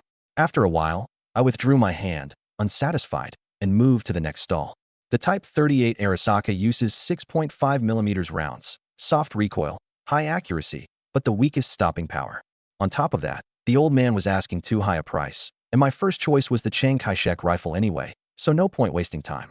The Hanyang Type 1 got from my team leader had been modified to use 7.92mm Spitzer rounds, and the Chiang Kai-shek rifle also uses 7.92mm Spitzer rounds. Ammunition compatibility made it a good choice for me. Chiang Kai-shek. Chiang Kai-shek. Deal. Deal. Another old man. A Chiang Kai-shek rifle laid out on his stall, the exchange short and to the point. That's how black market business goes. If you're buying, pay up. If you're not, don't cause trouble. The Chiang Kai-shek carbine has a low, flat trajectory, long range, and high accuracy. It fires the standard full-power rifle round of this era, massive stopping power. Out hunting in the hills, one well-placed shot could half-kill a black bear. A genuine weapon, far superior to that modified Hanyang. 10 pounds of pork, 20 pounds of coarse grain, and I walked away with a Chiang Kai-shek rifle plus 40 rounds. Combined with the 20 rounds old man Wu gave me last time, 60 rounds was plenty. This weekend, I'm planning to head over to Luojia village. Behind the village there's a small hill, thick with dense forest, and there's something in there. Thing is, Luojia village has never really organized anyone to go into the mountains. The back hill isn't big, but it connects to plenty of others. As long as whatever's in those woods doesn't come down to wreck the village, there's no reason for the village to pick a fight. Everybody keeps to their own. That's the right way to live. The next day, at the steel mill, in the office of Group 1, General Affairs Department, Old Wu was in a foul mood because 5 people were missing from the office today. These 5 had all requested leave, but not through Group 1's channels. They'd gone to the logistics department instead. According to the rules, you only go to logistics for leave when the group leader isn't around. But Old Wu was clearly right here. Obviously, Sun Hepping and the other 4 had gone off hunting again. They were all permanent workers. You couldn't fire them without a serious offense. And requesting leave the normal way, was that wrong? No. Old Wu had refused to approve it because he was afraid something would happen to them. And now, with these 5 pulling a stunt like this, no wonder Old Wu was in a bad mood. Without a word, he shot a cold glance at the 5 empty workstations and walked out the door. Since they'd made this whole thing public, he couldn't just sweep it under the rug. He had to report it. Report it. They come back safe. All's well. But if something went wrong, the one holding the bag would be him, Old Wu. The words holding the bag were never just talk. That's it. Old Sun and those 5 have really stirred up a hornet's nest this time. I'm afraid our office won't have any peace for a good while. Aunt Lee let out a sigh. It won't blow up. Once they're back, it'll be fine. It's a matter of life and death, after all. Last time they came back safe with a good haul, and with times being what they are, everybody's short on everything. No wonder they can't hold themselves back. My old man's grumbled about wanting to go up the mountain and hunt some game too, but he's no expert, so he only ever mentioned it once. There was clearly more feeling behind Aunt Tang's words this time. Little Luo, don't you go learning from them. It's not worth it. It's not like we're gonna starve to death, right? Right. Your Aunt Tang's got it right. The 2 of them looked at me and offered their heartfelt advice. I gave a shy smile and reassured Aunt Lee and Aunt Tang. Don't you 2 worry. Even if I do go hunting, I won't go anywhere that far. Back in my hometown, there's a little hill behind the village. Every now and then some folks who know what they're doing go set traps and bag some game. Me? At most I'd tag along for a look around. And I'd need someone to take me at that. Now that's more like it, they said in unison, tossing me a satisfied look. It was clear as day. They loved someone who took their advice. Nobody was chatting with me, but I wasn't lonely. I lit up a cigarette and sat back on my stool, taking it easy while I waited for the day to end. Waiting for quitting time right after clocking in was maybe a little inappropriate, but honestly, there really wasn't anything to do. Before long, I got up to use the restroom. That's the kind of thing you don't need to ask permission for, and nobody bothers you about it. Little Luo, where you off to? I glanced around, no outsiders. I quickly leaned in and slipped Old Wu a cigarette. Uncle, where else would I be going? The John, of course. Old Wu patted his head and lit up. Damn it. Those 5, Zhou Jiangwo and the rest, nearly gave me a stroke. If I'd known, I never should have let them go that first time. Ah, You couldn't have known they'd get hooked on this stuff. Besides, things weren't exactly easy on your end back then either. Naturally, I had to take my uncle's side. The path ahead should keep getting wider the further you walk it. The one that keeps getting narrower? That's a dead end. By the time the cigarette was done, old Wu was in better spirits. All right, I won't hold you up from the John any longer. I'll head back first. It's all been handled. Now those 5 just need to come back safe. I kept on toward the restroom. The steel mill was huge, so naturally there were plenty of them. Idiot. Stop right there for your old man. PFF. Silly Zhu, you can't even do that right. Look, it's forking, haha. 2 figures shot past me like a hurricane. I wasn't the only one left dumbstruck. Silly Zhu's stream forks? Can't perform at such a young age. No wonder he can't land a wife. Su Damao really is close with Silly Zhu. Huh. Even knows his stream forks. Haha. I guarantee you, there was no need to wait for quitting time. This whole Hiyuju stream forks business would spread across the entire mill. Honestly, no wonder Hiyuju only ever beats up Su Damao. If Hiyuju can't get himself a wife, Su Damao's gotta be at least half to blame. Those two, there's really no one like him. I sighed, then went off to take care of my own business. Over at the steel mill's courtyard compound. Hey, you hear? Silly Zhu stream forks when he takes a piss. Third uncle, you're a little late to the party. We heard about it back at the mill. The mill's really the place for news. Wonder if Silly Zhu's even got the face to come home. Look at you all. Here he comes now. The crowd instinctively parted, and Hiyuju, face black as thunder, walked in carrying his lunchbox. The darker his face got, the uglier it looked. Any of you seen Su Damao? He asked through gritted teeth. The crowd shook their heads in unison. They genuinely hadn't seen him. Otherwise, as much as this bunch loved a good spectacle, there was no way they'd cover for Su Damao. Passing up a chance for entertainment? That'd be doing the entertainment a disservice. Damn it. Don't let me catch that guy. Hiyuju roared. And another thing, I do not fork. It's all that dog Su Damao spreading rumors. But everyone knew the more a story like this got passed around, the more outrageous it got, and the person at the center denying it did no good. People only believe what they want to believe. A rumor takes one flap of the lips. Denying it runs your legs off. Silly Zhu had really gotten the short end this time. Front courtyard, my home. Over dinner, I brought it up at the right moment. Mom, Dad, I'm going to visit Grandpa and Grandma this week. Food's getting tighter and tighter these days. I swapped out 10 caddies of cornmeal from the office. Figured I'd bring it over to them. Nobody was going to object, really. The old couple were downright pleased. It was a good thing to see their son thinking of his grandparents so much, and it gave them a glimpse of their own future. That's a little light. Bring some other things too, my mom said with a smile. I shook my head. No need. This is food outside our household's ration plan, so giving it away doesn't affect us here. Don't you worry about it. All right, whatever my son says. My mom looked positively happy. As for my dad's opinion, it didn't matter for now. He was too pleased to say anything else. After I'd taken Luo Jun off toward the East Wing room, my dad turned to my mom to talk it over. The boy's grown up. I'm thinking of buying him a bicycle. It'd make getting to Grandpa and Grandma's easier. Sure, we've got enough money. You'll just have to scrounge up a bicycle coupon. Don't worry, that's no big deal. Let me go ask around first. The moment we got inside, Luo Jun latched onto me. Bro, take me with you, huh? Not a chance. I'm going to Grandpa and Grandma's place to take care of some real business, so don't even bother thinking about it. I turned him down flat. I was actually planning to go hunting. Bringing him along would just be a joke. Besides, all the men in the family going out hunting at once? Yeah, right. The only reason hunting even made it into my plans this time was because I'd gotten a gun, gotten bullets, and picked up an entry from Yin Bugui. That's why I dared to do it. Otherwise, relying on strength and numbers? I'd seen what happened to that 5-man group, and I sure didn't want to end up like them. Bro, once I graduate, you've got to take me out to give it a try. Luo Jun didn't push it any further. He knew my temperament. Yes means yes, and no means no, no matter who's asking. That's no problem. Communication between brothers is just that simple. Bro, all the windows at Su Damao's place in the back courtyard got smashed. Hiyuju broke them one by one with rocks. Couldn't catch the guy, so he just took it out on his house. Luo Jun burst in carrying a foot-soaking bucket, eagerly sharing the gossip with me. Huh? So Su Damao's not planning to come back. Maybe he went to find Su Fugui. I was a little surprised. I hadn't expected the psychological blow to Hiyuju to be this severe this time.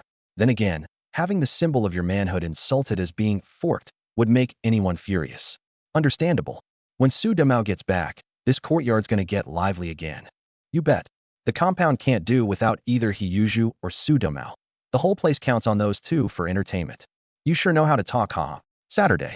Everything was peaceful, and the last workday of the week went off without a hitch. The 5-man hunting group still hadn't returned.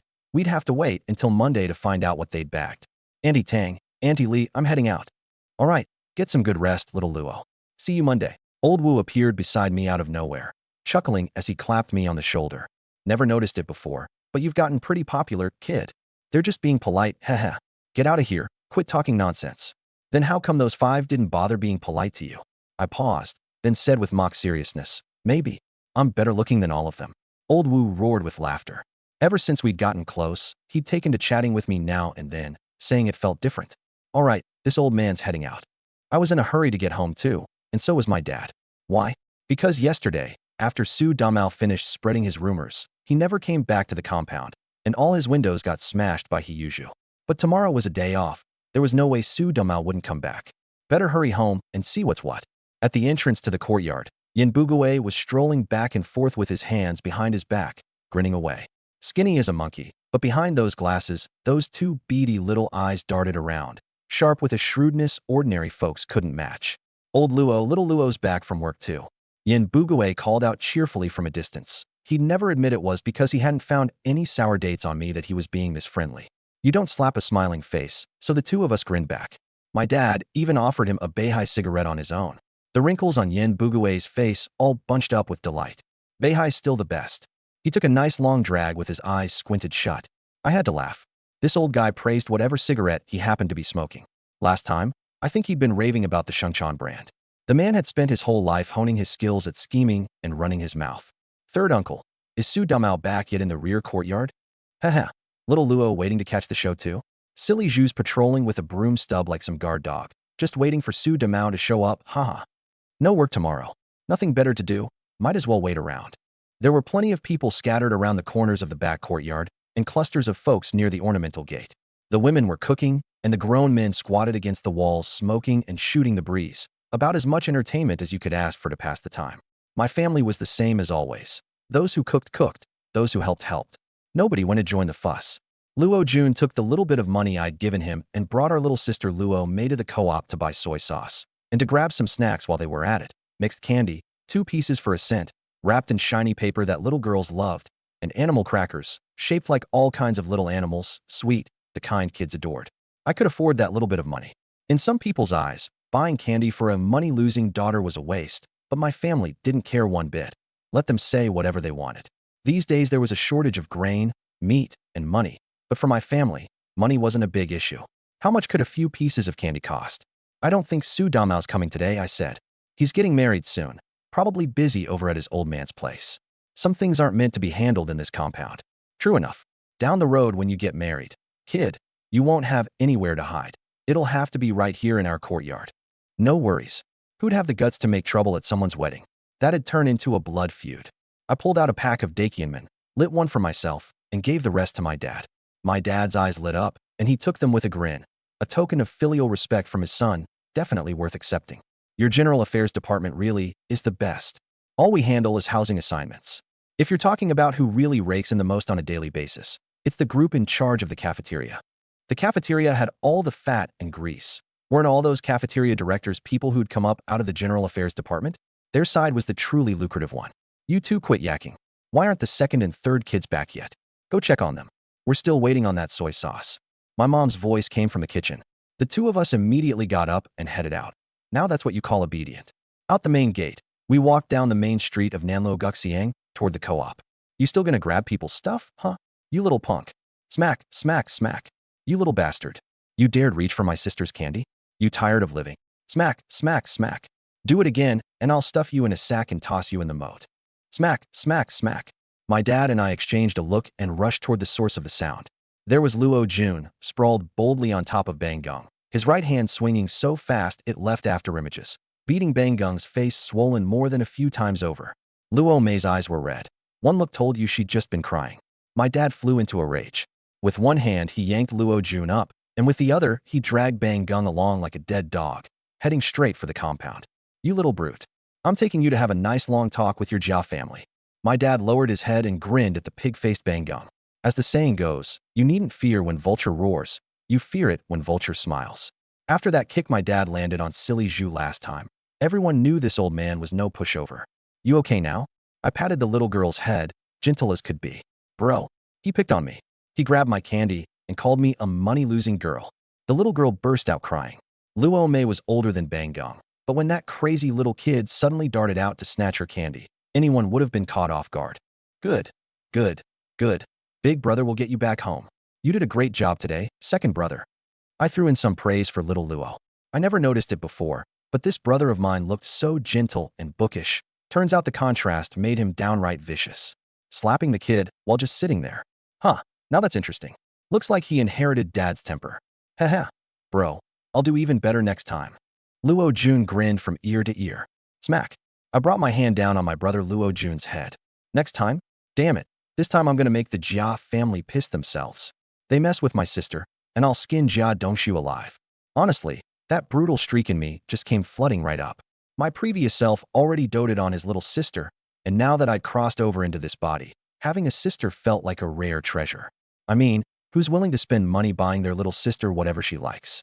Bang Gung getting a beating wasn't the end of it today. Not a single one of the Jia family was getting away. When we got to the courtyard at the steel mill, my dad, old Luo, let out a roar that shook the place. You son of a bitch, Jia Dongshu, get out here. Your family's kid steals other people's stuff. Your grandpa here won't beat a child, so I'm coming for you. He grabbed that little brat Bang Gung and charged straight into the middle courtyard. My mom grabbed a rolling pin on the way, Luo Jun and my sister pried loose a couple of bricks from the corner of the wall, and I took nothing, just quietly followed behind. The folks in the courtyard had been waiting to watch Su Demao make a fool of himself, but instead they got the Jia family's humiliation show. Worked out fine either way. Bam! My dad flung Bang Gung straight out. Right as Qin Huairu opened the door, mother and son slammed right into each other. Io, Bang Gung. Qin Huairu's heart-wrenching wail needed zero warm-up. Jia Zhang half-crawled, half-scrambled toward her precious golden grandson, that little brat sniveling with a swollen head. TSK, the whole Jia family were born drama queens. You Luo, what the hell do you think you're doing? Jia Dongshu came charging out clutching a broom handle. Smack. My dad's palm came down hard, heavy and full of force, sending Jia Dongshu stumbling. Can't even raise your own son right. I can tell you're a good-for-nothing too. Old Luo. Stop it. Yi Zhonghai bellowed, eyes bulging. Qin Huairu and Jia Zhang started shouting all at once. I cracked my knuckles and drove a fist straight into Jia Zhang's gut, sending her flying. At this point, hit first and talk later. In this courtyard, if you're not ruthless, you don't get to stand your ground. You've got to beat the fear into them, beat them into submission, until their legs shake just at the sight of you. Qin Huairu came screaming and crying at my dad, and my mom kicked her right back. She'd had it up to here with the Jia family for a long time, and now Bang Gung dared to snatch our youngest stuff. If we didn't show them what's what, they'd never learn their place. Luo Jun stood grinning in front of Yi Zhonghai, brick in hand. First uncle, the Jia family started this. Don't get involved. If I hadn't been there, who knows how Bang Gung might have bullied my little sister. Don't let his age fool you. That kid's got a wicked mind. If word got out, he could have even ended up in juvie. Us beating him now? That's actually for his own good. Just look at this brother of mine, running his mouth, dumping every accusation right onto Bang Gung's head. Doesn't matter if he did it or not. Pin it on him first. Yi Zhonghai turned all shades of green and white with rage. He had no idea the Luo family's second son could talk circles like this. Hey Su, you dare lay a hand on Sister Qin? A furious shout. It was he Yuzhu. My dad glared at him with an icy chill radiating off him. Silly Zhu, back when I beat up your old man, you were still small enough to catch your crotch on the doorstep. Now every stray cat and dog thinks they can bristle up at me. I threw a punch straight into He Yuzhu's side, right where my dad had struck him dirty last time. It still hadn't healed. Luo Jun cracked a brick across his back, snapping the brick clean in two. I took advantage of his stumble, jabbed a foot into the back of his knee, dropping him straight to the ground, then rained fists down on him like a downpour. The courtyard's so-called god of war. He Yuzhu was left dazed and battered, blood spraying out. The onlookers were all stunned. Wasn't this supposed to be the Luo family versus the Jia family? How'd it turn into silly Zhu getting beaten to a pulp all on his own? Smack. I finished it off with one big backhand. Silly Zhu, if you ever manage to have a good life at the steel mill, I'll write my name backwards. I spat on him. Now let me ask the Jia family again. Any objections? Yes. Jia Zhang stepped forward, clutching her belly and her back. I nodded quietly, reached behind me, and pulled out something long and stick-shaped, tearing off the rag around it. A modified Hanyang-made hunting rifle came into view. I'd grabbed the chance earlier when I went back to the room, pulling it out of my space and slinging it across my back. The atmosphere in the middle courtyard froze in an instant. Everyone's breathing stopped. The dark, gaping muzzle jammed roughly into Jia Zhang's mouth. With my left hand, I fished out my firearms permit and flipped it open. Jiazhong, any objections now? This here's a firearms permit, and what's shoved in your mouth is a Hanyang rifle. One shot at close range, and your head turns into a big watermelon. Boom, splattered open. Little Bang Gung, wanna see? I tilted my head and gave Bang Gung a friendly smile. Suddenly a sour, pungent stench wafted over. Well, the whole Jia family had wet their pants. I pulled the barrel out of her mouth and wiped it off on her clothes. Behaving now? Jiazhong nodded like a chicken pecking at rice. Behave and go back inside. Keep your grandson in line. Your son's already got it rough at the steel mill. I can make it even worse for him. I don't care who you scheme against in this courtyard. Just steer clear of the Luo family. I swung the muzzle around, pointing it at Jia Dongxiu. And you? He forgot all about his cold, wet crotch. This was a gamble he couldn't afford. Understood, big brother. I'll definitely raise my kid right. At the end of the day, everyone in this courtyard bullied the weak and feared the strong. Faced with someone more ruthless than them, they turned into cowards faster than anyone. Report me? The guy's got a firearms permit. Never mind how he got it. If you can carry the papers, that means you've got the connections. People always chase profit and dodge harm. The muzzle turned toward Qin Huairu next. Don't stir up trouble. Just be a good Jia family wife and keep your kids in line. The cold barrel patted against her face, deeply humiliating. But she was just a woman from the countryside. When had she ever seen anything like this? I understand, Officer Luo. With that handled, I flipped the rifle around and slammed the stock into Hiyuju's face. Don't go looking to die? The Luo family's got no beef with you. Keep courting death, and I'll be on your ass every single day. Even the courtyard's god of war feared a bullet. He nodded silently. First uncle, any objections? The muzzle pointed at Yi Zhonghai. He forced out a smile, threw both hands up, and shook his head furiously. Anyone who wants to report me for carrying a gun, go right ahead. Whoever comes will have to acknowledge the permit. Of course, if you report me, you'd better be ready for the payback. I let out a snort, wrapped the rifle back up, and slung it over my shoulder. The safety was still on, and there were no rounds loaded, but it was more than enough to scare off this crowd. Back home in the front courtyard, I faced a full-blown interrogation from all three of them. That menacing air I'd had was long gone, replaced by a sheepish grin. Relax, the gun and the permit both came through proper channels. And there aren't even any bullets in it. My dad finished inspecting the rifle and clicked his tongue. You've got some guts, kid. My old Type 38 blew its barrel years back. Otherwise, this family would have had a gun by now. My mom shot him a look, then turned to me. Firstborn, you're all grown up now, I know that. But you still need to be careful out there. Don't worry, I promise I'll behave. The house filled with laughter again. Every now and then, Bang Gung's wailing drifted over from the middle courtyard, loud and clear. Waving that gun around to establish dominance had its perks. From now on, the whole courtyard would have to think twice. Even the old deaf man didn't dare come out. A hot-blooded young guy with a gun in his hands. Would she really gamble her life on it? Poke your head out, and you're done. That night, Luo Jun was buried in a book again, looking every bit the scholar. Bro, you were seriously badass today. That ruthless streak of yours caught me off guard too. I shot him a look and grinned. So what if he was a little cold-blooded? Beats being a fool like Fool Zhu any day. Tomorrow morning, I'm heading down to the village and coming back at night. You stay home and watch your sister. Don't let any hotheads come around looking for trouble. Got it, big bro, and dad's here too. At the crack of dawn, I set out on the road to Luojia village, the rolled-up Hanyang rifle slung across my back. The deadlier Zhongjing rifle was stashed away in my space, already loaded, safety off, ready to be pulled out at a moment's notice to deal a fatal blow to any threat. These days, having a gun was perfectly normal.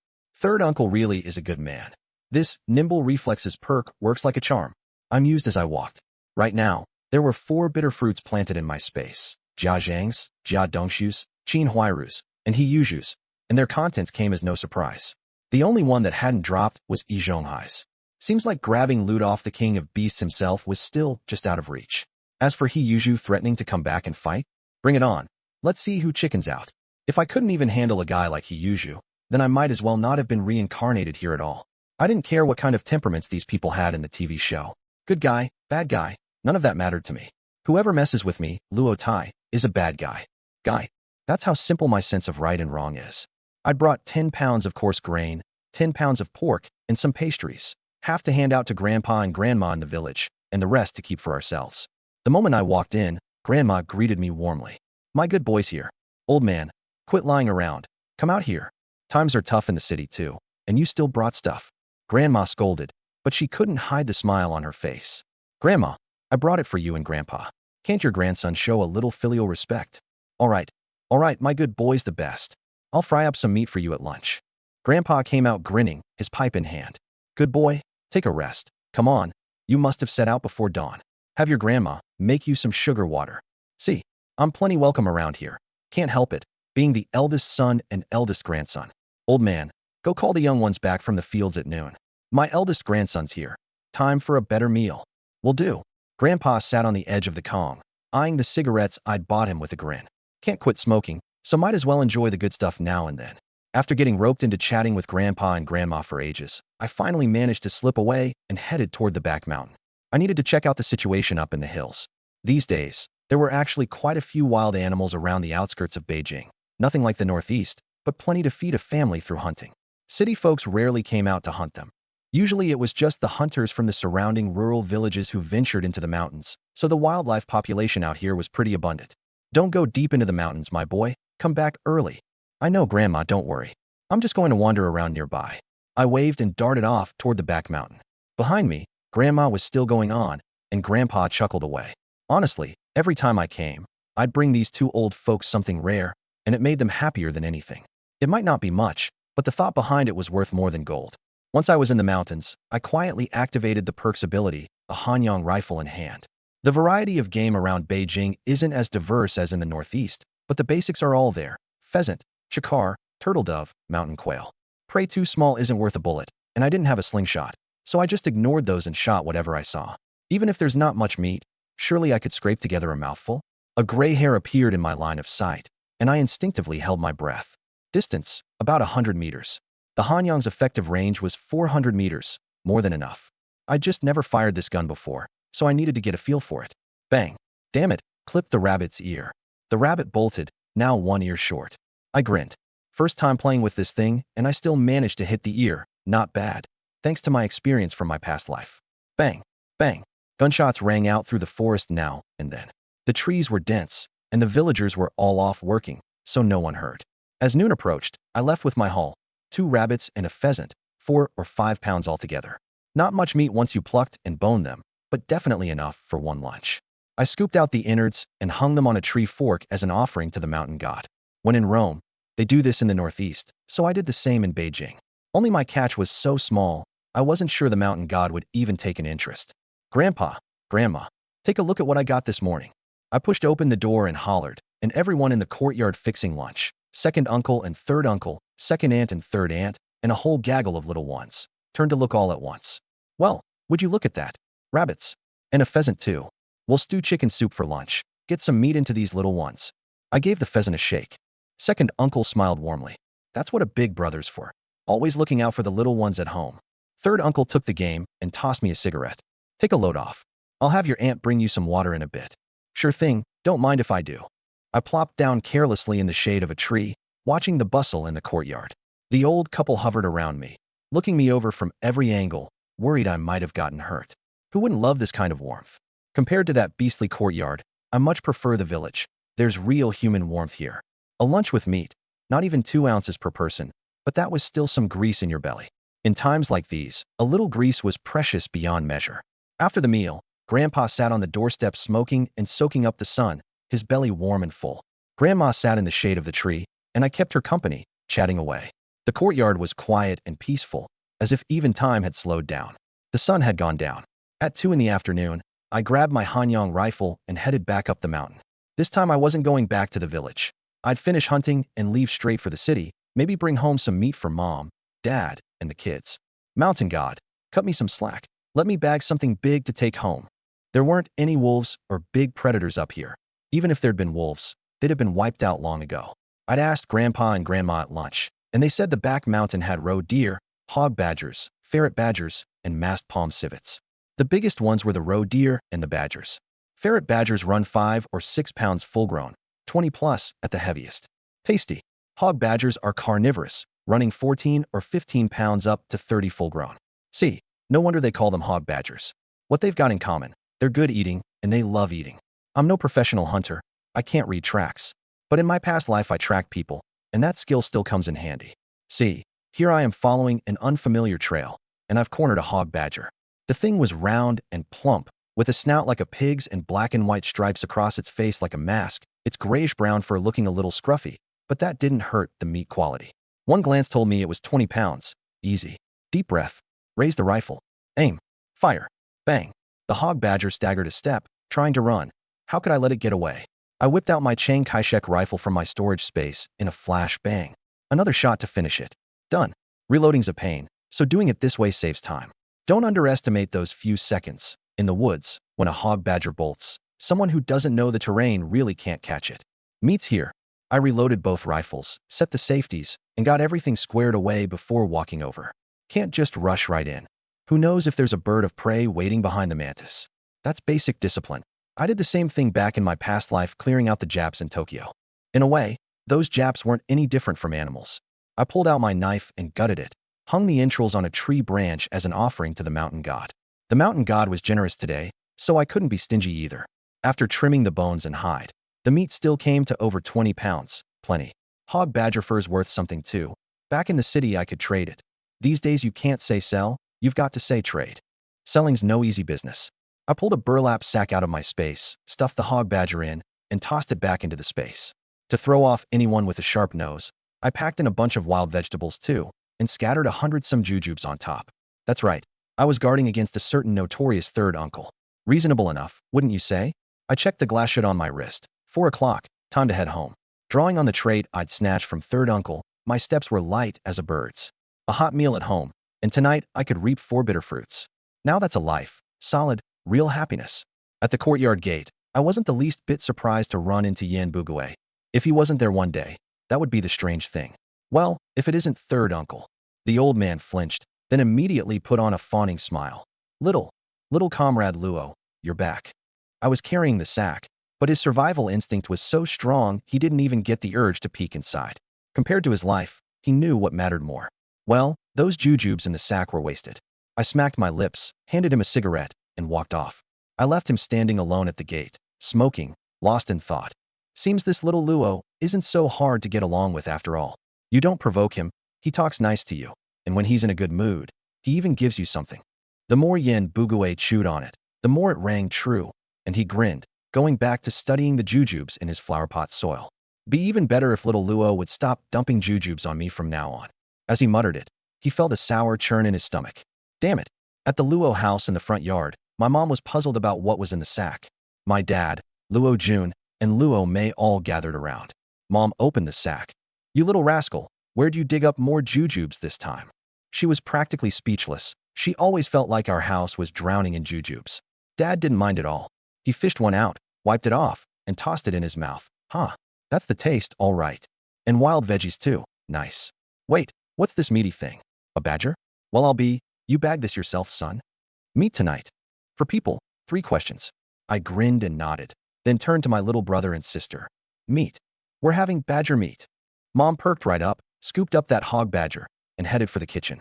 This thing had to be cleaned up quick, and the badger hide had to be saved too. All good stuff. I'll render the fat. Old Luo, you come skin it. Tan it up nice at home, and keep it for later. The 2 of them went into the kitchen, leaving us 3 siblings waiting outside. Dinner's late today. You 3 find somewhere to sit so you don't get too hungry.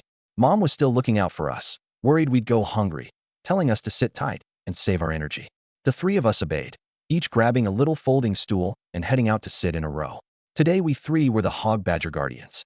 Honestly, there was no need to be this tense. After all, the courtyard had just been through a battle, so even the animals who forget a beating the moment food shows up would need a few days to recover. Brother, did you take the rifle up to the back mountain of our village? Luo Jun asked. You bet. The hog badger sure didn't jump out on its own, haha. You're the man, big brother. Damn right.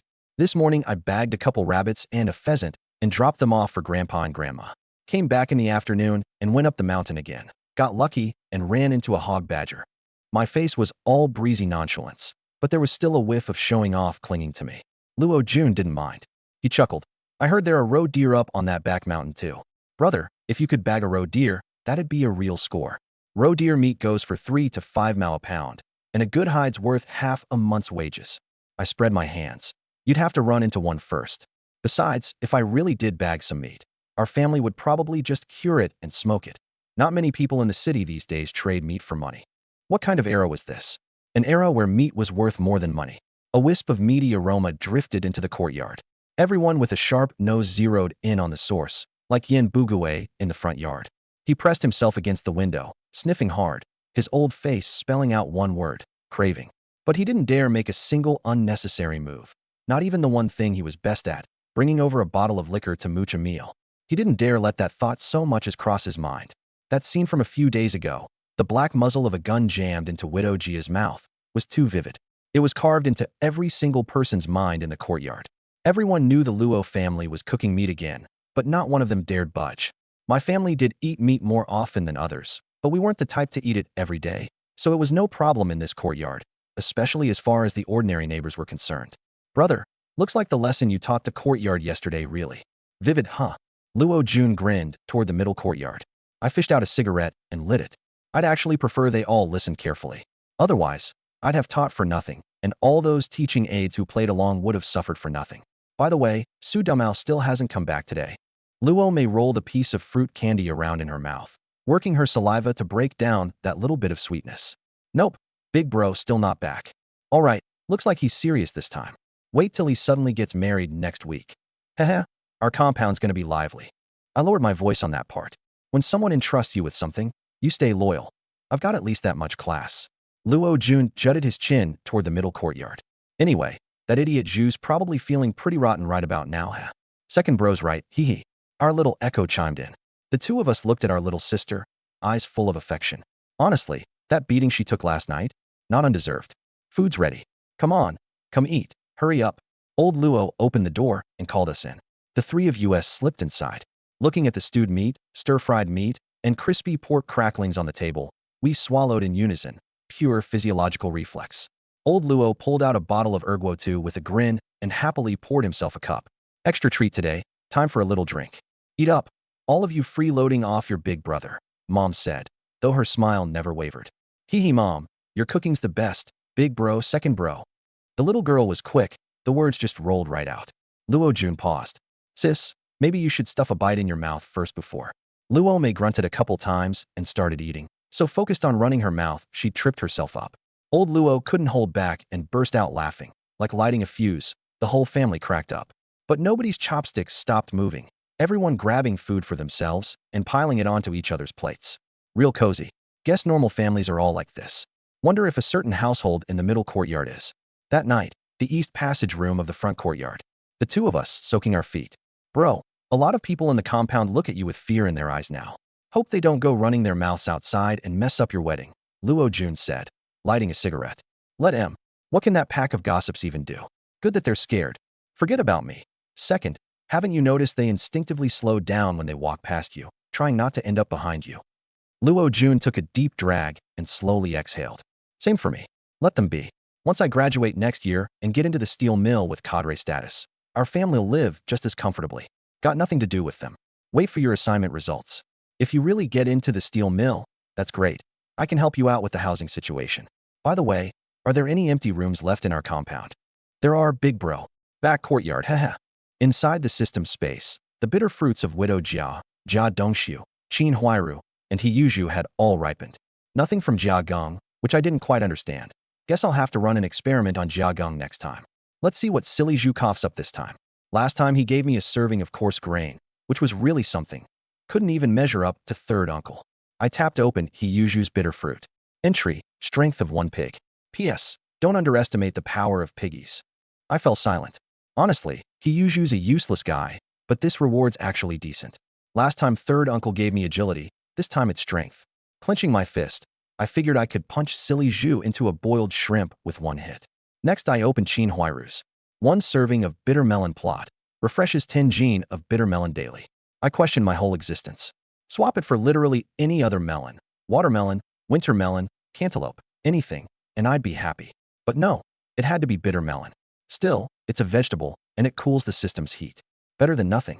Then I poked Jia Dongxiu's 20 gene of meat coupons. Slightly better than that Erguo liquor coupon from last time. Considering it came from him, I made my peace with it. The Jia family just can't produce anything good. I'd already given up hope on Widow Jia's bitter fruit. I opened it quietly. Part of Widow Jia's retirement savings hidden in the stove, 50 yuan. Good thing I didn't get my hopes up. Perfect timing too. I'm a bit short on cash, so this'll top me off nicely. No expectations, no disappointment. I took this money with a clear conscience. I didn't steal it, the system did. What's it got to do with me? Besides, it came out of Widow Gia's own bitter fruit, so there's even less pressure taking it. Nice. The next day, Team 1 office of the Steel Mills General Affairs Department. As usual, I was the first to arrive. Nanluo Guxiang isn't far from here, so coming in early is normal. Besides, if I didn't come here, I'd just be sitting around the courtyard anyway. At least here I've got a few normal people as co-workers. Little Luo's here. Morning, Uncle Wu. Morning, morning, smoke? Old Wu tossed me a cigarette, then dragged a stool over to sit by my desk and wait for everyone to show up. Somebody'd gone hunting up at the Ming Tombs again, so Old Wu hadn't gotten to properly enjoy his day off this week. Where'd you go on your day off? I asked. Went back to the village to see my grandparents. Found a hunter and did some learning. Maybe I'll try it on my own someday, once I've learned enough. There a mountain behind your hometown? There is. Guaranteed. Even going alone, watch your safety. Don't mess around. At least you've got someone showing you the ropes now, so I feel better about it. Old Wu looked at me, and the more he looked, the more agreeable I seemed compared to that troublesome 5-man hunting crew. Don't worry, uncle. I treasure my little life plenty. Once I've learned the ropes and bagged some game, I'll bring it to you. I poured him a cup of hot water before finally sitting down to light up and keep him company. Not long after, the office's 2 female co-workers came in together, the 5-man hunting crew trailing behind them. The moment the 5 spotted team leader Wu, they instinctively cracked sheepish grins. From now on, when you 5 want time off to go hunting, don't come to me. With that, Old Wu retreated to his little office. The 5 let out a breath. Thank goodness. Aunt Tang and Aunt Li went back to their desks to slack off, while the 5-man crew huddled together to talk about their haul and review the trip. The office filled with smoke again, and nobody cared. Lots of people smoked in these days, plenty of women too. And there was no such thing as smoking is harmful to your health. What was really harmful to your health was not having enough to eat. Bad luck up at North Mountain this time. Only bagged a few rabbits and pheasants, and 2 got blown to bits. Nearly broke my heart. At least it's some meat and fat. Be grateful. Old son's right. Hunting's all up to whether heaven decides to feed you. Even the old hunters won't claim 10 out of 10 trips pan out. We half-baked amateurs definitely can't. Did spot some hoof prints this time, though. Shame we had to come back for work. Should have taken a few more days off if I'd known. Enough. Old Wu's already reported it up. Don't count on much time off from here on. Just settle down and wait for Friday. And swing by the logistics office again tonight. This time I brought back a pheasant and a wild rabbit for them. Otherwise, it'll be even harder to get time off next time. Grandma, those guys really have it easy. All they gotta do is flap their lips and stuff just comes to them. Keep your voice down. It's no good if word gets out. Don't say things that hurt group unity. Son Hepping cautioned in a low voice, cigarette between his fingers. After just 2 trips out, he'd already become everyone's anchor. He wasn't a professional hunter, but he was sharp, picked things up fast. The others dropped their voices even lower. I could tell these guys had no heart for work. All week long they were just counting down to Friday. Couldn't really blame them, though. That's just how things were. Brother. I just stepped out of the bathroom and froze for a second. It was Su Damao. The guy was grinning brighter than the sun. Clear as day something good was coming his way. Brother, thank you so much, huh? You went and vented some of my anger for me without even trying. He hurried over, offering me a cigarette and a light. That's what he said, but honestly, I had a gun in my hands that treated all living things as equals, so he was a little scared of me too. But now that I counted as his friend, given his EQ and his brains, he wasn't dumb enough to distance himself from me right away. That brainless silly Zhu picked a fight with my family first. Can't really say I did it for you. You've been gone a while now, busy with stuff out there? The 2 of us squatted by the edge of the little grove, smoking and chatting. You bet. You're not married yet, so you don't know how it is. It's a real hassle. Gotta get furniture and all that ready. Big brother's put in the work this time, so I've got experience now. When you get married, don't worry about a thing. Leave it all to me. I'll set everything up beautifully. Su Damao squatted there, grinning ear to ear, looking totally sincere. Was Su Damao really this kind of guy? Turns out, yeah. But I gotta head back today, at least get the windows installed. Who knows if I've been robbed. That little bastard in the middle courtyard's got sticky fingers. He cursed away. Clearly his place had been hit by someone's dirty hands. I thought about it for a moment and said to Su Damao, should be fine. That little bastard Bangung's been pretty tame these past few days. But you should still hurry up and get those windows in. Su Damao waved it off. Don't sweat it, Big brother's got it figured out. This time I'm going back. I won't stoop to silly Zhu's level. Gonna get married first. Humph. Plenty of time to deal with him later. Honestly, he wasn't even mad that he Zhu smashed his windows. That kind of composure, I really couldn't match. And he genuinely wasn't in a rush. If he were, he'd have gone home ages ago. Ever since he caught that thief Bang Gung in the courtyard last time, He'd taken all his valuables with him whenever he left, even stashing his extra grain over at his folks' place. It wasn't far anyway. If he ran short, he could just bike over and grab some. Brother, I'm getting married this week. You've got to come. Don't worry. You already treated our whole family to a meal. Helping out is the least I can do. Good, good, good. Then I'm relieved. All right, I won't keep chatting. Gonna go buy a few panes of glass from logistics. Even after I install M, I won't be staying in the courtyard. I'll come back the day before the wedding to tidy up. I gave him a compliment. Cautious. He immediately puffed up like a proud rooster. Absolutely. Other people don't know how many rotten apples are in our courtyard, but do I not know? A big deal like a wedding. Gotta play it safe. I watched him go, then strolled back to the General Affairs office. Inwardly I was pleased. There'd be some fun to watch this week. Su Damao getting married. No telling how much it'd rile up silly Zhu. Oh right. He Zhu actually showed up for work like normal today. Well, he had no choice. You offend the cafeteria director and still expect an easy life? Even if it's humiliating, he had to come. Making someone's life miserable little by little isn't just talk. No matter how popular his private kitchen was, a distant governor's no match for the local boss. More entertainment on the way. That crowd in the courtyard, not a single one of them was a pushover. I made up my mind to just sit back and watch the show. Normally Su Damao wouldn't need my help, and on top of that, the girl he was marrying was from Sichuan, now that I really had to see. In my past life, Sichuan Chongqing girls were every one of them a T-Rex mama. If Su Damao really married one of those, that pack of animals in the courtyard was in for a world of trouble. Su Damao carefully wheeled his bicycle into the courtyard, a few panes of glass strapped to the back seat. A swarm of the old ladies came crowding around, like sharks that had caught the scent of blood. Oh, Damao's back. Where have you been these past few days? Guess you found out your windows got smashed, huh? He kept smiling. I was out in the countryside these last couple days. So silly Zhu broke a window. Big deal. I'll just smash his right back later. A bit odd, but nobody paid it any mind. Him talking tough and he Zhu throwing hands. That was old news. Word of the wedding had been kept airtight. Nobody's mind went there. Reaching the back courtyard, he looked at his own drafty windows without an ounce of anger. Why get angry? He had something big brewing, just waiting to show off good this weekend. He stepped inside and gave the place a once-over. That little bastard hadn't come snooping around good. There was plenty of broken glass and dust on the floor, but that was nothing. Broom in one hand, dustpan in the other. He got to work with gusto, and before long the place was spotless. Then came the glass. This time he'd asked for double the amount. Being a petty man himself, he understood petty men best. 9 times out of 10 he usually would come smash them again, so the extras were for backup. He had no intention of letting this grudge slide, but he knew perfectly well what mattered most right now. Glass was pricey, but for an eligible golden bachelor, it was nothing. Tap, tap, tap, hammer on nails, and in no time the windows were installed again. He put his hands on his hips and grinned like a fool. I really am something. The second work let out, the courtyard exploded. More precisely, it was he Yuju's roaring. Where's Su Damao? Where's that idiot? Get your ass out here for your grandpa. One man setting the whole courtyard's mood. He'd known Su Damao was back the moment he stepped in. Third aunt had tipped him off. He charged to the back courtyard, but the man was nowhere to be found. Only that repaired window silently told him. Su Damao had been here, and he'd fixed the window too. Just as he was about to grab a rock and smash it again, he spotted a note pinned to the windowsill. Silly Zhu, want to smash it again? I got the rock ready for you. Grandpa doesn't have time to mess with you right now. Wait for the weekend. I've got a big surprise all set up for you. From Su Damao. And right there next to it, within easy reach, sat the rock. He Zhu could read, and he read it smoothly.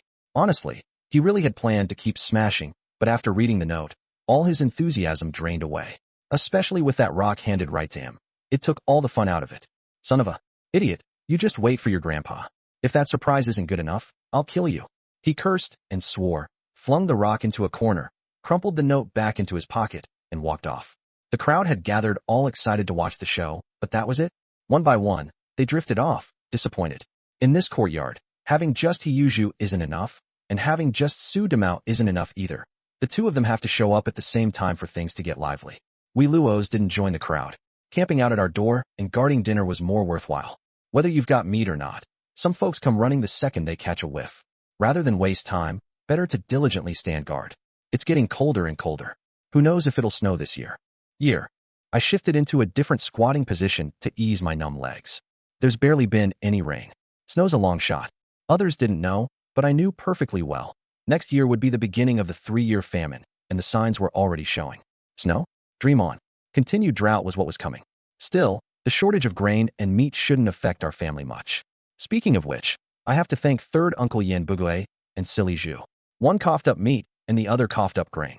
Next time I deal with them, I figure I can still come down hard. Maybe even squeeze a golden legendary drop out of them. Dinner's ready. Come back and eat. Old Luo pulled open the door and grinned at the three of us squatting in front of the door, lined up from tallest to shortest. Coming, coming. Actually starving here. A simple meal. No meat today, but a bit more grease, and it smelled good. Mama Luo made the final call. This weekend is Su Damao's wedding banquet. Since he's treating us to a meal, we'll give a gift, but stuff's hard to buy, so let's just give cash. Basins and the like still need coupons, so no point in that. Money's simpler. We chatted for half an hour, cleaned up the pots and dishes, and then I took Luo Jun and left. Had work tomorrow. Friday, right before quitting time, in Group 1's office of the General Affairs section. Section leader Wu was so mad he wanted to start cursing up a storm. The hunting five-man crew had gone around him again and run off to the logistics department to request leave and take off. In a sense, they really weren't treating the section leader like a cadre at all. Auntie Tang and Auntie Li stayed silent, and as the new guy, all I could do was quietly sip my water. Maybe these five-figured section leader Wu's words last time were just casual instructions? This path was getting narrower and narrower for them. Maybe the game up at the Ming Tombs had dazzled their eyes. All right, you three watch the office. I'm heading out to arrange another batch. Damn it. Section leader Wu cursed his way out. Food's hard to come by these days, especially meat. But what this five-man crew was doing really made the leadership lose face. You go to the black market, and even if you get caught, someone in the general affairs section can bail you out. Why go so far and take such risks? The three of us started chatting back and forth. With just us three left in the office, we could say whatever we wanted. Anyway, it's got nothing to do with us. My family doesn't have much meat either, but we don't go making a mess like they do. Auntie Tang took a sip of water and sighed. Auntie Li looked over at me with a smile and asked, "My old man went to Tianjin. He can bring back some seafood when he's back. Little Luo, you want any?" I nodded eagerly. Yes, absolutely. As long as it's meat, ha ha ha. All right then, when they get back in a few days I'll bring some for you both. See that? This kind of give and take is the only way to make things last. Grabbing a few perks from your own position, nobody's going to gossip about that. Just like Auntie Li's husband, deputy captain of the steel mills transport team. Every time he goes on a long trip, he comes back with stuff. Totally fine.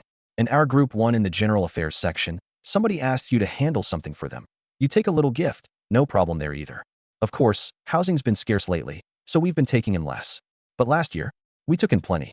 That day, Su Damao came back. And not just him. Su Fugue and his wife, and even Su Damao's younger sister all came to the courtyard. Rare guests, truly. As for whether there was room to stay, no problem. Isn't this how they lived before they moved out? Old Su's here? Now that's a rarity, haha. How come old Su's here? Checking on your kid.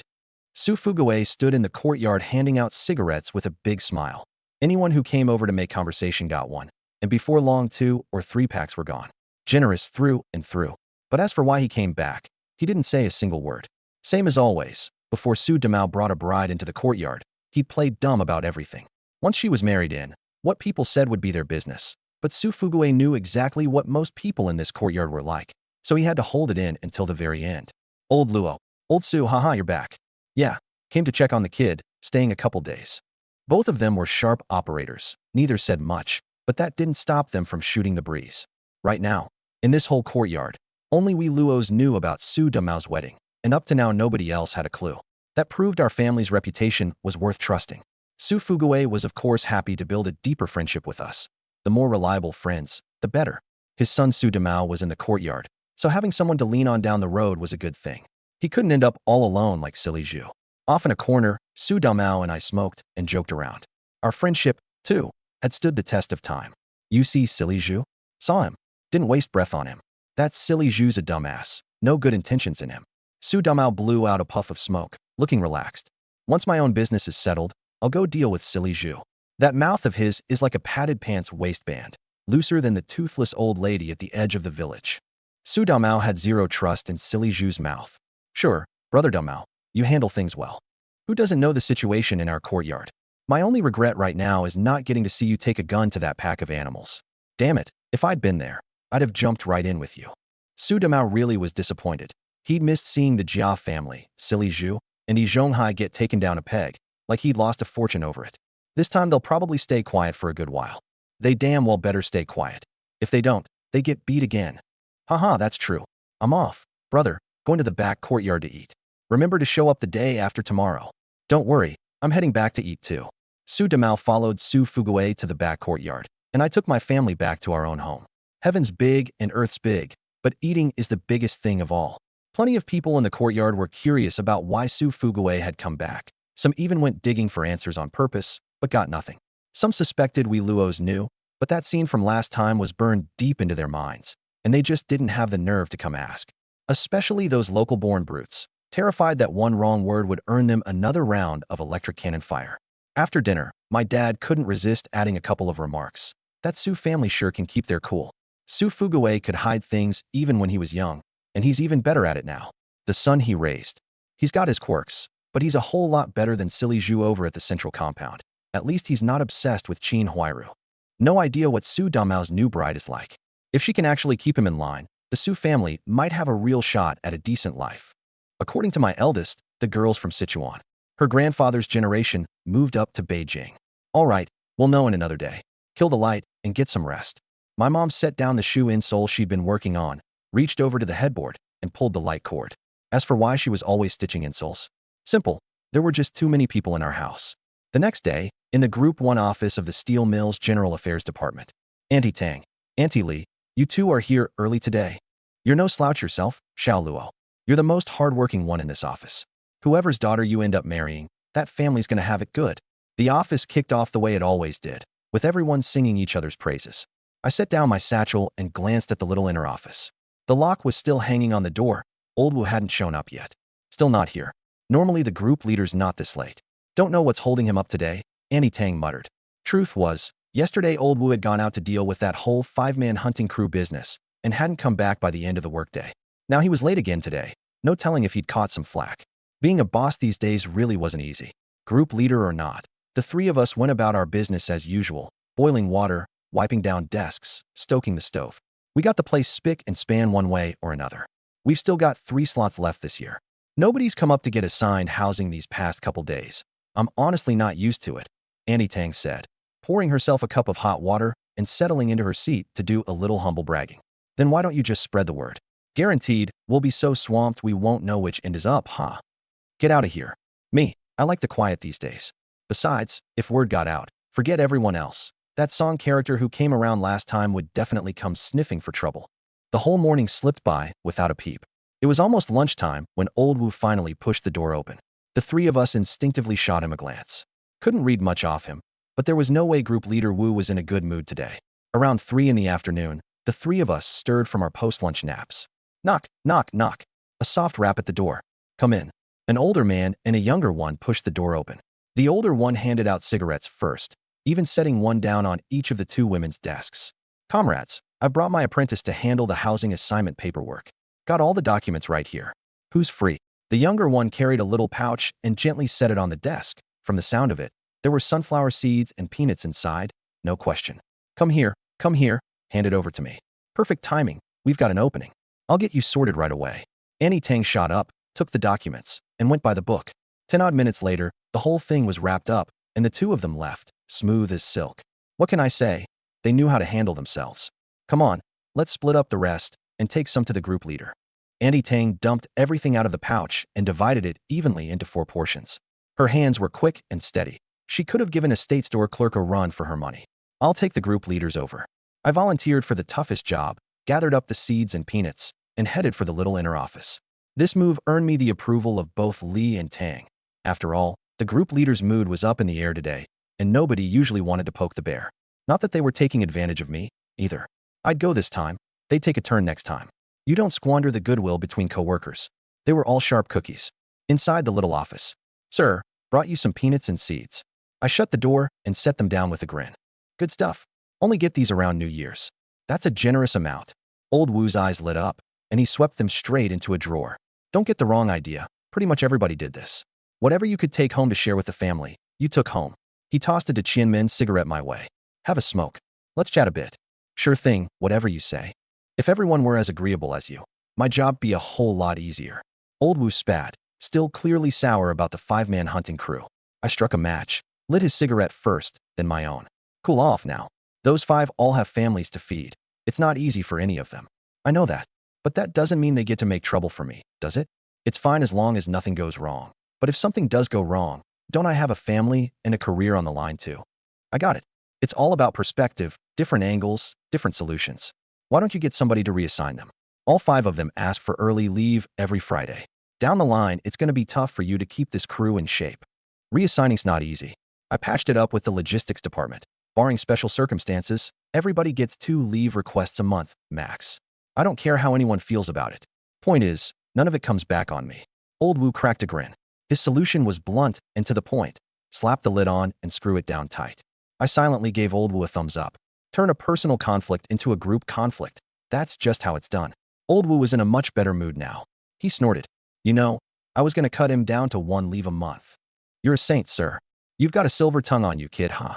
The laughter from the little office spilled out, and the 2 out in the main office finally breathed a sigh of relief. Nobody had it easy. If you could clock in, clock out, and live a steady life, well, the steadier the better. Not long after I came out of the little office, the 2 of them descended on me quick as lightning to get the scoop.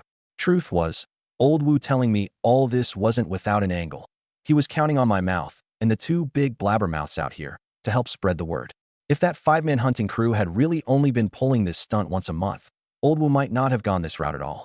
That's our group leader for you. Impressive. Oh, my stomach's suddenly acting up. Gotta run to the restroom real quick. I'll come with you.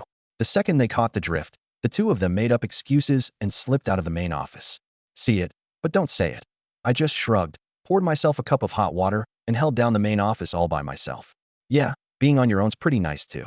At the steel mill's courtyard compound, the back courtyard was already bustling first thing in the morning. The big red double happiness characters went up on the wall, the 36 legs of furniture were carried in, and the satin quilt covers with peony and phoenix patterns. One after another, they emerged under the disbelieving stares of the women left minding the compound. Well, how about that? So this whole gang of neighbors didn't find out someone in the compound was throwing a wedding until the day before. Everybody knew you Sioux folks could keep a secret, but nobody figured you'd keep it this airtight. Third auntie, second auntie, and first auntie all looked a little put out, and the whole lot of them made a beeline for the back courtyard. Old Sue, we're at least. Text cuts off here. Neighbor, how come you didn't give us a heads up about your kid getting married? Yeah, we could have lent a hand, you know. The wedding's practically here, and the whole courtyard's just finding out now. That's not right. Sue Fuguwe grinned around his cigarette. Didn't figure on making a big fuss out of it. Some folks still weren't happy, but they let it drop. There were decent people among them, and they pitched in where they could, hauling stuff around, the women working quick and efficient. With all the extra hands, things moved along fast. So whose daughter is your Dumao marrying? Is she a city girl? She got a job? How many people in her family? They fired off questions like an interrogation squad. But that was just how it was these days. People were so bored out of their minds they had to dig up some gossip. Before long, they'd pumped him for every last detail, and everybody seemed pretty satisfied. Sue Fuguwe couldn't be bothered wasting words with this pack of busybody women. He said something to his wife, then turned and headed out of the courtyard. By quitting time, the courtyard was even livelier. The working men had all heard the news, and they made a beeline for the back courtyard. Even third Uncle Yin Buguwe, who showed up at his usual spot like clockwork every single day, wasn't hanging around his regular corner today. He'd gone to help out back, hoping to earn some goodwill and maybe score something extra on the side. Third Uncle had that math figured out to the penny. Over in the corner by the ornamental gate in the back courtyard, my brother and I from the Luo family were squatting with Su Damao, smoking. Su Damao was grinning ear to ear, beating his archenemy to the punch by getting married first. That sense of triumph was something nobody else could understand, but he was tickled pink about it himself. Damao, look at that silly Zhu over in the middle courtyard. Got a face on him like everybody in the world owes him $200. You gonna cook something up tonight to feed this pack of hungry wolves? Su Damao laughed. Well, folks came out to help. Gotta show a little appreciation. The old man just finished building the new stove. We'll throw together a big pot of stew in a bit, toss in some pork cracklings, and call it good. He shot us a sly look and waggled his eyebrows. You two don't eat that stuff. Same goes for my uncle's crew. We've got our own private spread inside. And don't bother going up front to tell your aunt about it. My sister already went and told her today. It's all arranged. Your buddy Damao's got it handled. Luo Jun and I both gave him a thumbs up. Say what you want, but when it came to knowing how to treat people right, Su Damao was the real deal. I pulled out 2 liquor coupons for Erguo 2 and slipped a big 10 yuan bill to my little brother. Go grab 2 bottles. We're having some drinks tonight. You got it. Before Su Damao could stop him, Luo Jun happily took off toward the front courtyard. Su Damao got a little flustered. Hey, man, what are you doing? I laughed and clapped him on the shoulder. Come on, we're friends. I can't just show up empty-handed, can I? My old man's definitely bringing something too, so don't worry about it. Just relax and enjoy being tomorrow's groom. All right, since you insist. I'm not gonna nickel and dime you either. We're friends from here on out, and that's that. He settled back into his squat and handed me a cigarette. I could tell he'd already run me, and Silly Zhu threw a comparison in his head. When it came to friendship, I really did come out way ahead of Silly Zhu. Less entertainment from watching me get punched around, sure, but I got things done right. So, tomorrow you're just inviting our family to celebrate? No big party. I asked. What party? Everybody knows how precious food is these days. We'll just do a little something today and leave it at that. Su Damao curled his lip, watching the crowd sniffing hungrily around the stove. I'm not taking any wedding gifts either. Nobody needs to come crash the party. Back before my old man moved into this courtyard, that Zhonghai and Widow Jia bunch had the nerve to sass me. Now that my old man's here, if they still dare pull that, then what was the point of him coming at all? You could tell he had zero fondness for the people in this courtyard, and he wasn't about to cut them any slack. Sounds good. If anybody gets out of line tomorrow, I've got your back. Perfect. With you saying that, I can rest easy. Nobody can turn down the security a gun brings. Nobody. Before long, the whole back courtyard was thick with the smell of food. Every household, whether they'd helped out or not, came with bowls in hand and, by some unspoken agreement, lined up in front of the stove. The Jia family's giant bowl stood out in particular. One had gotten smashed last time, but if there was one thing you could count on from the Jias, it was that they always had a big honking bowl to spare. Su Fuguei watched Widow Jia come shuffling up with her bowl, and the cigarette dangling from his lips gave a couple of twitches. Then he looked past her. Good grief. Jia Dongxiu, Qin Huairu, banging. The whole clan had turned out. The only one missing was the daughter. Everyone else had come straight over to freeload off the Su family. For his son's sake, since the wedding was tomorrow, Su Fuguei bit his tongue. Zhonghai's family hadn't come mooching, so all that leftover food just wound up in the Jia's bellies instead. Widow Jia and her crew left thoroughly satisfied, and you could visibly see more than half the meat gone from the pot. Have a little consideration, neighbors. This is the only pot we've got, and times are tough. Su Fuguei tapped the rim of the pot and cheerfully kept dishing it out. Some people even came back for seconds, but nobody made trouble. Someone's wedding is a happy occasion, and anyone who stirs the pot at one of those is making a literal blood enemy.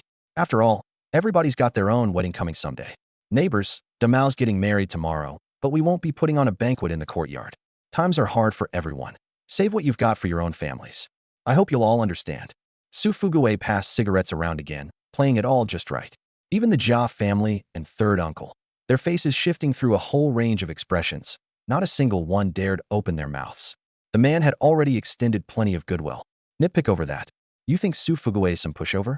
Get him truly riled up, and one bullet later, you wouldn't have a leg to stand on even if you took it all the way to the neighborhood committee. Sure, this is plenty good.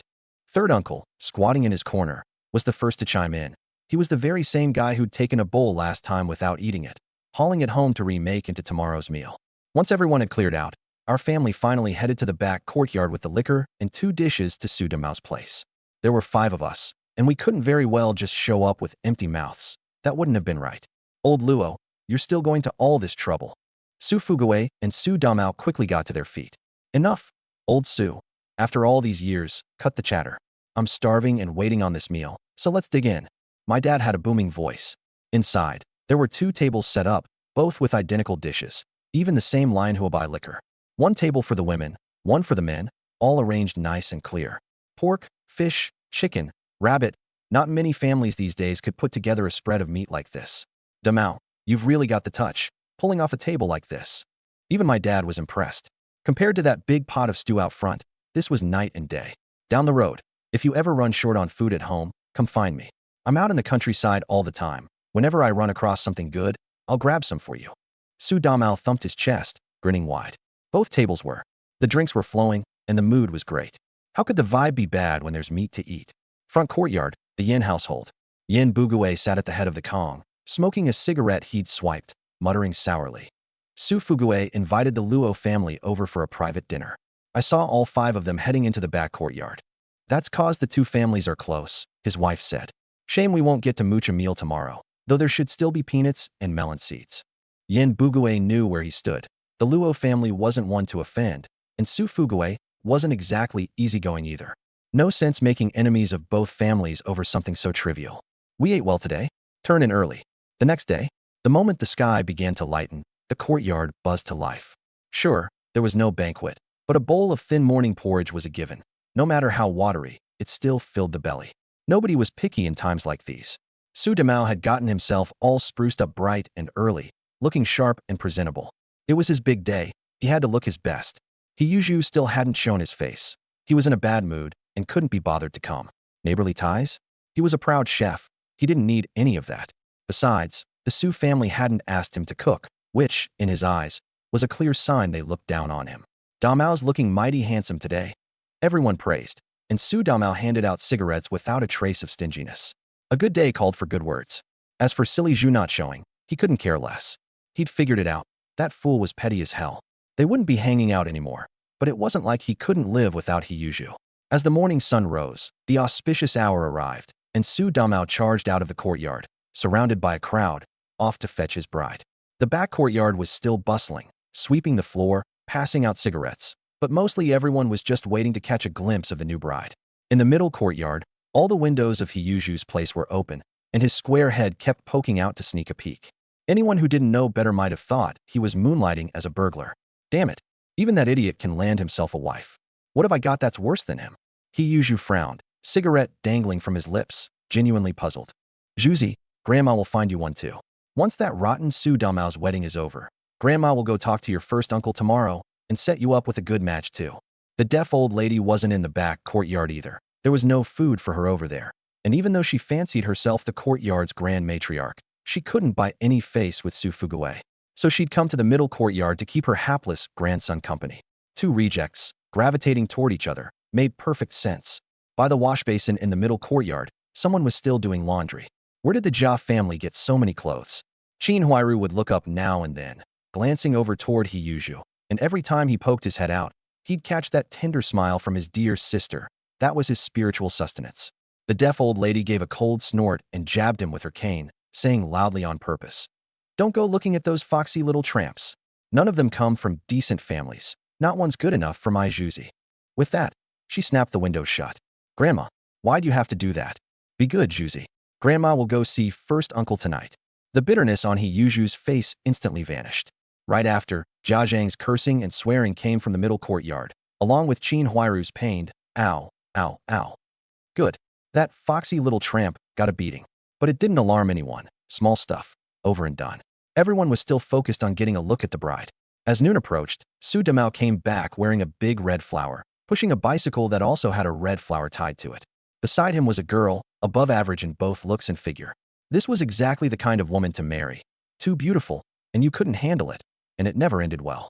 The neighbors in the back courtyard all greeted them with smiles, then hurried back home, because what they were really waiting for was the main event, the newlyweds coming door to door to hand out peanuts, melon seeds, and even fruit candy.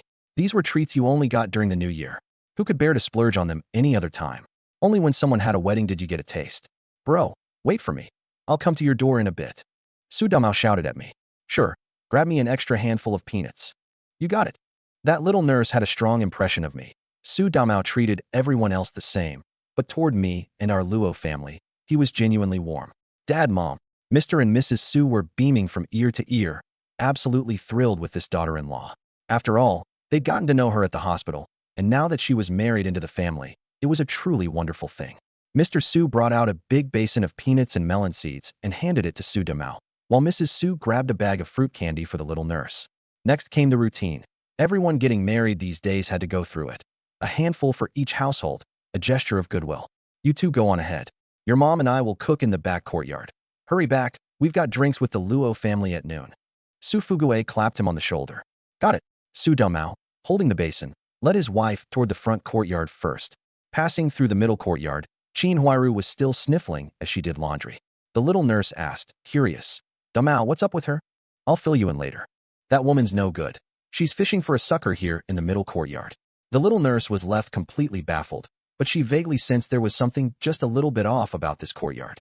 "Don't you forget it." "Won't forget. In this courtyard of ours, you can't get by without a few tricks up your sleeve." "Really? Really?" Su Damao turned to look at her. "Wait, why do you seem kind of excited about this?" The little nurse rolled her eyes. "Quit talking nonsense, you goofball. Haha, I just love it when you cuss me out in Sichuan dialect." The guy grinned like a lovesick fool. This household, third Uncle Yin Bugue, can be summed up in one word: cheap.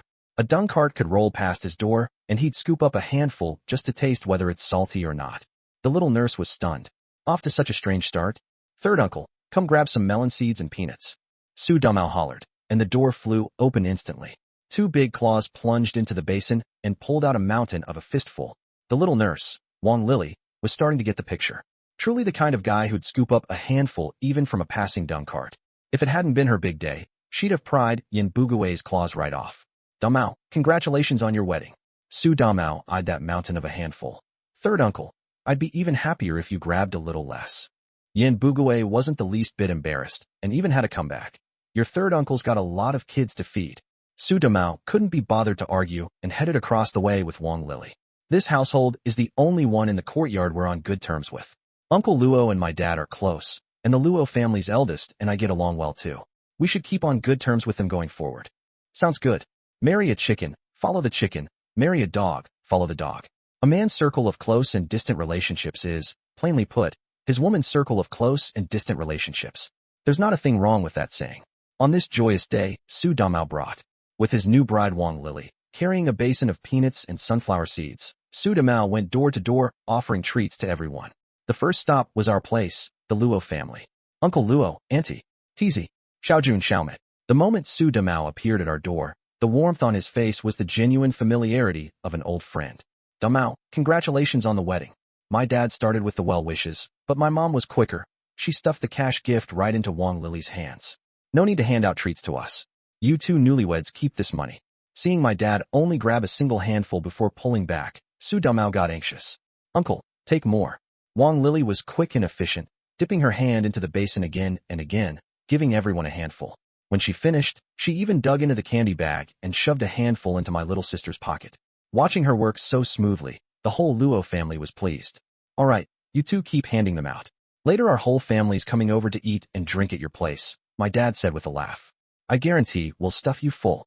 Su Damao grinned, showing his teeth, then pulled Wang Lily off to the next house. Once they left the Luo families, Su Damao's expression relaxed, and he leveled with his wife. The front courtyard's basically like that. Now you see why I said we should stay close with the Luos? They're straight shooters, they don't scheme against people. Wang Lily nodded firmly. Come on, let's hit the middle courtyard. That place is a disaster zone. From now on, that pack of scumbags, the less we deal with them, the better. Wang Lily immediately grew wary. She really hadn't expected that getting married could drag her into so many hidden complications, including that big-butted woman doing laundry. Su Damao froze. Well, damn, his wife's focus was exactly the same as his. Yes. They arrived at Yi Zhonghai's place. Old Yi and the first auntie pushed the door open and came out, offering heartfelt blessings while grabbing a handful from the basin. Wang Lily returned the gesture with a small handful of candy. Su Damao was quite the actor too, going back and forth with Yi Zhonghai in a way that Wang Lily found utterly absurd. The moment the door closed, she leaned in close to Su Damao's ear and whispered, "That man is so fake. My wife's got a sharp eye." Su Damao chuckled. The least human, yet most human-seeming person in our courtyard. I'll tell you all about him later in detail. Now Wang Lily was genuinely intrigued by this compound. This place was seriously twisted. Zhuzi, open up. Since today was a joyous occasion, Su Damao didn't yell silly Zhu. He called out Zhuzi. With a clatter, He came out with a sullen face, expressionless. What do you want? Su Damao didn't mind. He pushed the basin forward. Eat. He grabbed a handful, didn't offer a single word of congratulations, and slammed the door shut again with a bang. A vein throbbed at Wang Lily's temple. This guy's that rigid? That's just because he's dense. Silly Zhu's stupidity is legendary. It rings out loud and clear through the entire Nanluo Guxiang. Today's our wedding, so we won't stoop to a fool's level. Next was the Jia family, and Wang Lily knew this was the home of that laundry queen. Dongxiu, come grab some peanuts and seeds. The moment Su Damao knocked, a whole line of people came pouring out. At times like this, the Jia family was remarkably united. The peanuts and seeds in the red basin visibly dropped a whole layer. Widow Jia and Jia Geng even reached back for a second round. Wang Lily kept a straight face, but inside she was cursing up a storm. Grandma, I want candy. Banging looked up. Okay, Damao, where's the candy? Widow Jia demanded, bold as brass. Su Damao grabbed a small handful from his wife's bag and handed it over. There, we're leaving now. Before Widow Jia could react, he pulled Wang Lily and bolted. If they stayed any longer, the two of them would have been eaten alive by the Jia family. Only after passing through the ornamental gate did their pace slow down. Damao, this Jia family. Su Damao smacked his lips. Every bad word you can think of, go ahead and pin it on the jias. You basically can't go wrong. Wang Lili fell silent. It seemed this courtyard had some real experts. What about the back courtyard? The back courtyard's not bad. There's an old, deaf woman. Cunning as hell, always plotting to screw people over. Then there's the second uncle, whose only hobbies are dreaming about becoming an official and beating kids. His own kids. From now on, if you see some old fart hobbling around with a cane in the courtyard, don't say a word. Just turn and walk away. You'll never go wrong. Su Damao felt like he'd worn his lips down a layer today. But there was no choice. This compound number 95 was the single most man-eating oddity in all of Nanluoguxiang, and even in the entire capital. Ordinary people really had a rough time here. The average person simply couldn't survive it. They arrived at the second Uncle Lu Haizhong's door. Damao, looking really sharp today? Only after getting married can a man contribute even better to the country. Lu Haizhong scooped up a handful of seeds, and Wang Lili offered up a handful of candy, delighting old Lu to no end. Right. You're absolutely correct. How do you handle Lu Haizhong? Just stroke his fur the right way. Su Damao knew this inside and out. Wang Lili was thoroughly impressed. This man had studied certain people in the courtyard down to a science. The last house was the old deaf woman's. From a distance, Su Damao stretched his voice and hollered, "Old madam, come out for some seeds." The old deaf woman came out shakily, leaning on her cane. The moment she spotted Wang Lili, she smiled kindly. "Oh my dear granddaughter, let grandma have a look. That rascal Su Damao is truly blessed." Anyone who didn't know better might have fallen for it right on the spot. Just as Wang Lili was about to shoot back, Su Damao's face fell. At that moment, Su Damao's own mother came charging out from next door wielding a rolling pin, like a battlefield general, and tore right into the old crone. "You old hag, who are you claiming as a grandchild? If your eyes are that bad, go home and sleep. Don't go parading that thick face of yours around picking up grandsons and granddaughters every single day." Su Fuguei stood in front of his son with a sinister smile. "Old woman, today's my son and daughter-in-law's happy day, and I'm in a good mood, so I won't stoop to your level. Our Su family has nothing whatsoever to do with you." The old deaf woman's wrinkled face went dark in an instant. She'd forgotten the Su couple hadn't left yet. A miscalculation. What are you saying? The old deaf woman instantly picked her traditional trick back up. "I was just blessing Damao and his wife." The switch was so smooth it left Wang Lili stunned, silently marveling at just how damn thick-skinned this woman was. The old deaf woman even reached out to grab a handful of seeds, but Su Damao gave two cold laughs and turned to walk away. Failed at claiming a granddaughter and still wants to freeload food and drink. Go freeload at the alley's public toilet. The whole family completely ignored the old deaf woman and swaggered on home. Afraid of some old lady? Not a chance. In this courtyard, you had to be tough, you had to be capable, you had to carve out your own presence. Only then could you make those animals afraid. Just like back when I, Luo Tai, held a gun and pointed it at that pack of beasts. That's exactly how it had to be done. In the back courtyard, at the Su family's place, the Zus and the Luos gathered together again. The only difference from last night was that Su Damao's new bride now sat at the women's table, and the dishes were a good bit fancier too. Halfway through the meal, the men lit up cigarettes and got to chatting. "Damao, did you take your wife around to meet everyone in the compound today?" "Don't worry, Uncle Luo, that's a step you just can't skip around here. If we lived in the compound next door, I wouldn't say a word, but here?" "Huh." Su Damao nodded, grinning. The whole room burst out laughing. "Compound number 95. If you know, you know. You'll get used to living here soon enough," Su's father instructed his son while smoking. "If anything comes up, come to us. Don't try to shoulder it alone. That fool Zhu in the middle courtyard is no good either. Keep your distance." What else could they do? The compound was a complicated place. The rooms were already assigned, and there was no swapping. People just had to adapt. It was a lunch enjoyed by all, hosts and guests alike. Meanwhile, on my side, the front courtyard's east passage room. I climbed onto the Kong with a yawn, ready for an afternoon nap. Watching my little brother still hitting the books, I couldn't help speaking up, worried the kid was studying himself into a daze. "Hey, little bro, want to catch some sleep?" "You go ahead and sleep, don't mind me. Once I start working, I'll have plenty of chances to rest." Luo Jun saw it clearly. I smacked my lips. He had a point. With the kind of jobs my dad and I had, there'd be no shortage of chances to kick back once you were on the clock. I'd had quite a bit to drink at lunch, so passing out for a nap after felt like a solid choice. I pulled the blanket over me and was out like a light. Early the next morning, in the first group office of the Steel Mills General Affairs section, I was still the first one there.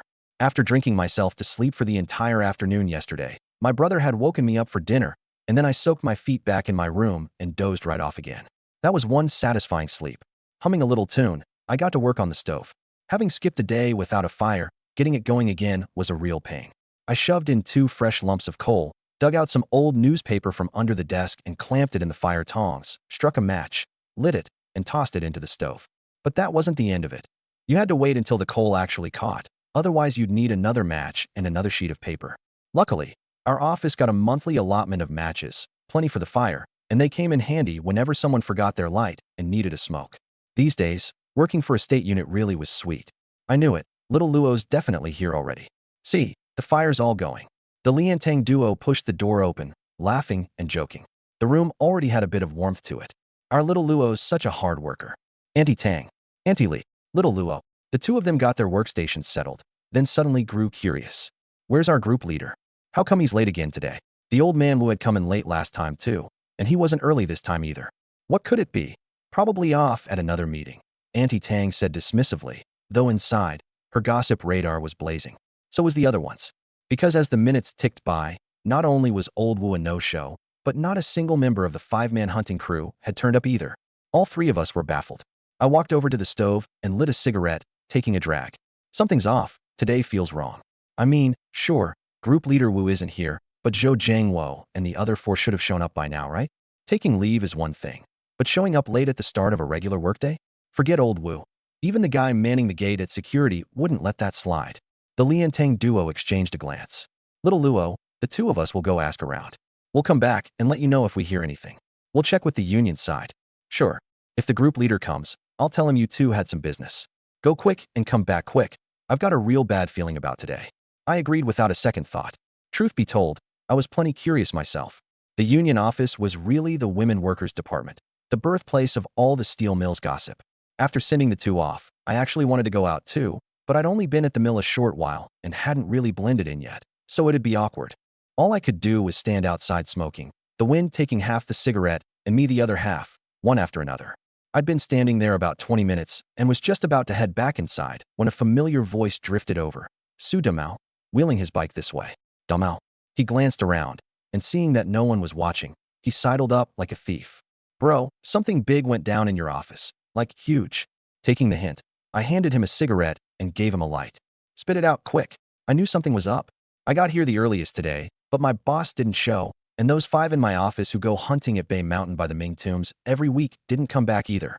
Those 2 women already went to the women workers department to ask around. Still not back yet. He gave a sly chuckle, then leaned in and muttered a long string of details into my ear. 1 dead, 4 injured. No idea how many made it, but definitely nothing good.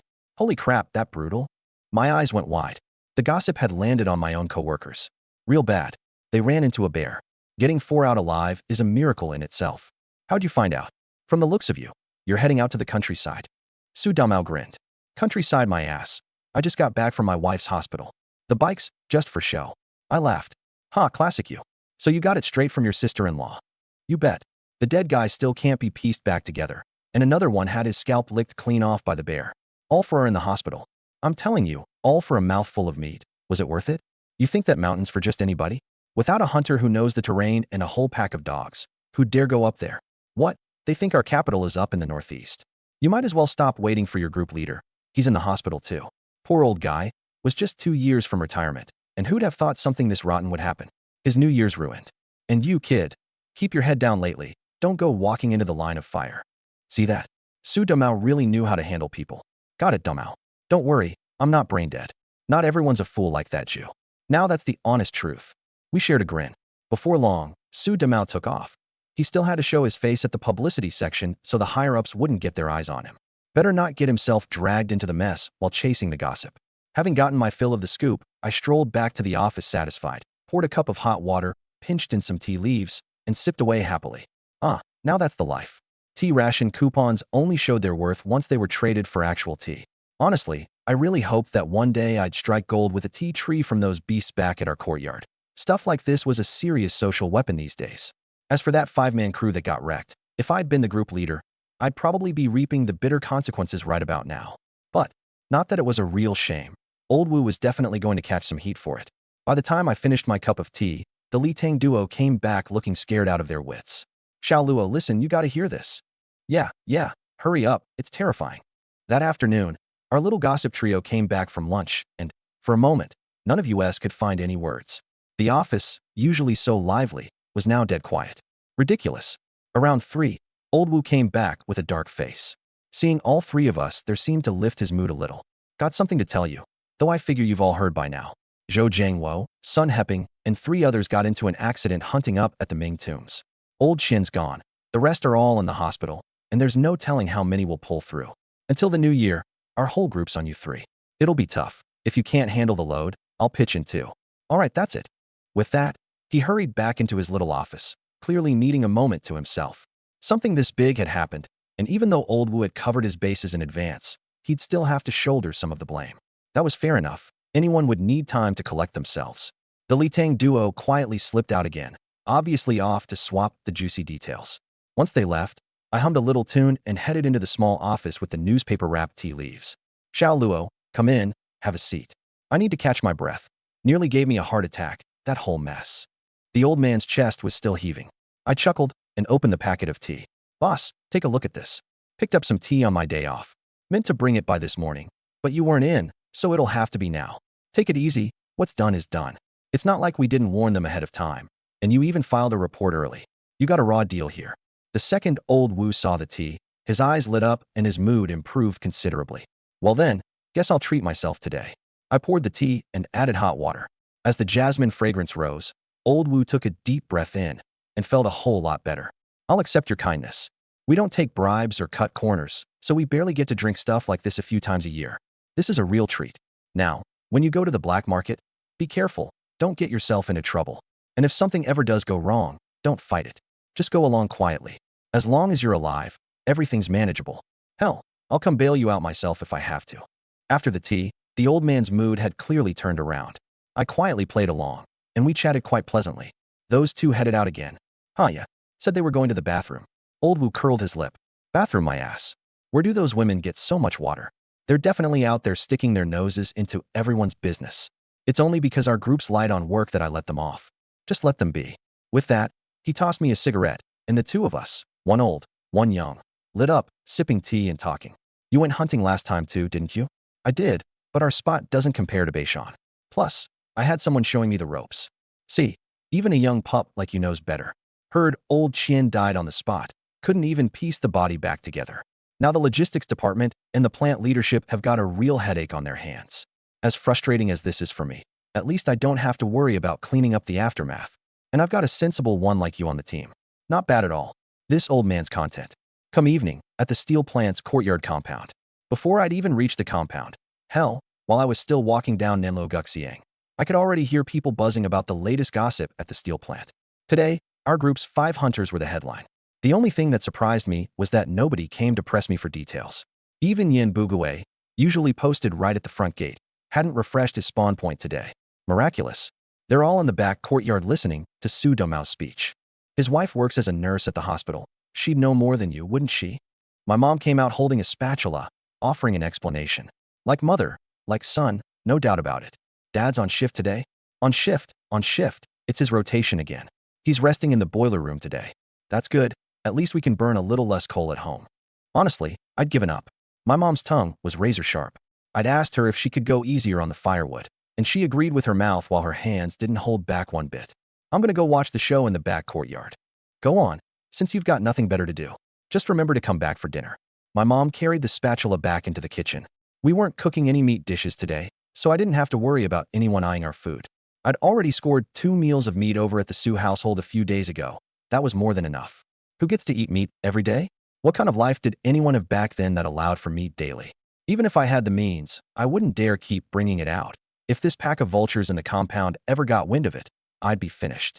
So I'd been quietly curing bacon in my space. Slabs of pork belly, evenly marbled with fat and lean, perfect for making bacon. A pound of fresh meat yields about 7 ounces of cured. So it weighs a little. So what? I could afford it. Pulling out fresh meat too often would be asking for trouble, but cured bacon? No problem there. Who doesn't cure a couple slabs for the new year? Too bad the bacon wasn't ready yet, or I'd have marched right out with a slab already. During the day at work, I often looked like I was resting with my eyes closed. In reality, I was hard at work farming in my space. The back courtyard.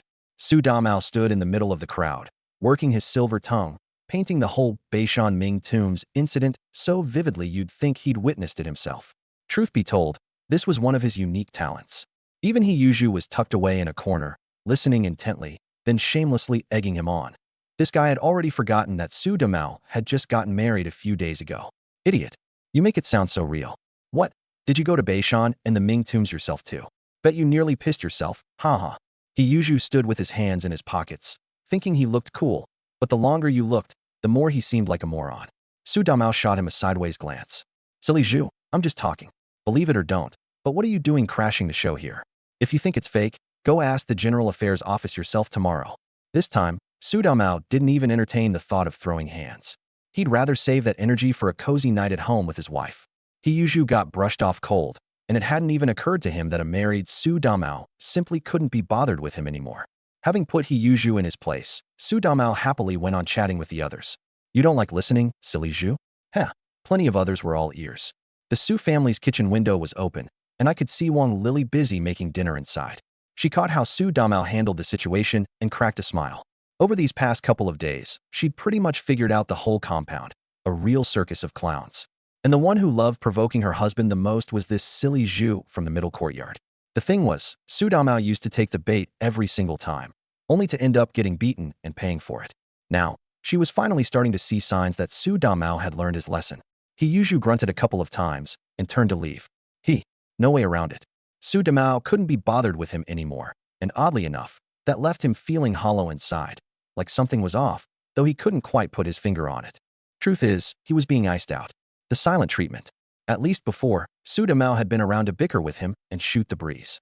Now the guy didn't even care enough to run his mouth. The moment Hiyuju walked off, Su Damao broke into a huge grin. Watching silly Zhu get shut down like that, he couldn't have been happier. Hey buddy, want one? Out of nowhere, Su Damao had sidled up next to me, holding out a peony cigarette. Well, can't turn down a peony. The two of us squatted under the eaves, puffing away. Damao, you handled silly Zhu real clean this time. Su Damao took a deep drag. I figured it out. Messing with silly Zhu gets me nothing but a beating for free.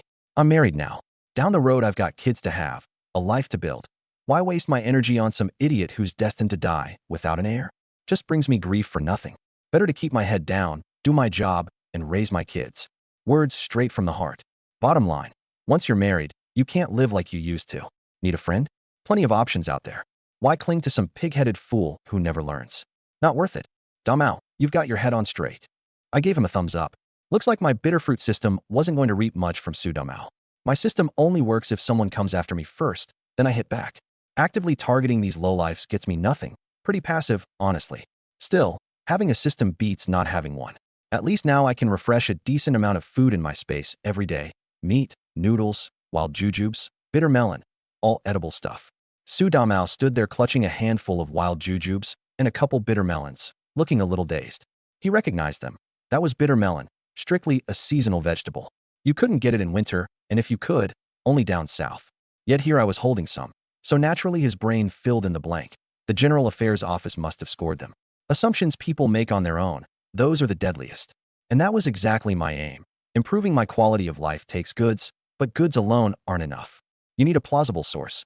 The General Affairs Office filled that gap perfectly. So convenient.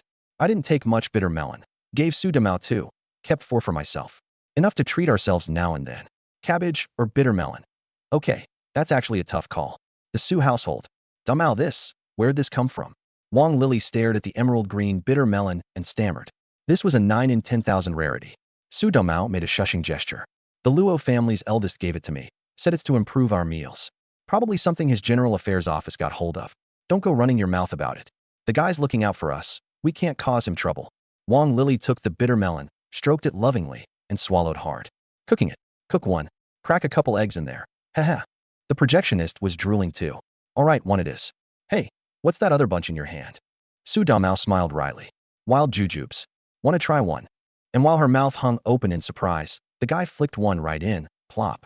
Su Damao. SSSS, you jerk. He gave a smug little laugh and bolted, leaving Wang Lily in the kitchen grimacing. You just wait. Tonight you're gonna get it.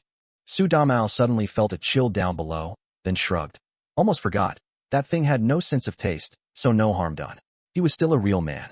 At dinner, Wang Lily spotted another handful of wild jujubes on the table and reflexively swallowed. That's sour. Damn, that was seriously sour. Next time you head to the countryside and get your hands on something good, Send some to the front courtyard too. Can't just keep taking from them. Gotta give and take. Don't worry, I know how it works. Su Damao dropped a chopstick load of bitter melon and a big scoop of egg into her bowl. Try it. He took a bite himself and practically melted with pleasure, eyes closing. All winter long fighting it out with cabbage, potatoes, and carrots. Finally, a little variety.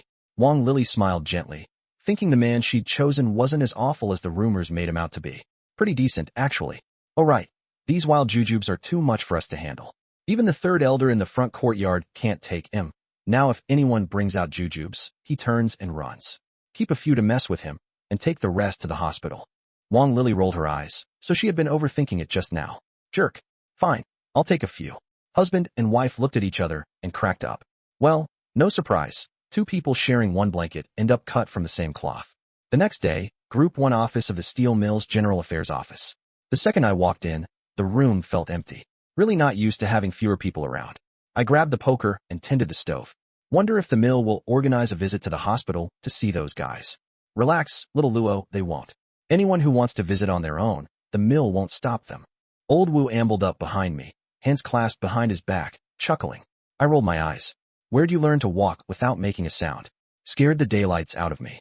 Bah, what's there to be scared of under socialism? The old man had a way with words, smooth as silk. If he weren't already at retirement age, I'd swear he had room to climb higher still. You're absolutely right. Flames leapt up from the stove. Cozy, you planning to go visit them? Nah, it's not mandatory. Whoever wants to can go, and you'd have to bring gifts too. Don't get too close to them. Nothing good comes of it. The other two definitely won't go either. Don't ask, don't bring it up, just carry on as usual.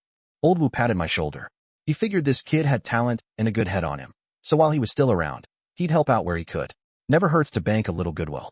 Oh, by the way, Elder Wu, there are 2 bitter melons in the bag on my desk. Got him for you. Take him home today. They'll help cool your kid's internal heat. I lit a cigarette and took a deep drag. Old Wu perked right up and scurried over on his short little legs. I wasn't pulling his leg. There really were 2 fresh, glistening bitter melons in the bag. You kid, you've got the goods. Then I won't stand on ceremony. Next time I'll get you some bullets. Maybe some pastry ration tickets too.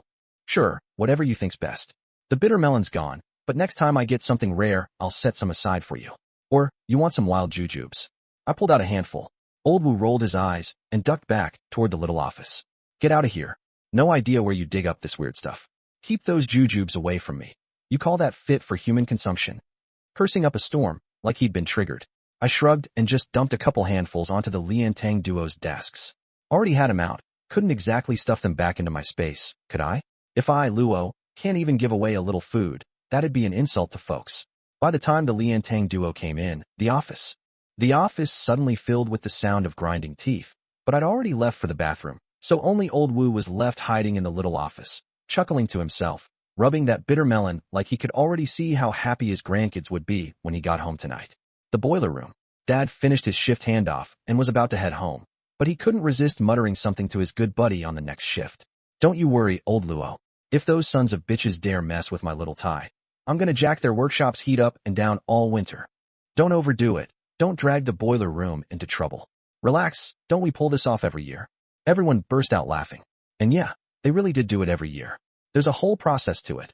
First the heat won't kick in, then it stays lukewarm, but never fully cold. Sooner or later someone comes around asking questions. Usually the workshop supervisor himself, and then you just tell him straight why it's happening. The supervisor goes back, deals with whoever caused the problem, and boom, his workshop's warm and toasty again. Everybody's happy. This is a rule unique to factory society. Can't put it out in the open, but it works like a charm. Besides, they're all just regular working folks, so what's there to make official? The whole thing takes maybe 3 to 5 days, doesn't hold up any real work, and lets you vent a little frustration. Why not? You never know when you'll need somebody's help down the line. Alright, I'm heading back to catch up on some sleep. Dad bundled himself up tight and pushed out the door, feeling great. He'd been holding this in for so long, and finally, he could let off some steam. As for whether the Jia family would come around to stir up trouble, the Jias might be dense, but Yizhonghai sure isn't. The front courtyard, the Luo household. You're back. Yeah, gonna grab a nap first. Beat. Sure. I'll fry you some eggs when you wake up. Just plain eggs. No, your oldest brought home some bitter melon from who knows where yesterday. The 4 of us ate 3 of 'em last night. Saved one for you. Bitter melon and egg stir-fry for lunch. Mom said, beaming with pride. Dad looked totally lost. Where'd the bitter melon come from? Mom threw up her hands. Who knows? Your son can even scrounge up sour jujubes, so why worry about the details? He's grown now. There's nothing that kid doesn't understand. Dad chuckled. True enough. All right, I'll ride my good son's coattails at lunch. It's cabbage, potatoes, and shredded radish every single day. Nice to switch it up. Oh, right. Where are those sour jujubes? Next time I'll take a handful with me. Chew on him to stay awake during the night shift. See, my dad had even figured out a new use for sour jujubes. These days, there's just nothing that's truly useless. Mom pointed at the cupboard. Stuffed 2 handfuls in there yesterday. Grab him yourself if you want. I can't stand eating that stuff. Just mentioning sour jujubes made her mouth water involuntarily. Couldn't help it. They were way too sour. How do I put it? If Chin Huiru made it, it's got to be top quality. In a sense, that really was the truth. By dusk it had gotten dark, but that didn't stop everyone from heading home. Home. Nanluoga Lane, this core residential area, had streetlights. No matter how dim, at least it beat having none. In front of the gate of number 95 courtyard, third Uncle Yin Bugway showed up right on schedule, rain or shine. Third uncle, have you eaten yet? Yin Bugway twitched his nose, his eyes lighting up. Meat. But the moment he saw who the voice and the smell belonged to, that light quickly went out. Ah, Clerk Luo. Not yet, haha. That's what his mouth said, but his eyes were glued to my satchel with the deepest devotion. I pressed my lips together, fished a handful of sour jujubes out of my satchel, and before third Uncle Yin could react, I shoved them right into his arms. By the time he snapped out of it, I was long gone, leaving that handful of sour jujubes sitting in his hand. This. Yin Bugway froze in the doorway, unable to get a single word out. Honestly, that old man's nose was practically superhuman. I'd wrapped 5 pounds of cured pork in several layers of newspaper, and he could still sniff it out. Unbelievable. Back home in the front courtyard, my 2 younger siblings, Luo Jun and Luo Mei, had already arrived. Bro, big brother. I'm home. I patted both their heads, feeling good. Come here. Look what your big brother brought you. I shut the door and pulled the cured pork out of my satchel.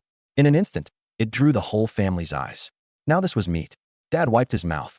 Hold on. Is your General Affairs office really this loaded now? He was genuinely puzzled. After all, the boiler room fell under General Affairs too, but sadly, Mom shot him a look. Enough, you boiler room guys can quit fishing for credit. With the family eating better lately, she'd figured it all out. No use counting on the old man. Gotta count on the young one. Dad wasn't the least bit annoyed. With his son able to hold up the household, he was nothing but thrilled. He pulled out his cigarettes and liquor, plopped down at the table, and just waited to eat. I'll go slice it and steam it, tuck it into wawado. Stir-frying it makes too strong a smell. Whoever cooks calls the shots. Nobody objected.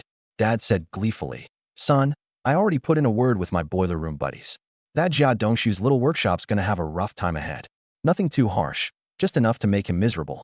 His bathhouse tickets have already been docked clear through next winter. Supplies are tied over at General Affairs, so it's perfectly natural someone at his level doesn't get any. My deepest condolences. The 2 of us exchanged a glance and grinned. Luo Jun and Luo Mei always thought our grins looked sinister, like we were up to no good. Over at the steel mill, the workers in the workshop started grumbling. Why is it not warm in here these past couple days? The place next door's practically sweating, and we're freezing. Is the boiler room pulling something again? Go find the supervisor. Make him look into it. The workshop's supervisor had already received his 4th wave of complaining workers. His brow knotted into a ball. The temperature really was low, didn't stop the work, but it was way worse than next door. He knew exactly what was going on. This kind of precise squeeze had to be the work of those old hands in the boiler room. Which dumbass stirred up trouble this time? The supervisor cursed as he stood up and headed straight for the boiler room. The boiler room. Supervisor Guo walked in and immediately offered my dad a cigarette. Old Luo, is there something wrong with our workshop's piping? A lot of people are complaining it's not warm. Dad, knowing full well, took the cigarette. Supervisor Guo, it's a pipe issue. Last time we ran a check, looked like the problem was with the pipes over on Jia Dongshu's side of your workshop. Supervisor Guo took a hard drag. Got it. I'll go straighten him out. So, old Luo, my workshop. Don't you worry, we're not unreasonable people. It'll definitely get fixed today. Perfect. Supervisor Guo left, happy as could be. As for Jia Dongshu, serves him right. That afternoon, the work inspection. Jia Dongshu, this whole basket won't cut it. Send it all back and redo it. Director Guo kicked over his bin of parts. With a pass rate this low, aren't you ashamed of yourself, a grown man? All you think about is what's between your legs. Get lost. That's a month's benefits docked. Truth be told, that bin of parts really wasn't up to standard. But the standard was whatever Director Guo said it was, and he graded by the strictest scale, way beyond anything Jia Dongshu could pull off. Take it all the way up to the factory manager, and Guo would still come out on top. Jia Dongshu got chewed out something fierce, his face black as thunder, fists clenched tight. Director Guo sneered. What? A scrawny thing like you wants to throw down with me. Am I the director? Or are you? His co-workers all chimed in against him. Thanks to Jia Dongshu alone, the whole workshop had gone cold for 2 days, and everybody'd been sitting on a bellyful of resentment. Director Guo was right. If Jia Dongshu can't cut it, he can go home, dragging down the whole shop's numbers, making us all look bad. At the critical moment, Yi Zhonghai stepped in. Director, I'll take Dongshu down there right now. I guarantee we'll get this whole bin straightened out. Simple as that. And he'd earned another dose of gratitude from his apprentice. Yi Zhonghai knew the game cold. This was exactly how you raised an apprentice. As for why Jia Dongshu's skills were so lousy, that was thanks to his master, of course. He didn't know the exact reasons, but the outcome was what he wanted, and that was enough. Out of respect for Yi Zhonghai, Director Guo just gave a cold snort. The benefits still get docked. Right. A mistake calls for punishment. Yi Zhonghai said, all deference. He was only a freshly minted level 7 worker now, not the level 8 master craftsman of years past. The director wasn't about to cut him any slack. By 4 in the afternoon, the temperature in Guo's workshop had climbed back up, nearly as warm as the shop next door. The boiler room guys really knew how to play ball. Say the word, and it's done. Guo crouched against the wall, smoking, getting angrier the more he thought about it. And there were still fools out there stupid enough to cross people like that. Director Guo. Yi Zhonghai drifted out like a ghost, holding out a great front gate cigarette. Who exactly did Dongshu piss off? Never mind talking. Finish your smoke and get back to work. Guo rolled his eyes. You'd better teach that apprentice of yours properly. Liu Haizhong's apprentice already finished his training. Be a bigger man about it. A real Beijing man doesn't do things this way. That left Yi Zhonghai's face flushing pale and green. Be the bigger man? Not a chance. This concerned his retirement, his old age security. Nobody was going to touch that. He had no children of his own. Hell, if he did, would he have taken on Jia Dongshu as his apprentice in the first place? You don't have to tell me. I already know it's the Luo family. Yi Zhonghai tossed his cigarette, but aside. Never thought that bunch could hold a grudge this hard. It had to trace back to the whole business of Widow Jia offending the Luos all those years ago. Bath tickets, heating, benefits, one thing after another, springing up like weeds you couldn't clear out. But he had no intention of bailing Jia Dongshu out right now. For him, this actually worked out just fine. At the front gate, Yin Bugue popped up right on schedule, grinning as he watched people pass by. A night soil cart rolled up, and he frowned, instinctively backing away. As for the rumor going around, that he'd even taste test a manure cart, humph, slander. He, Yin Bugue, was a man of culture. Dinkling, Su Damao came pedaling back on his bicycle, 2 strings of dried mushrooms hanging off the handlebars. Yin Bugue pounced. Well, if it isn't Damao, been out to the countryside? You film projectionists really have it good. Come on, leave the bike, let your third uncle push it for you. I just love to help out. Without missing a beat, Su Damao sidestepped him, whipped a handful of sour jujubes into his hand with his left, and took off running. Third uncle, do me a solid today and help share the load with these sour jujubes. The dried mushrooms I've still got a use for. The instant he heard sour jujubes, Yin Bugue froze on the spot like he'd been struck by lightning. He looked down, gave a hard sniff. Good God. These were absolutely scored off that little bastard Luo Tai. No way they'd smell this authentic otherwise. His old face twisted into a knot, his back teeth ached, and his mouth started watering like crazy. Good God. What kind of witchcraft is this? He wailed, spirit crushed. Throw them out? Such a waste. Keep them. Sour as hell. And good for the stomach. Damn it.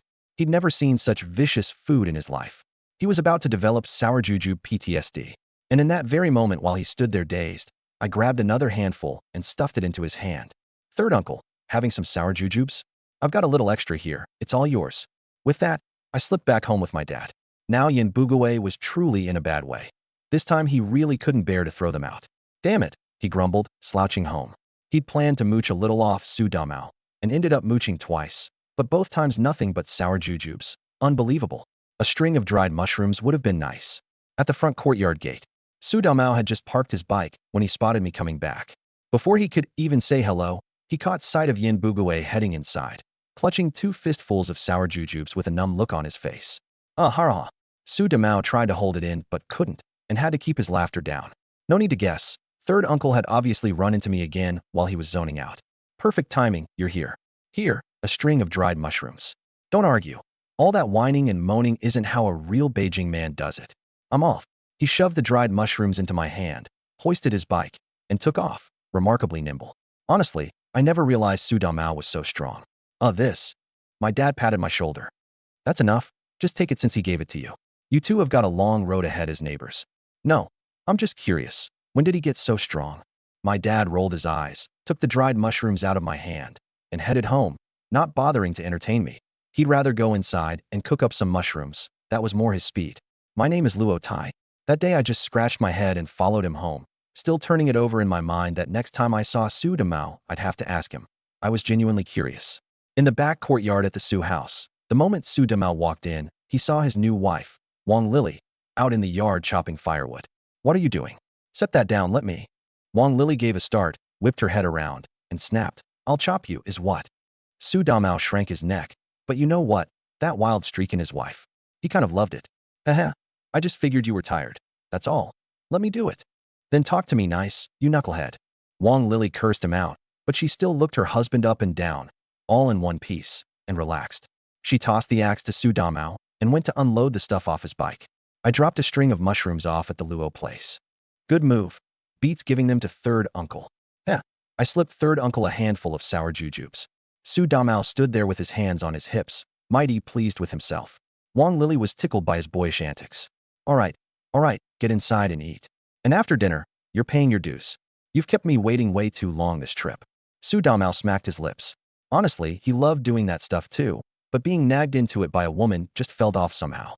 Next door, the deaf old lady curled her lip and grumbled her way back into her room. Why the grumbling? Damn it. Wang Lily was hollering so loud the old lady couldn't sleep at all. Sure, she played deaf, but she was still a normal person, wasn't she? Ridiculous. No consideration for the neighbors whatsoever. Over on my side in the front courtyard, I was soaking my feet when a bitter fruit dropped into my space with a plop. A bitter fruit from Jia Dongxiu. Boo-hoo, my life is so hard, so unbelievably hard. I fell silent. Well, no surprise there, being one of Qin Huairu's family. Where'd this bitter fruit come from?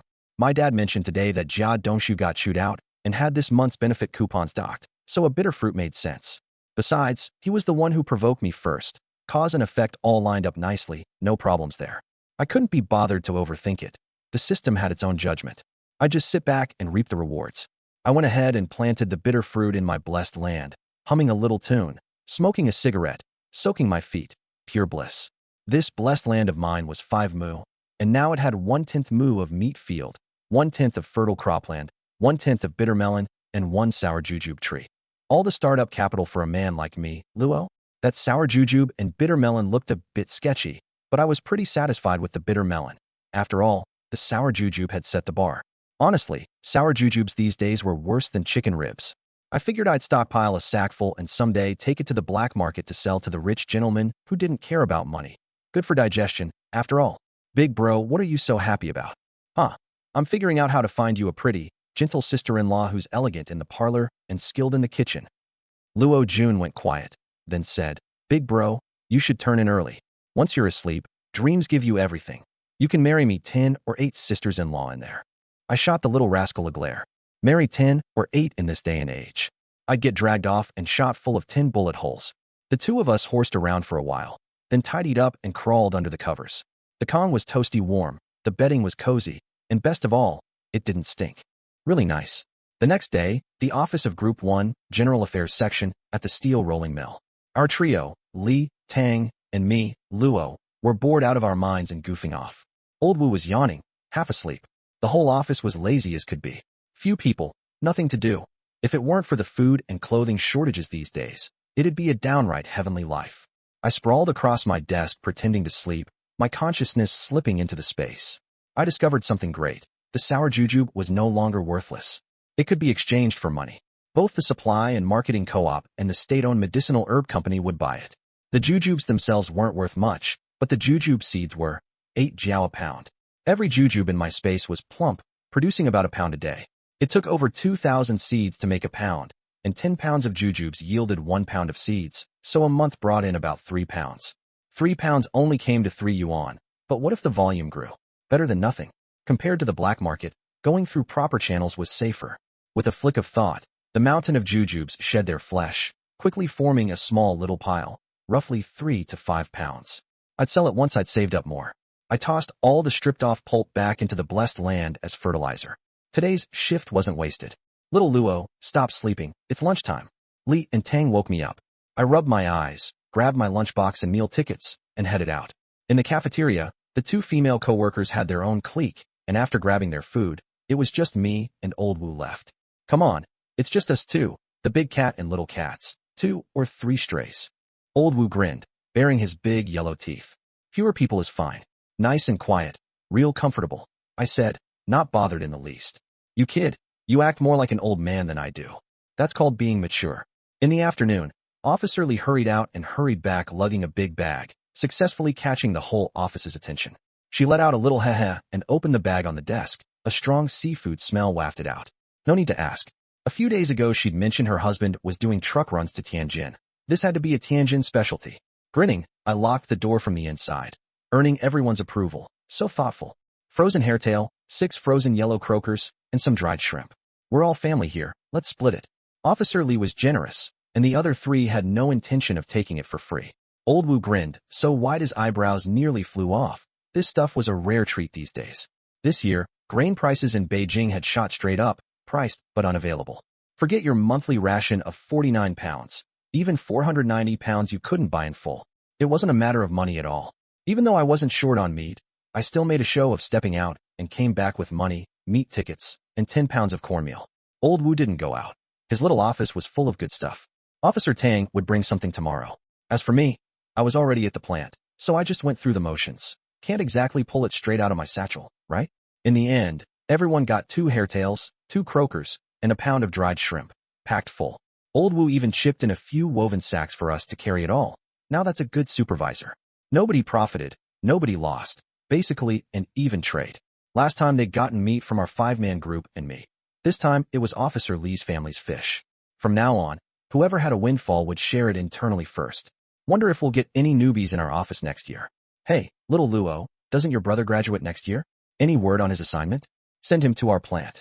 Officer Lee said whatever popped into her head. I smacked my lips. Auntie, you make it sound like my family runs the steel mill. How would I know? But I really do hope little June can come. As his big brother, I could at least get him a place to live quickly. The office filled with laughter again. Don't worry, if your brother really comes, we'll definitely sort out the housing for him. That's a small matter. Li and Tang practically thumped their chests to guarantee it. We were all family, after all. The moment the clock-out bell rang, everyone rose in silent understanding, each leaving with their haul. Where'd you haul that sack from, kid? My dad asked, puzzled. I pulled him aside to somewhere private and revealed it. Fish. See fish. Hairtail.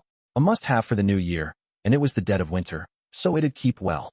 My dad's eyes lit up. Our Officer Lee's husband does long-haul trucking to Tianjin. He brought back some local specialties. Good, good, good. Get on home. Your mom's gonna be thrilled. After the trade, you got any money or tickets left? Yeah, don't worry about it. If I run short, can't I just come to you? That's right. When you come across good stuff, just grab it. Anything that goes in your mouth these days is good stuff. I really wasn't short, though. Of the 20 pounds of meat tickets I'd collected from bitter fruits last time, I'd only used 5, threw in some coarse grain and a little cash, and traded for all this. These tea. Here's the English translation. Nothing here is actually mine. It's all donated by those poor suckers back at the courtyard. The animals suffer, and I, Luo Tai, live the good life. You bring the wild jujubes? My dad asked as we turned into Nanlo Guxiang. I chuckled, pulled out a handful, and shoved them at him. All yours. This Yin Bugawei, he's like some toll collector. My dad grinned, so wide you could see his gums. A toll, huh? Fine, take him. I wasn't hurting for a few of these. The real treasures were in the bag. Not to mention Jia Dongshu's bitter fruit was about to ripen tonight. Good stuff. The descriptions of these bitter fruits were getting weirder and weirder, but I didn't care. Whatever they gave, I'd take. Evening, third uncle. My dad took the lead. Somehow he flicked a cigarette right into Yin Bugawei's mouth, and lit it too. Before the guy could say a word, another handful of jujubes got pressed into his hand. And I was home. Take your time with that smoke, third uncle. I'm heading in. Yin Bugawei nodded numbly, took a drag, then sniffed. Weird, why do I smell fish?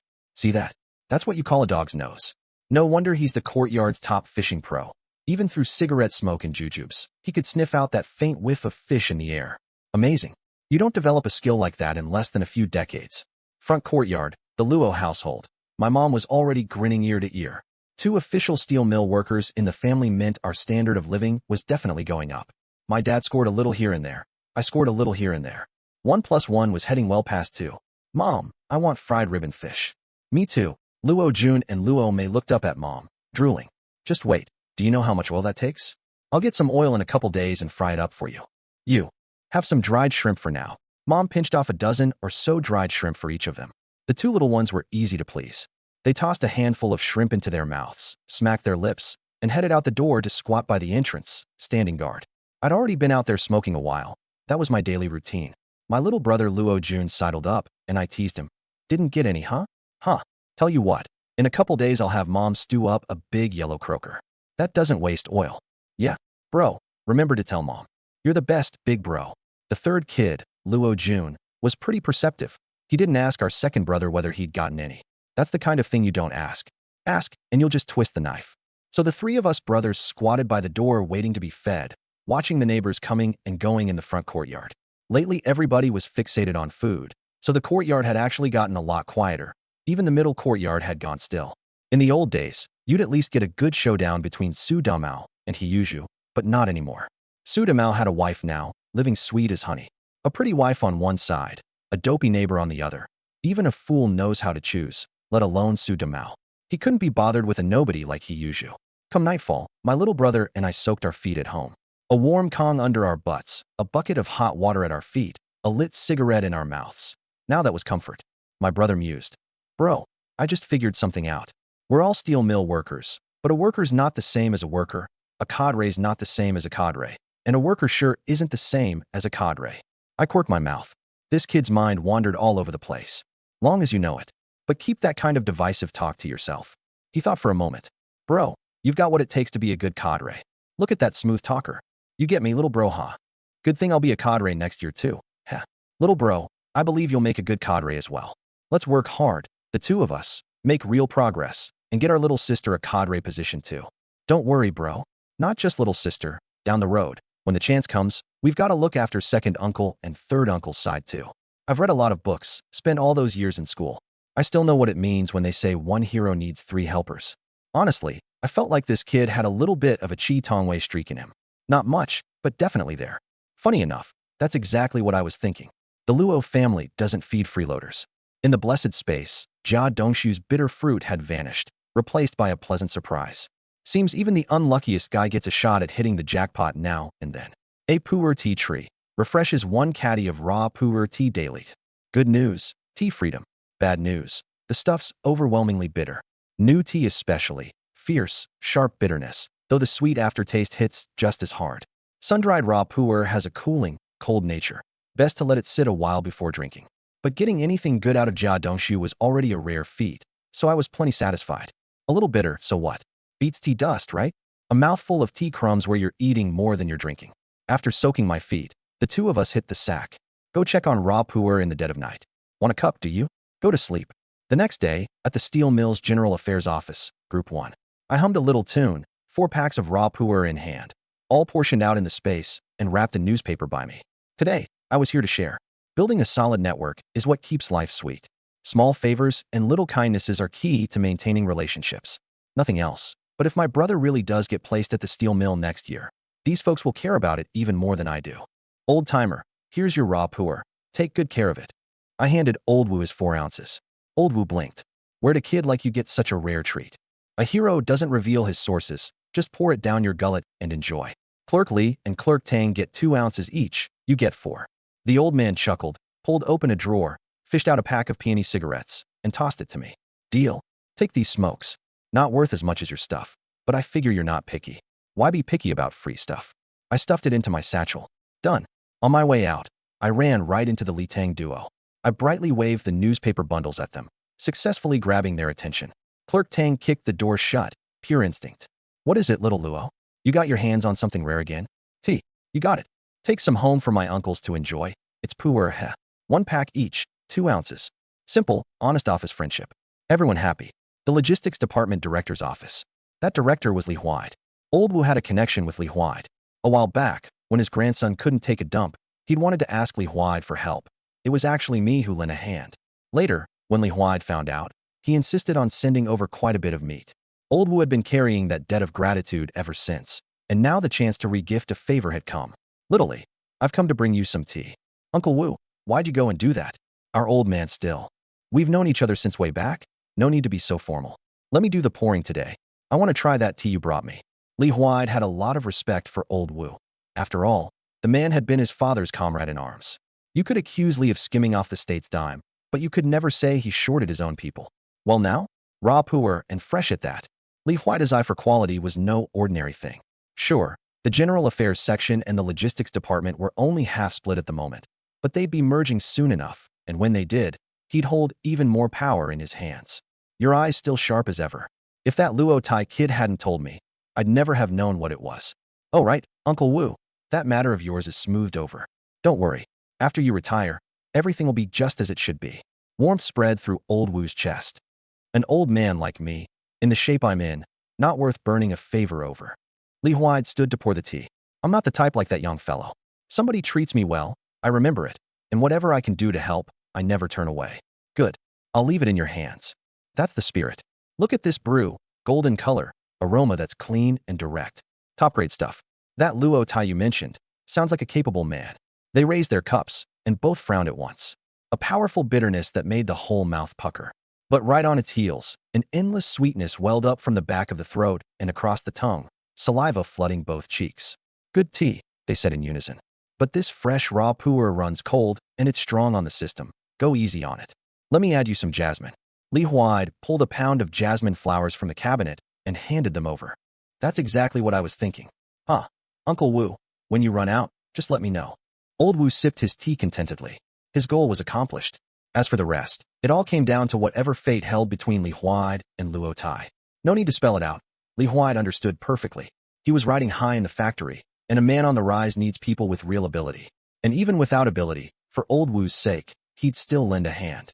That was just his nature, cultivate goodwill everywhere. That afternoon, Group 1's office in the General Affairs section got another familiar visitor. That hothead from last time, Song Taizhan. A heavy, forceful knock came at the door. I dragged myself over to open it, reluctance written all over my face, and nearly burst out laughing when I saw who it was. Last time this big shot had me feeling like I was running a discipline inspection. That housing I applied for last time. Why hasn't it come through yet? He led with an accusation, latching onto me for a good round of griping. I yawned. Comrade, everything has to follow reason, procedure, and order. First come, first served. You can't just cut in line, can you? Song Taizhan fell silent. He'd asked around, and yeah, some people had gotten their housing ahead of schedule. He was brash, but not stupid. He'd regretted it on the way back last time. But the moment the door opened and he saw my face again, the anger flared right back up. Not that it did any good. Even if he brought a gift now, it wouldn't change a thing. Unless he could dig up someone bigger to back him, there was nothing to discuss. Comrade, last time I was in a rush, didn't know the process. So this time, maybe you could. He looked at me, and at the Li Tang duo, choking down his temper. Before I could say a word, Auntie Li jumped in first. You just can't take good advice, can you? We told you, it goes by order. Unless you're a transferred veteran or a special case, the factory has its own arrangements. You, the big security chief, think you can just talk your way to the front of the line? It's written plain as day in the records. No matter how you carry on, you wait your turn. Doesn't fit a special process? Then you get nothing. Auntie Li let it rip. Figured the General Affairs section had nobody to stand up for it? Dream on. And besides, she'd taken my tea today. No way she'd let me get chewed on all by myself. Clerk Tang piled on too. Security Chief Song, go back to wherever you came from. At this point you're interfering with our normal work. That was the last straw for the hothead. So this is your idea of working, yawning through the whole thing? Get lost. What's the deal, blocking our doorway? When it's your turn, it'll be your turn. Now beat it. The words had barely left his mouth when old Wu suddenly materialized behind Song Taizhan, gave him a smack on the back, and shooed him off. What choice did he have but to go? A moment ago it was peers squaring off. Now someone higher up had stepped in. Was he supposed to stick around for a dressing down? Brash he might be, but he at least knew who not to mess with. Some brains, just not a whole lot. The door shut, and old Wu turned to the three of us. Next year, just hand this blockhead any old unit. Don't let him drag his bad luck in here every single day. Got it. Understood. Old Wu ambled back to his office with his hands behind his back. He was in a good mood today, so why not toss the fool a bone? A clean, normal retirement. That was wonderful for him. After all, it meant more money down the road. And who wouldn't want that? Perfectly reasonable. The big office settled back into quiet. Those slacking off kept slacking. Those resting kept resting. Nothing to do anyway. Might as well conserve your own energy. I closed my eyes too, pretending to doze, and let my mind sink down, back into my system space. I tidied up the wild jujubes and sorted through the tea. Not much tea, but I needed a spot to keep some in reserve. As for the old newspapers for firing the Kong, I did the math. Use more of the office's scrap paper, and I could go easy on the paper at home. The paper at home was better saved for kindling anyway. Just human nature, right? The second the off-work bell rang, I grabbed my satchel and was out the door, my one guiding principle. Never let anything hold up quitting time. These were the go-getter years, everybody scrambling to put in overtime. But the general affairs section really wasn't part of that crowd. We didn't even have work during regular hours, so what would we do with overtime? Better to head home and rest up early. The steel mill courtyard compound. On my way home, Yin Bugue, who'd been avoiding me, popped up again. He was crouched at the front gate fussing with his flower pots. Cold as it was, third uncle was as dedicated as ever. Su Domao came over to say hello, and third uncle jumped back warily, scanning him up and down like a hawk. Good news. No wild jujubes. Bad news. Nothing at all. Domao, you're off work. How come you didn't head out to the countryside? Su Domao rolled his eyes. How am I supposed to go down there every day? I just got married not long ago. Where exactly do you plan on shipping me off to? Realizing he'd misspoken, third uncle patted his own mouth. Listen to me and my big mouth. Su Domao tossed him a cigarette, and that was the end of it. Old Beijingers could swallow their pride to admit a mistake. Leave it to our projectionist Su to be so generous. Yin Bugue glanced down. Well now, peony brand cigarettes. Su Domao threatened him with a grin. Next time I'll be sure to grab some wild jujubes off my buddy Luo Tai, and while you're sleeping I'll dump the whole lot in your place. All right, go to your fishing. If I've got extra next time, I'll save you some. Deal. Honestly, the front courtyard was a whole lot better than the middle and back ones. Far fewer petty schemes and dirty little dealings. Yin Bugue loved to calculate, but as long as you didn't come at him holding out a giant bowl to be schemed over, the neighbors got along just fine. 1. As I stepped through the front door, I glanced at our coal pile. Somehow it had grown a little bigger again. Your dad set that up. Doesn't he do this every year? Mom came out carrying dinner, while Luo Jun and Luo Mei were already clamoring like baby birds waiting to be fed. True, we've never had to worry about running out of the stuff. I washed my hands and sat down. There was a big yellow croaker on the table too. Not many people around the courtyard today, so I stewed one up. Sent half over to your dad on his shift, and the rest is for us. That's my mom, sharp as always. Luo Jun blurted out. You've got a silver tongue, don't you? Mom shot him a look, but still put a piece of fish in his bowl. I rolled my eyes. I'm no smooth talker, but I immediately grabbed a bite for Mom, then gave the second kid a challenging glance. The youngest couldn't be bothered with our nonsense, just picked out a piece for Mom, then dropped another into second brother's bowl. Man, the chopsticks were flying all over that dinner table. Mom didn't scold us. She just watched with a smile as we siblings battled it out, thinking life was pretty darn good. After all, there wasn't much excitement around the courtyard during the day. TV dramas cram a whole bunch of drama into one show, but in real life, a full courtyard meeting every few days is more than enough to wear a person out. After dinner and washing up, I took my brother back to the pass-through room. Just us guys, more relaxed, he could smoke freely too. Take these 2 packs of peonies and smoke up. And make sure you come back with good grades, or I'll skin you alive. I tossed the 2 packs of cigarettes over, then crouched by the Kong and pulled out a coal briquette to light up. If I can avoid using matches, I will. Smoking shouldn't be such a hassle. Lit my cigarette, stuffed the briquette back into the Kong hole. Done. Don't worry, big bro, I won't embarrass the family. Luo Jun took the cigarette from my lips to light his own, brimming with confidence. For the 3 Luo kids, studying really wasn't a hard thing. It's getting colder and colder, I said, rubbing my chin. I was planning to head to the pigeon market to trade for some cotton and fabric. Couldn't afford it before, but now I could. Time to make things better at home. Cotton was a rare commodity, but you really couldn't do without it. Who knows how many years Mom and Dad had been wearing those cotton-padded jackets. The outer fabric could stay, but the stuffing inside needed replacing. I let my mind sink into the space and scanned today's harvest. Song Tieshan's bitter fruit. The second he gets a scrap of power, he screws over honest folks. No housing? No, he just didn't grease the right palms. This comrade Song sure carried a lot of resentment, but there was nothing I could do. Whether the tide runs clean or dirty isn't something an ordinary transmigrator like me gets to decide. Still, this bitter fruit was a good one. It'd ripen by tomorrow afternoon. First time getting a bitter fruit off a scumbag who wasn't from the courtyard, so I was pretty excited. Bro, what are you spacing out about? The water's about to go cold. My little brother pulled me back to reality. I lifted my foot out. Nothing, just thinking about what to dream tonight. As long as you're happy, I'll go get fresh water. My brother waited on me hand and foot. He prepared my foot washing water every single day. This trip to the pigeon market, I trade for some cotton for him and little sis too. Around 1 in the morning, I was already at the pigeon market. When I decide to do something, I do it. I had the goods to trade for cotton. One adult's worth of padded clothing needs at least 2 pounds of cotton, and with 5 people in our family, 10 pounds was the bare minimum. Little sis needed less. She was still small, after all. I was aiming for 15 pounds. Official cotton went for 1 to 1.5 yuan a pound, but forget buying enough at the normal price. Cotton coupons were rationed out so scarce a family couldn't save up enough for a single new padded jacket in a whole year. So the pigeon market was the only hope. Expensive, of course. Cotton coupons or actual cotton, either works. I muttered, keeping my head down as I strolled around. Didn't see any coupons, but there was one batch of loose cotton. This all, a tiny bit of loose cotton sat on the stall, the only batch in the whole pigeon market. The middle-aged vendor's face was hard to make out in the dark. How much do you want? 15 pounds. Got it. What's the price? Not for sale.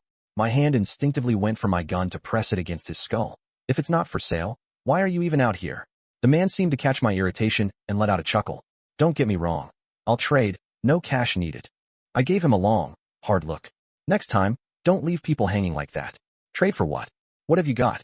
Meat, grain, rare foods, anything works. Let me see the cotton first. The full 15 pounds. He got up and left, leaving a young kid crouched behind the stall, gripping a knife. Guess he needed something to steel his nerves. I pretended not to notice. No knife can stand up to a shot from my Chiang Kai-shek rifle. And if that's not enough, I've still got the hanyang. Before long, he came back hauling a woven sack. 15 pounds of loose cotton isn't heavy. Take a look, he said, grabbing a handful and fluffing it in front of me. I made a show of it too, pulling a pound of tea leaves from inside my jacket. Fresh stock that had just refreshed at midnight. Best to hold off on the meat and grain if I could, so I'd lead with the tea. 1 pound of fresh pu'er, for your 15 pounds of loose cotton. You're joking.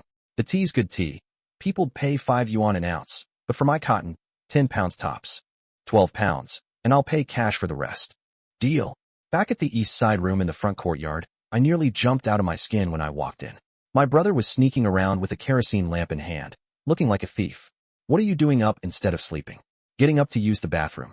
Bathroom my foot, get back to sleep. I got 15 pounds of loose cotton from the pigeon market, giving it to Mom tomorrow, so she can make padded clothes for the whole family. Oh, okay, going to bed right now. Hold on. You're not going to the bathroom anymore? Don't you dare wet the Kong. I just got back. Smack. I slapped him on the head, but he wasn't even mad, just grinned. He hadn't had fresh cotton stuffing in over 3 years. New padded clothes are so much warmer. Early the next morning, I brought my brother home. Mom was busy in the kitchen, and little sis was washing up. Plop. I dropped the bag of loose cotton on the table. What's this? Got it from the pigeon market last night, a full 15 pounds. Our whole family's padded clothes haven't had fresh cotton in years. Do us a favor and pull out the old stuff to swap in the new. Everything okay? No matter how good the cotton was, Mom looked at me first. I slapped the second kid, who was standing there enjoying the show. Ask him. His face went red, and he mumbled the story out, even acting out where he'd held the lamp last night, right around his chin. Mother and daughter were laughing so hard they couldn't stop, first thing in the morning. Who taught you to hold a lamp like that? You're lucky you didn't scare your brother half to death. Second bro, big bro not beating you counts as going easy. Luo Mei said with a straight face, then spun around to my back to knead my shoulders and pound out the knots. Big bro, how's the pressure? Nothing beats having a little sister, huh? Around 8:30, old Luo came back from the factory yawning. The second he walked in, he saw his wife sitting cross-legged on the Kong, taking apart a padded jacket. Hey Han, isn't it a little late to be washing winter clothes? Somebody crapped their pants or something. Old Luo talked without thinking. Get out of here. You're the one who crapped his pants. Shut the door before you come in. Having earned himself a scolding, old Luo shrank his neck and stepped inside. That's when he spotted the fresh cotton in the corner, his eyes lighting up. Up. New cotton batting? Keep it down, and help me take these apart. Pull out the old cotton and set it aside. We can still use it later. Our boy got this off the black market last night. What? You think we could count on you? Can't exactly stuff coal into our coats, can we? Old Luo pursed his lips. Fair enough. The oldest can hold down the fort now, huh? Old Luo was a smart man. As long as he got a new padded jacket, a little nagging was a small price to pay. Ha ha. Our second boy's really got some tricks up his sleeve. Old Luo had heard about what happened last night too. Laugh, laugh, laugh. Hurry up and start ripping. You slow me down, and you're skipping lunch and your nap, and we keep going all afternoon. We finish at least one person's coat a day. Today we start with the oldest. Right. You're the boss, Han. Put the second boy at the back of the line. You're at the back. Old Luo just grinned, unbothered. There was no way he'd end up last. His wife loved him too much. Most likely her own coat would be done last, with his second to last, then the second boy third to last, and the youngest fourth to last. Either way, a day or two hardly made a difference. Steel Mill, General Affairs Section, Group 1 Office. Today, Section Chief Wu had gotten his hands on some sweet potatoes from who knows where and roasted 4 of them in the office, 1 for each of us. Eat too much of that stuff and you get heartburn, acid reflux, and a bloated stomach. But you still can't go without it. Me, I actually kind of like roasted sweet potatoes. I can even handle sweet potato porridge now and then, just not every single day. Luckily, our family isn't at the point of eating it every meal. Once every few days is no problem at all. Normally this stuff goes for about 1 cent 8 per pound, but the real problem is, you just can't get any. Alright, enough chit-chat. Down to business. Little Luo, this roasted sweet potato's not bad, sweet and soft, just right. That's cause the chief here picked a good one. You silver-tongued little rascal, ha. Old Wu was so pleased he tossed me a peony cigarette. The 2 of us leaned over the stove to light up, and the 2 women didn't even mind the smoke. Nobody was fussing about it right then. What man doesn't have a puff for 2? If the smoke bothers you, just step out for some air. These sweet potatoes are getting hard to come by. Got lucky running into them this morning. If you 2 ever come across some, don't hesitate, just buy them. Old Wu smoked as he looked at Li and Tang. Don't you worry. We're not picky about anything these days. Enough said, that topic was closed. Anything that hurts team harmony, keep it short. Eat, eat, eat. Take a break when you're done. How many more do we have left? 2, but one's coming in today. They gave us a heads up yesterday. Good. Let's wrap it up quick. The 4 of us sat in the office plotting how to slack off. With about 2 months left until year end, this year's quota was definitely going to get done. Not early, not late. There are standards for these things. A little past 3 in the afternoon, less than 2 hours before quitting time, my non-scoundrel bitter fruit bore its first harvest. A case of canned yellow peaches, 24 cans. This was a gift from Song Tai's Han. In a sense, it was already in my hands. Canned yellow peaches, now that's the real deal. You don't just need coupons for them, you need cash too.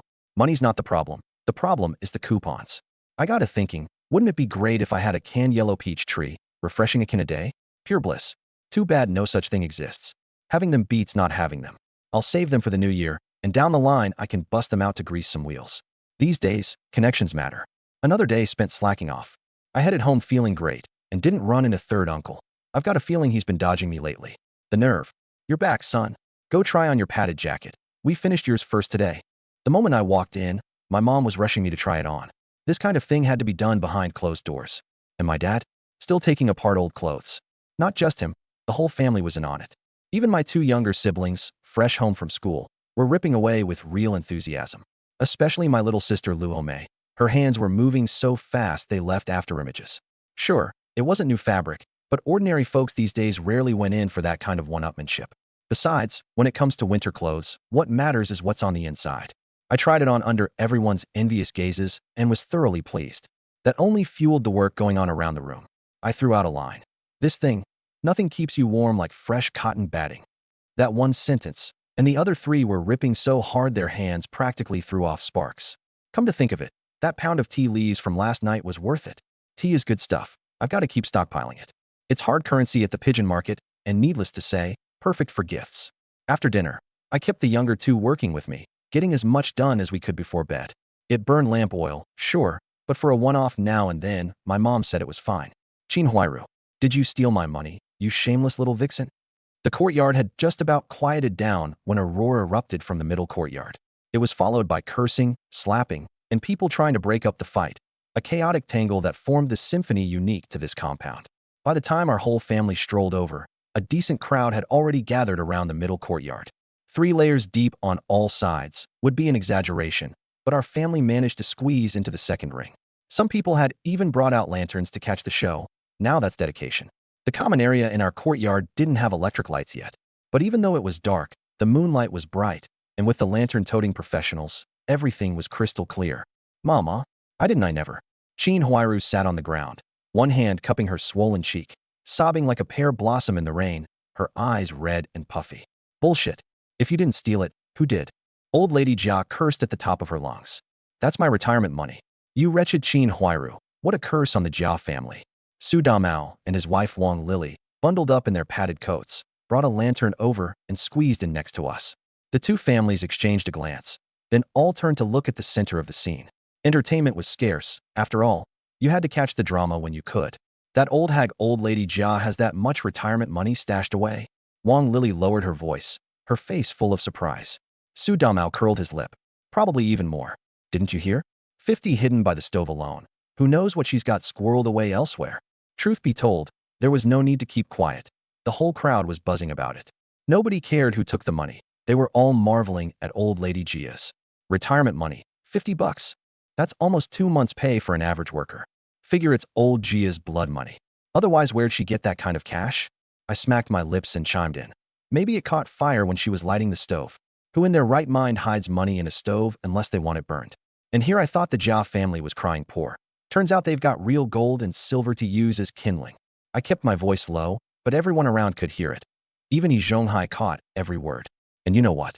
It really was possible. Who in their right mind hides money in a stove? The murmuring grew louder.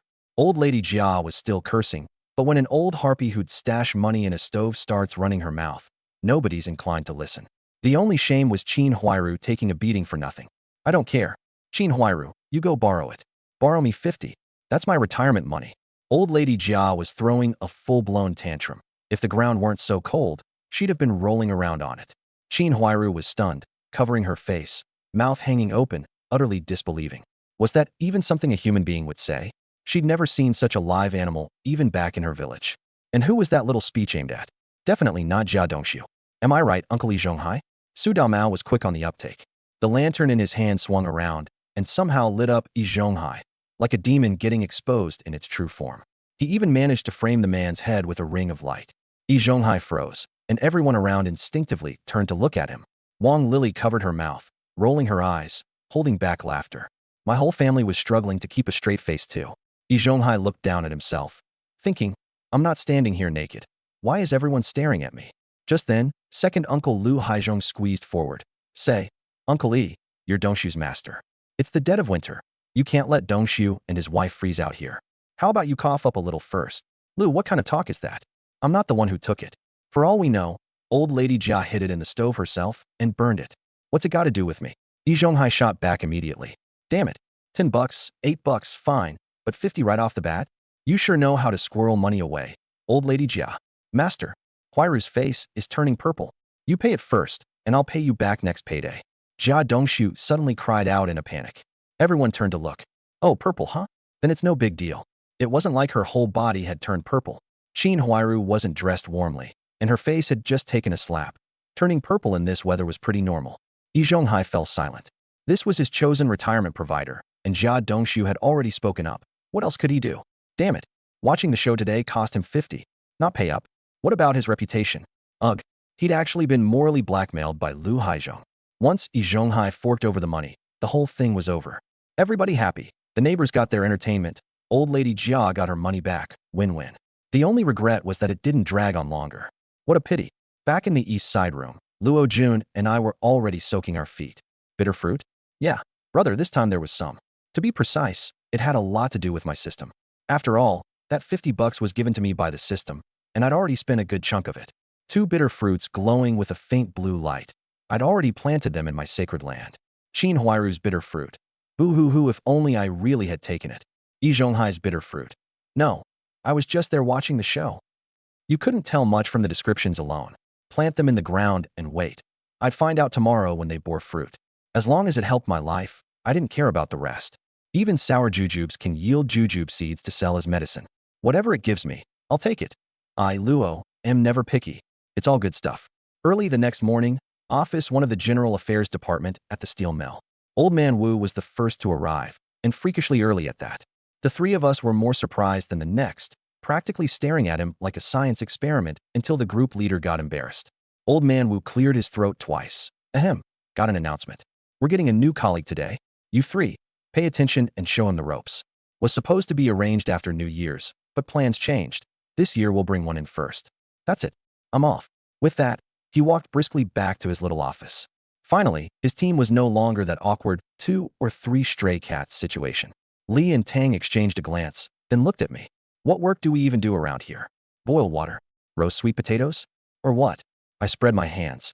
Beats me. The 3 of us looked at each other for a while. Then each went back to slacking off.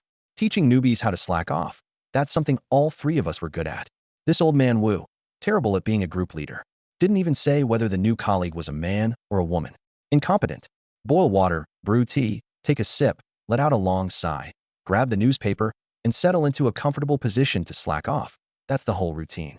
The raw pu'er was a little bitter, but the aftertaste came back sweet, so it was decent. If it were up to me, I'd prefer jasmine tea. But I couldn't exactly count on that bunch of animals back at the courtyard to drop some jasmine tea for me, could I? That'd be asking too much. Li and Tang were chattering away. When it came to steel mill gossip, those two could always get the inside scoop. Every day was like listening to the radio. A live human radio. Honestly, not a bad feeling at all. Knock, knock, knock. Around 10:30, someone knocked on the big office door. Come in. All three of us said in unison. In walked a thin, frail, short man, a glint of sharpness in his eyes, and a bit of nervousness about him.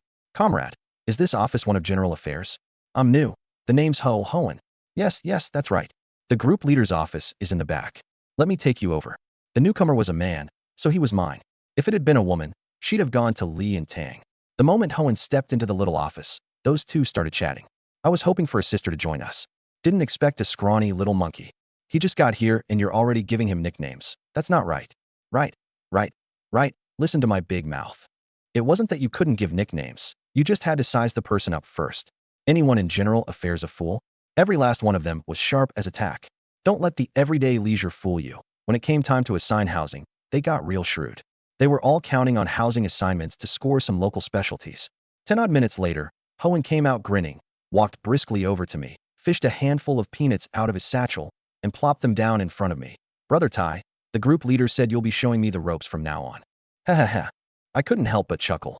Sure, no problem. The next second, Hohen sidled up to Clerk Li and Sister Tang, grinning as he said, Aunties, have some peanuts, change up the flavor a bit. My big brother brought it back from out of town. It's really good.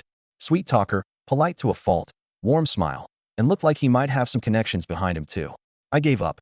In less than 10 minutes, Hohen had successfully worked his way into our group. How'd he do it? A few nice words, 3 handfuls of peanuts, and a couple of cigarettes. Taiji, is it really quitting time already? Not until the end of shift bell rang did Hohen groggily stand up and follow me toward the door. You want to know what he did today? Ate, wiped down his workstation, smoked half a pack, mooched a few cups of raw pu'er. Work? What work? He didn't do a single thing today. I told him, cool as a cucumber. Yep, quitting time. Our group finished this year's quota ages ago. We just clock in every day, clock out at the end, and that's it, nothing else. Don't stress. I was the same way when I first got here. You'll get used to it. Work? Just gotta have your butt in the chair. Hohen's eyes got brighter and brighter, and he nodded faster and faster. Good. This job's great. Even cushier than my big brother's spot in the railway passenger division. Thank goodness I came to the steel mill. He was over the moon. Was the railway good? Sure, but it wasn't what he liked. This place was the sweet spot. I added a few more things. The railway division's decent too, just not as laid back as ours, and fewer perks. Our General Affairs office has its own connections. Every time housing gets assigned, there's something in it for us. People in the office are always trading stuff too. Wild game, seafood, you name it. Take Clerk Lee over there. Her husband's a truck driver at the mill. Might still get some game down the road, but it's a shame our office's old 5-man hunting crew is gone now. Hohen handed me a cigarette. Taiji, I heard about that. Real tragedy. You said it. Terrible luck. Ran into a bear. Don't know how they handled it afterward. All I know is the group leader said we'd get a new hire next year. And then, don't ask me how, you showed up first. I glanced at him and grinned. Honestly, it wasn't just me. Everyone in the office could tell. This Hohen definitely had connections. Big brother in the railway passenger division, and he still landed a spot in the steel mill's General Affairs office? TSK. Either he had connections, or he was some top student, and we'd already ruled out the top student angle. The answer that was left was pretty simple. Jobs were hard to come by these days, especially permanent positions. But that was only true for the common folks. See ya, brother, tomorrow. Tomorrow, Taiji. My dad and I headed home together. Hohen gave a nimble little wiggle and vanished into the crowd. Somebody new in your office? My dad asked. New guy? No idea who he's connected to. His big brother's in the passenger division. Anyway, he's sharp, generous, and got a smooth tongue. That's good. Your office is short-staffed as it is. One more person makes it livelier. Guess that's true. My dad pulled his cotton coat tighter, glanced up at the gray, gloomy sky, and quickened his pace. This weather's just holding it in. Might as well let it dump a big snow. Quit wishing for snow. You'd be better off going home and figuring out when that cotton coat of yours is going to get fixed. The steel mill's courtyard compound, front yard, the Luo family home. The moment the two of us walked in, we saw the little girl of the house cheering. Her old cotton coat had already been successfully restuffed with fresh batting. How could the little girl not be thrilled? Whose is next? Second brother's. The two of us turned to look at the bedroom. Luo Jun sat cross-legged on the Kong, frantically ripping out stitches, practically striking sparks. You could tell he was genuinely freezing. Go help him. Come on, come on, come on. My mom poked her head out from the kitchen, took a look, then went happily back to her chores. Our family's got a great vibe, way better than the middle courtyard anyway. After dinner, the whole family kept at it. This time my dad was ripping stitches so hard, he was practically throwing sparks. My mom cheerfully restuffed Luo Jun's cotton coat, and the three of us worked on ripping the stitches out of mom's clothes. Real cozy. Don't ask why we didn't help my dad. He was busy ripping his own, wasn't he? You three could at least send somebody over to give me a hand. My dad was ripping away, drenched in sweat. Luo Jun and Luo Mei kept their heads down and said nothing, while I pulled out a pack of tea from somewhere and set it on the table. Poor, fresh batch. Don't drink too much. It's hard on the stomach. Bah, I don't need you all for ripping stitches. Hurry up and help your mom. I'll do mine myself. My dad happily went off to brew tea and gave up on his coat. Figured he'd have a sip first. My mom couldn't hold it in and burst out laughing. Eldest, where'd you get this tea? New guy started at our office today. He gave it to me. Nice. Let your dad have this cup and save the rest for New Year's. I had no objections at all. My dad looked thunderstruck. Somehow, after all this going in circles, it circled right back to involving him again. Was that even fair? Front yard, the east wing room. Luo Jun and I finished up and went back to our room to soak our feet. A daily ritual. The Kong was toasty warm, and the firewood crackled and popped now and then. Ah, so nice. Nothing beats a good foot soak. A hard day's work, and it all comes down to this one thing. Second bro, once you get married, your wife's gonna have it made. You're the good wife and loving mother type, I said, eyes closed, tossing out a compliment to my brother that didn't quite fit. Luo Jun completely ignored his occasionally loony big brother. It was all for the sake of the peony cigarettes. He, Luo Jun, wasn't a stingy man, and I didn't have the time to bother with him either. Because the fruit in my mind had already appeared, harvest time had come. Cracked Chin Huairu's opened first. 10 chi of khaki fabric. I figured that was decent, enough to make a full outfit for an adult. Honestly, I hadn't expected anything from Chin Huairu's and Yi Zhonghai's bitter fruits at first, and now that I'd gotten 10 chi of khaki fabric, I was satisfied. What's khaki fabric? It's khaki cloth, tightly woven, with clear twill lines, a durable, thick cotton fabric. It's the high-end material for Zhongshan suits, work uniforms, and pants, and it was in hot demand these days. Next, cracked Yi Zhonghai's open. One Lei Feng hat da. I went silent. Did the system figure that old fart did a good deed yesterday? In some sense, it kind of more or less did. I pretended to fish around in my quilt, then plopped it down, smack, right on the head of my brother, who was reading. Luo Jun looked up, confused, and felt the hat. Bro, you pulled this out of your quilt? Don't tell me you used it to warm your feet last night. I rolled my eyes. Nothing good ever comes out of that dog mouth of yours. Don't believe me? Give it a sniff. Luo Jun actually took it off and sniffed it. Good news. It didn't stink, and it was brand new. Bad news. He felt like the trust between him and his brother was shrinking by the day. That's another year of foot-soak water added on for you. No problem. Bro, you want to smoke? I'll light it for you. Luo Jun instantly whipped out a match and struck it. He held it out, and, ever so carefully, lit my cigarette. The whole routine as smooth as if he'd rehearsed it 100 times. Embarrassing? Nah. Scored a brand new hat and didn't even catch a beating. Total win. A Lei Feng hat, also called a locomotive hat. A thick padded winter cap with a brim and ear flaps that can be folded up or pulled down to cover your face. This style was already common back in 1958. See, us two brothers actually get along just fine. Bro, once your little brother here starts working, my first paycheck's gonna go toward treating you to a meal. Alright, I'm holding you to that. Don't go making empty promises, or I'll toss you in the hot pot and serve you up as mutton. No way that's happening. Don't you worry. Fine, get some sleep. Tomorrow it's work for those who work and school for those who study. You got it. Rolled steel plant, General Affairs section, Group 1 office. Bro, the second I walked in, I got this strange feeling the scene looked familiar. Hohen was cleaning up, every little desk wiped down, the stove in the corner blazing away with a kettle of water sitting on top. Wasn't this exactly the stuff I used to do back when I first showed up at this office? In a bit of a daze, I realized I, Luo, had officially graduated out of the rookie phase. You're here early. Course. Nothing to do at home anyway. Might as well come in early. Beats getting nagged by my mom to go find a wife all day long. Drives me nuts. Hohen swept the floor, full of energy. Well, no matter the era, getting pestered about marriage is a universal thing. Hardworking, just like me when I first got here. Bro, how long did you do this stuff? Right up until you came along. Hohen sweeping paused for a second, then he perked right back up. No big deal. Next year there'll be a new guy. Middle of winter, moving around keeps you warm anyway, not bad. He muttered to himself, like he was giving himself a little pep talk. Ever since this monkey of a new kid showed up, the mood in Group 1 had gotten a lot better than before. Nobody minded Hohen one bit. If anything, they liked him. Quick on his feet, sweet talker, connected background, and generous to boot. Who wouldn't be happy with that? Even old man Wu was on board. The days flowed by like water, and before I knew it, we were closing in on New Year's. The office was warm and buzzing with activity as Hohen and I went through the year-end benefits one by one.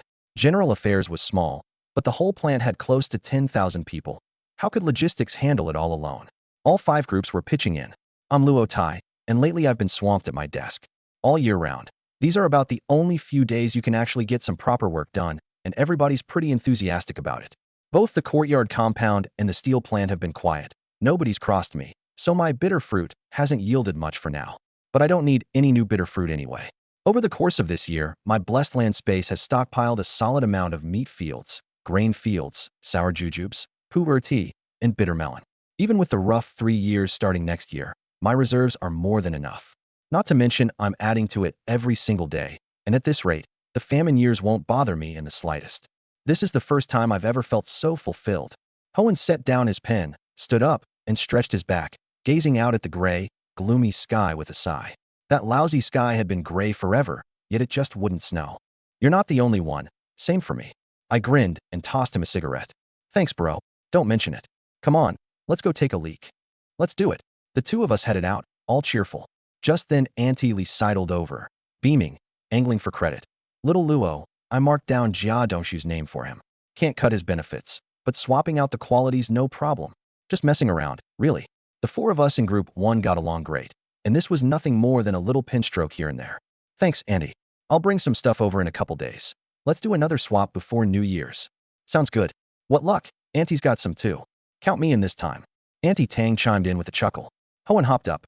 Count me in too, huh? I've got stuff as well. Section Head Wu had come out at some point too. The old man here doesn't have anything to eat, but I've got coupons. Then let's say the day after tomorrow. I hereby declare the 3rd session of Group 1's Internal Exchange Convention officially open. See, even old man Wu's got a much younger mindset these days. I took Hohen along to the restroom. It was cold, but that didn't bother the 2 of us much. At least we've got the strength of a pig in us, and we're wearing fresh cotton padding. As for Hohen, I shot him a glance, layer upon layer, 3 inside and 3 out. If the hardware's weak, just add plugins. No problem there either. I've got Hohen's background all figured out now. Big brother's got an iron rice bowl at the passenger transport division. Second sister's got one at the dispatch office. Third sister's got one in the cannery's office. He's the youngest, physically frail, with a restless streak. His dad, Section Chief Ho, a division head in the railway system, was afraid his boy would get into trouble, so he just arranged a swap. Someone else's kid went to the railway, and his own kid came to the steel plant. Long story short, his family's pretty well off. A good job is like, that thing. It can only spread through, well, that thing. Of course there are exceptions, like trading favors. People are generally decent these days, but ordinary folks are still ordinary folks, and promotion opportunities are still just those few. A little more here, a little less there, that's all. All right, back to the point. That's better. The 2 of us came out, feeling light as a feather. Man, it'd be great if there were an outhouse closer to our office. This isn't home, come on. It's fine as it is.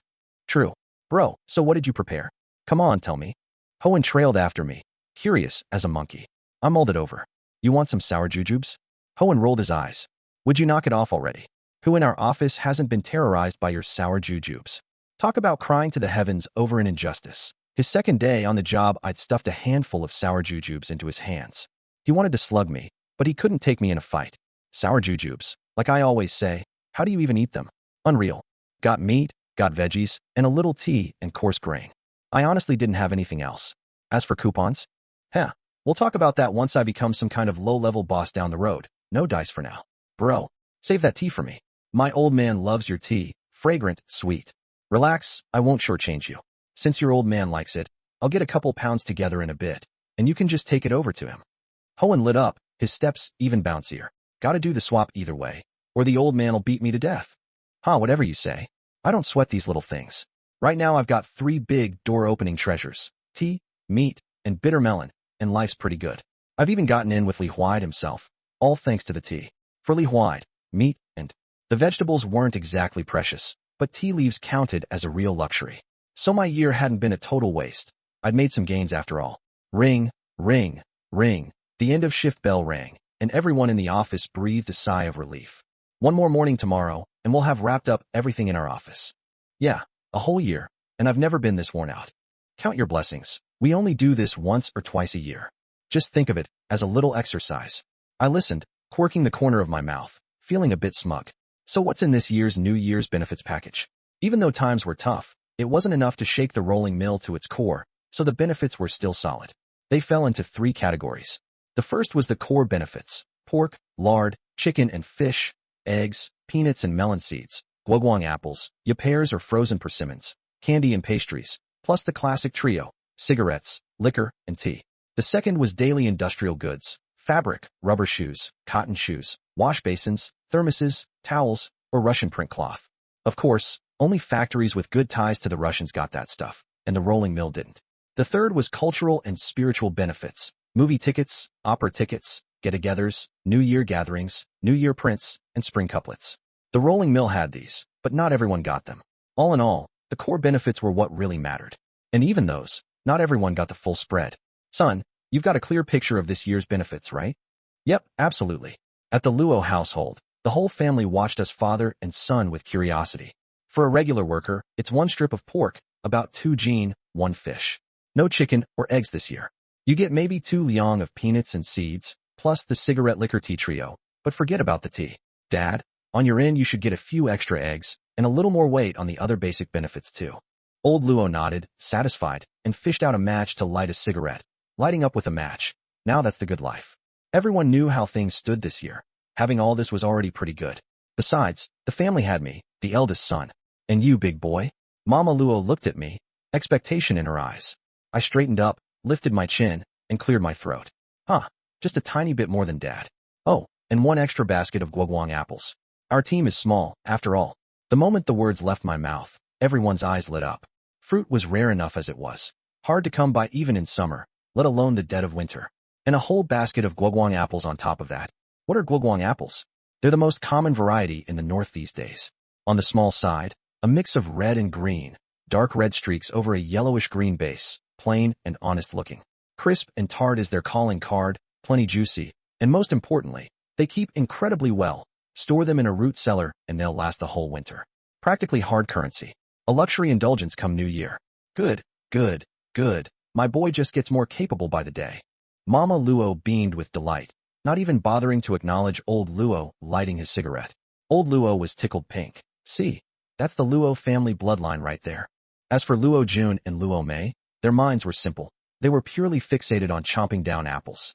No surprise there. In this whole compound, ours was probably the only family with apples. Even if a few other families had some, you could count them on 1 hand. 2 days later, time flew by. Before we knew it, New Year was upon us, and everyone was thrilled. Nobody had any real sense of time passing. For ordinary folks, time was the cheapest thing there was. In the office of Team 1, General Affairs Department at the rolling mill, the tables and chairs had been shoved aside to clear a big open space. The door was locked to make sure no one would disturb us.